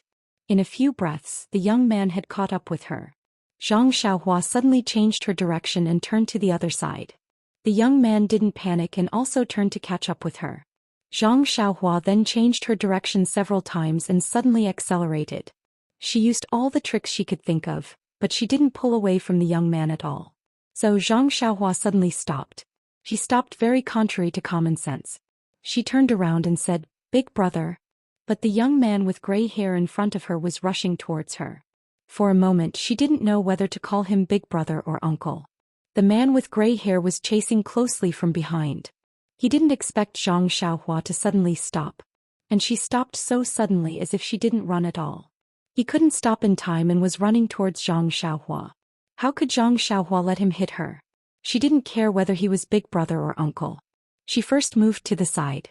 The man with gray hair's qigong was even better. He also took a breath and his body floated up. He just swept past the place where Zhang Xiaohua was standing and then stopped. Looking at the man with gray hair turning around, Zhang Xiaohua smiled and said, "Big brother, why are you chasing me?" The man with gray hair didn't speak. He stared at Zhang Xiaohua for a long time and asked, "Do you want to know? Then tell me first, why are you going to Xitui Mountain?" Zhang Xiaohua rolled her eyes and said righteously, "I'm going to enforce justice on behalf of heaven. The bandits of Xitui Mountain are running amok, killing people and setting fires. They are full of evil. As a disciple of the Dalan Temple, of course I have to be merciful and send them to Buddha's paradise." "You? A disciple of the Dalan Temple?" The man with gray hair's serious face suddenly became very funny, as if he saw the funniest thing in the world. He couldn't help but laugh and said, "You actually said in front of me that you are a disciple of the Dalan Temple? Do you know who I am?" Zhang Xiaohua secretly said in her heart, "This is bad. Li Gui has met Li Kuei. This time I'm exposed. Could it be that this guy is the real disciple?" Zhang Xiaohua hurriedly cupped her hands and said, "Could it be that this big brother is also a disciple of the Dalan Temple? Hey, a group of baldies from the Dalan Temple, are they worthy of being my master?" The man with gray hair had a face of disdain. "Then big brother is? Tell me who your master is first." "Master? Hee, didn't I tell big brother already? I am from the Dalan Temple." "Who is your big brother?" "Call me Lord. Also, you are definitely not from the Dalan Temple. It is useless to say this in front of me." "Big brother, oh Lord, this one does not have a master. This one is self-taught." "Self-taught? Hee, your movement technique has the shadow of the ethereal steps, but it is not exactly the same. Could it be that you are related to the Misty School?" The man with gray hair was somewhat suspicious. "Misty School?" Zhang Xiaohua rolled her eyes and said with a smile, "You guessed right. I am the direct disciple of the Misty School's leader O Peng. If you don't want to offend the Misty School, quickly let me go." "Ah." The man seemed to have heard something funny. He laughed and said, "Your movement technique is only 30% similar to the ethereal steps. You actually dare to boast that you are a disciple of the Misty School. Not to mention that you are definitely not a disciple of the Misty School. Even if you were a disciple of the Misty School, if I took you, they would not dare to say a word." "Oh no, where did this big brother come from? Right, divine sect, what kind of sect is this divine sect?" Poor Zhang Xiaohua only knew about the Misty School, the Dalan Temple and the evil tiger gang. The other sects were a blur to her eyes. Naturally, she did not know what this divine sect was. Seeing that Zhang Xiaohua did not speak, the man asked again, "I don't care which sect you are from. I just want to know why you went to Xitui Mountain. You killed their chief and 6 small fries. What is the reason?" Zhang Xiaohua quickly waved her hand and said, Big brother, you misunderstood. I only killed the chief. The others were not killed by me.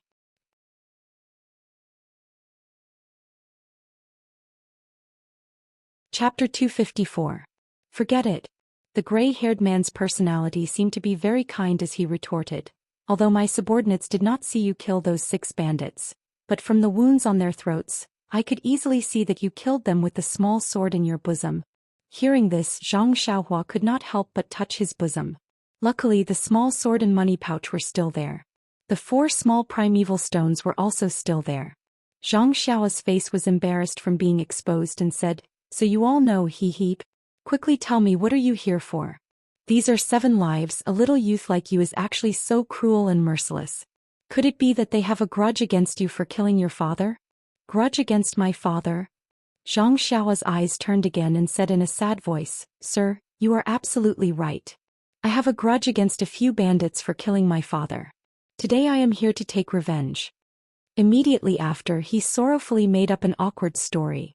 But his story had just started when the gray-haired man waved his hand and said, "Don't speak nonsense. I am not willing to listen to your nonsense. How can you have a grudge against the bandits with your skills? I do not care about the lives of those bandits. I only want to ask you one thing. Where is the cauldron in the secret room?" "Cauldron?" Zhang Xiaohua was confused and said in a puzzled voice, "Sir, please understand, I did not see any cauldron at all. Moreover, to be honest, I did not know that there was a secret room in that place. I originally wanted to assassinate the chief, but he was always with your people and I did not have a chance. So I thought of hiding in a place in the back hall and making my move. When I saw the secret room, the secret passage was already open. I was also curious, so I went down. In the end, it was empty, there was nothing. Oh right, there were only some strange weapons." The gray-haired man stared at Zhang Xiaohua, as if trying to distinguish whether he was telling the truth or not. After he finished speaking, he asked, "Which sect are you from? Or which organization are you from? If I'm familiar with it, I'll let you go after I verify it." Zhang Xiaohua smiled and said, "I really am a disciple of the Misty School." The white-haired man also smiled and said, "Then do you know the Dragon God sect?" "Dragon God sect?" Zhang Xiaohua rolled her eyes and said, "I heard from my master when one high, that it's an unremarkable sect." Haha. The gray-haired man laughed as if he had heard a joke. He looked up to the sky and laughed until tears almost came out of his eyes. Then he said, "You are really cunning. I don't know where you heard Wen Wenhai's name, but you actually shamelessly clung to his thigh. Do you still want me to be magnanimous to you on account of the fact that you are O Peng's disciple's disciple? However, since you haven't even heard of the Dragon God sect, how could you possibly be a disciple of the Misty School?" "Dragon God sect? Is he famous? Should I know?" Zhang Xiaohua had a series of question marks. She secretly muttered in her heart, "Isn't second brother just a disciple of the Misty School? I've never heard him mention the name of the Dragon God sect." Zhang Xiaohua helplessly spread out her hands and said, "Since sir doesn't believe me, then I'll just take it that I'm self-taught." "Self-taught?" The gray-haired man snorted coldly and said, "You are ruthless. You slit their throats with a sword. This is not something an ordinary person can do. If you hadn't undergone strict training, how could I believe it?" Hearing this, Zhang Xiaohua was also at a loss. Yes, 7 lives were harvested by her just like that. When she heard that the bandit's brother Su wanted to rob the Guozhuang house, Zhang Xiaohua naturally thought of the tragedy in the neighboring village and how the 3 wolves of Shitue Mountain treated her so viciously. She remembered that when she stabbed her first sword into that person's throat, she was still hesitant. After that, she saw a little bit of blood in his throat. At that time, her whole body was cold and she even trembled a little. However, she didn't have the slightest fear or regret. Suddenly, a chill rose from Zhang Xiaohua's heart and instantly spread throughout her body. Yes, when she faced 7 bandits, her powerful force made her feel like she was looking at a few weak ants. She could easily kill them without a burial ground. This was the first time she took the initiative to kill someone, but she wasn't afraid at all. Was this still her? Was it because she killed them so gently that she didn't feel guilty because she didn't see a drop of blood? Did their dead bodies make her think that they were really sleeping because they seemed to be asleep? There was a kind of fear in Zhang Xiaohua's eyes. This kind of fear was because she didn't understand her past behavior and her nature. The gray-haired man sensitively felt the change in Zhang Xiaohua and a smile appeared at the corner of his mouth. However, almost at the same time, an indifferent and unknown flow flowed out of her mind. First, it flowed to her heart and then it flowed throughout her body. Zhang Xiao's heart suddenly moved and a thought came into her mind. If they hurt my family, no matter how far they are, I will kill them. If they are my family, no matter how dangerous it is, I will do it. Once this thought appeared, it gradually became stronger and stronger. In the end, it became tyrannical and filled her entire mind. A sentence also appeared in her heart. If I don't go to hell, who will go to hell? Zhang Xiao's eyes instantly became firm and her state of mind also grew as if she was reborn. The tempering of the state of mind was very mysterious. The gray-haired man didn't know that his provocation actually made Zhang Xiao's cultivation advance to another level. When the gray-haired man saw Zhang Xiao's eyes, the smile at the corner of his mouth disappeared and he secretly said, "What a pity." He originally wanted to use a psychological attack and use words to test Zhang Xiao's psychological bottom line to make her obediently tell him what he wanted to know. Now that he failed, he couldn't help but lose his patience. The gray-haired man said coldly, "You really don't want to tell me where you came from?" Zhang Xiaohua laughed and said, "Sir, my words are all true.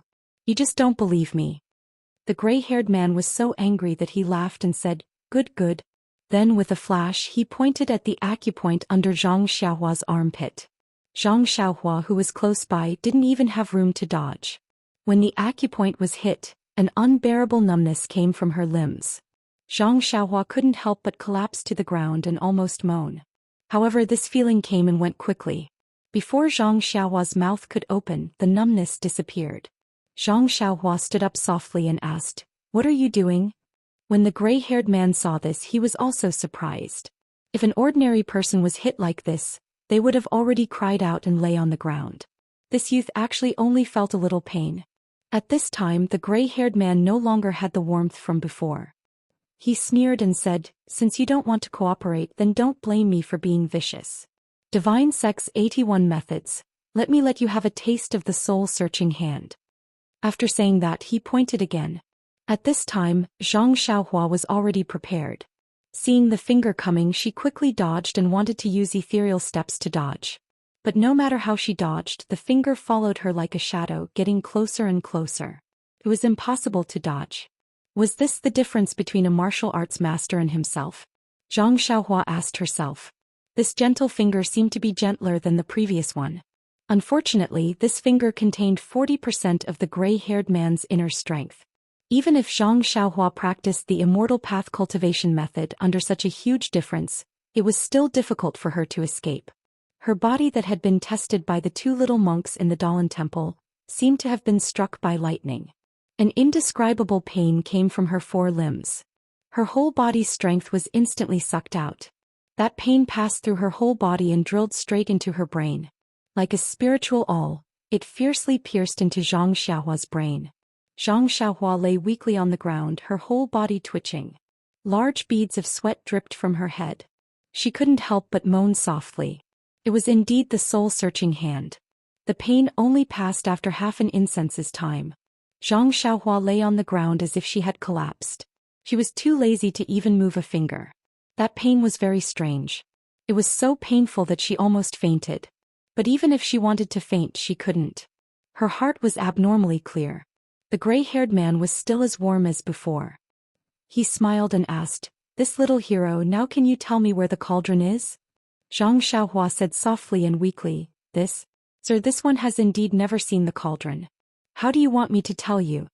The gray-haired man's eyes flashed coldly. He raised his leg and was about to attack again. But he tilted his head and looked at the time. He smiled and said, trying to be brave? It's okay. There's plenty of time to let you know. The divine sect has many techniques. I'll let you taste them one by one. I'd like to see how long you can last." After he finished speaking, he stretched out his 5 fingers and grabbed Zhang Xiaohua's acupuncture point. His strength penetrated through her bones. Zhang Xiaohua's body immediately stiffened. She couldn't move at all. She was caught in his hand. At the same time, the gray-haired man was also surprised. Ying Fei said with a smile, "Isn't it because of Wan Jianfeng? They are guarding their own base and not managing it well. Why did they interfere with the evil tiger gang?" What value does this kind of small gang have? Lord Qin said, they don't wake up early if there are no benefits. According to Situ Liang's information, Wan Jianfeng does not seem to be interested in the evil tiger gang. He is only using the evil tiger gang as a cover. As for what they are doing, even Situ Liang did not find out anything. However, it should be within the evil tiger gang's sphere of influence. Situ Liang's cousin being put under house arrest by Wan Jianfeng must be related to this secret. Then what kind of secret is it? What kind of sect is Wan Jianfeng? With that weak foundation, how could the divine sect be interested in what he wants? Just let him play. Sooner or later, Situ Liang will spread the news to the divine sect. Lord is wise. If it wasn't for Wan Jianfeng, the meeting with Situ Liang would not have been arranged so far away. That might not be the case. There is nothing to fear from Wan Jianfeng, but according to our information, Wan Jianfeng, Yanming Villa, Tan family and the Misty School have been doing a lot of shady business in the past few years. Moreover, their 4 sects have been developing very quickly, and their strength has increased by quite a bit. Especially the Misty School, they have actually swallowed the Luo Shui gang. They are like a tiger that has grown wings. Moreover, the number and quality of their elite disciples have increased by several times. The Misty School is a large sect, so if they are given a chance, they will inevitably become an obstacle to the divine sect. So, we cannot be careless about anything related to the Misty School. This little one understands. However, these 4 sects don't seem to be very harmonious. Moreover, even if our divine sect doesn't care, the Dalan Temple, Fragrance Cult and the Righteous Alliance might not be at ease with the threat of the Misty School. You're right. The people of the Righteous Alliance are always scheming against each other. They are all hypocritical and cannot form a united force. Otherwise, where would our divine sect find a place to stand in this world? Lord is wise. It is because our divine sect's 8 division heavenly dragons support each other and are as close as brothers that the divine sect is able to prosper. That's right. This is all thanks to sect leaders' wise leadership. Long live the divine sect, unify the Jianghu. The 2 of them did not hide their conversation from Zhang Xiaohua. They must have already decided Zhang Xiaohua's fate. Zhang Xiaohua was also sweating profusely. The more secrets she knew, the harder it would be to keep her life. But where was the escape route? Ying Fei led Lord Qin to a dilapidated temple. Using his divine sense, Zhang Xiaohua saw a young man who wasn't even 30 years old. He was sitting there cross-legged with a bag in his hand and a sword on the ground beside him. Lord Qin was far away from the dilapidated temple and he smiled. The person in the broken temple heard the sound of horse hooves outside. He stood up alertly and rushed out of the temple. He stuck out half of his head to take a look, then quickly came out to greet them. Lord Qin and Ying Fei jumped off their horses at the entrance. The young man took over Lord Qin's reins and led the horses into the broken temple. After that, the young man looked around and carefully closed the door. The 2 horses were tied to a withered tree in the temple. Zhang Xiaohua was still lying on the horse. No one paid any attention to her. The young man entered the temple and bowed to Lord Qin and Ying Fei. This little one is Situ Liang. Greetings to Lord Qin and Envoy Ying. Lord Qin smiled. Get up, Situ Liang. This lord had some small matters and was delayed. Sorry to have made you wait. Situ Liang replied, it's fine, it's fine. This little one also just arrived. Envoy Ying said, Situ Liang, Lord Qin already praised you on the way here. You did a good job. You are a promising talent. When you present the things you brought to the cult master, no matter if the cult master is willing or not, Lord Qin will put in a good word for you. If there is a chance, he will bestow our sect's divine technique for you to cultivate. Situ Liang was overjoyed and bowed deeply. Thank you, Lord Qin, thank you, Envoy Ying. Lord Qin said kindly, you are the one who worked hard. We are just the middlemen. Situ Liang immediately said, I don't dare. This is all thanks to Lord Qin and Envoy Ying. Situ Liang then talked about some matters in the gang and Wan Jianfeng. Only then did he hand over the bag in his hand. He smiled. Lord Qin, after receiving the message from the cult, this little one sent people to search everywhere. This is what I found recently. I don't know if it is to the cult master's liking. Lord Qin carefully opened the bag. A few small antique items were revealed. Jade pendants, jade hairpins, jade bracelets and so on. Under Zhang Xiaohua's spiritual sense, many of the items were giving off energy waves. Lord Qin looked at them and carefully examined each and every one of them. Situ Liang watched from the side with a nervous heart. When he finished looking at the last item, he closed the bag. Lord Qin said, "Not bad, they are all very good." Only then did Situ Liang relax. He smiled, "As long as it is to your liking, as long as it is to your liking." Lord Qin smiled, "Whether it is to your liking or not, it is not up to me to decide. We will only know which one of these items is to the cult master's liking after we take the item back. However, with the evil tiger gang's ability, it is already rare for you to be able to take out these items. When we return, there will definitely be a great reward." Situ Liang was overjoyed and said, "If that's the case, then thank you, sir and envoy." Lord Qin waved his hand. Just as he was about to say something, he suddenly frowned. He threw the bag to Envoy Ying, and with a flash he jumped out of the ruined temple like lightning. In the courtyard, Zhang Xiaohua, who was lying on the horse's back, suddenly flipped over and jumped into the air. She jumped onto the wall and was about to escape. Seeing that, Lord Qin also jumped onto the wall like an arrow. It was as if the wall was right in front of him. He caught up to Zhang Xiaohua, who was about to use her qinggong, and lightly smiled. "Brat, you sure are arrogant. There are not many people in the Jianghu that can escape from my hands." After that, with another point, Zhang Xiaohua fell down. She fell straight down from the wall. Her entire body curled up into a ball. She gritted her teeth as if she was enduring the pain. Actually, when Envoy Ying tied up the horse, Situ Liang had already seen Zhang Xiaohua on the horse. However, how could he dare to ask about something like that? Now that he saw the abnormality, he carefully asked, "Sir, this young man?" Lord Qin looked at Zhang Xiaohua, who was in extreme pain on the ground, and said, "It's nothing. It's just a small matter." Seeing that Lord Qin did not want to say anything more, Situ Liang quickly said, "Lord Qin, please give the item to the cult master. Also, please put in a good word for me. My evil tiger gang is very far from here, so I need to hurry back. Otherwise, Wan Jianfeng's people will become suspicious." Lord Qin said, "You haven't found out why Wan Jianfeng is here, right?" Situ Liang shook his head. "No, they are very mysterious. Their martial arts are also stronger than mine, so it's not easy to find out."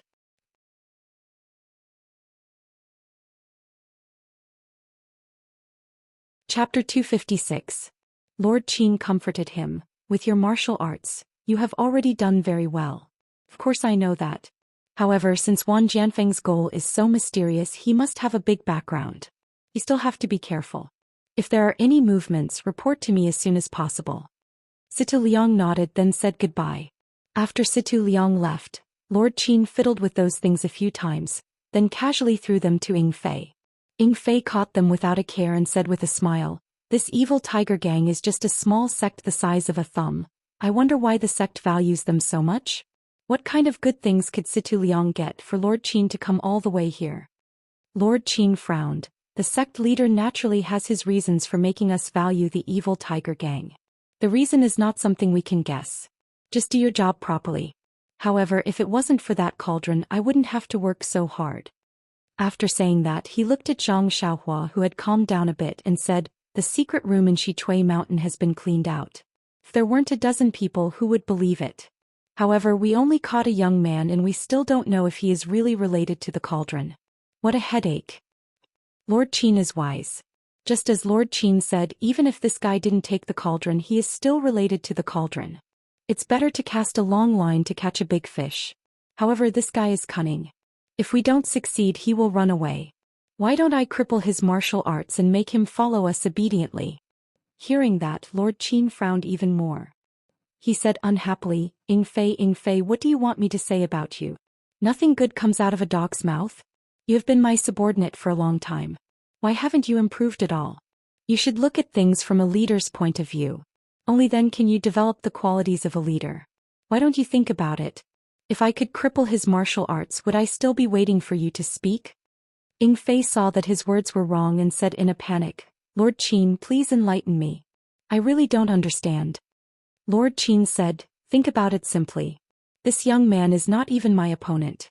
I crippled his martial arts just because I was afraid he would run away. If this spread to Jianghu, what face would I have left? As a superior, one must be able to toy with people in the palm of one's hand.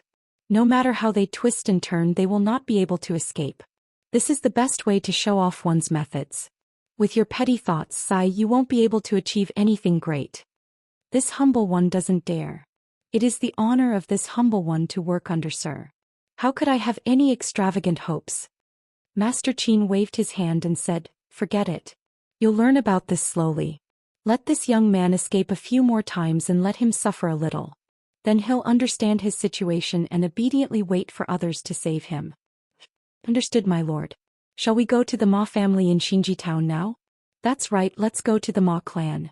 In recent years, the Ma clan has been getting closer to the righteous Dao alliance. Seems that they have some children by marriage. However, the sect leader has instructed us to let nature take its course if it's true love. Otherwise, we don't have to be polite. Hierarch is wise. However, sir, it seems that the hierarch is too merciful. Well, the sect leader's words are worth 10,000 words. Don't say too much. Master Qin seemed to be a little hesitant. Then he looked at Zhang Xiaohua on the ground and said, by the way, find a horse for him. It's easy to see him on a horse. Moreover, the Ma clan in Xinji town is also a big local family. We have to go there respectfully, right? By the way, I haven't asked for this fellow's name. 2 days later, on the official road leading to Xinji town, 3 horses were moving slowly. The one in front was a middle-aged man in his 30s. His face was kind and amiable, but his gray hair was eye-catching. Behind him was an ordinary man in luxurious clothes. He was talking to the man with gray hair with a charming smile on his face. The man with gray hair listened quietly and occasionally replied with a few words. Finally, there was an ordinary young man with a dispirited and pale face. He was silently riding the white horse under him, looking around with his eyes darting around. It was Master Qin, Ying Fei and Zhang Xiaohua. Ying Fei smiled and said, Sir, we'll reach Xinji town in 30 minutes. It's still early now. Why don't we get off the horse and rest for a while? Master Qin said, you're tired after walking for half a day? Where's your kung fu? You're not even as good as Ren Xiaoyao. Didn't you see that he was still very energetic after being dislocated this morning?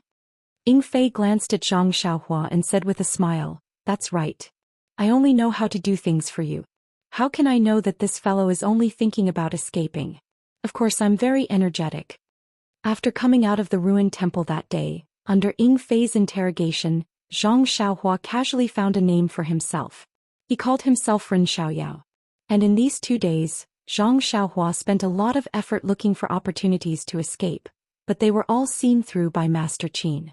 Even when Zhang Xiaohua ran away last night, Master Qin didn't bother to chase after him. When he woke up in the morning, he was dragged back by Ying Fei. Even Master Qin and Ying Fei knew that this young man had a big problem. He had the habit of sleeping. As long as it was midnight, he would fall asleep. After being tortured in the morning, Zhang Xiaohua basically gave up the idea of escaping. She slowly thought of other ways. Her Qin Gong was not as good as Master Qin's, and her experience in Jianghu was even worse. If she didn't have a unique way of escaping, she shouldn't show it to others.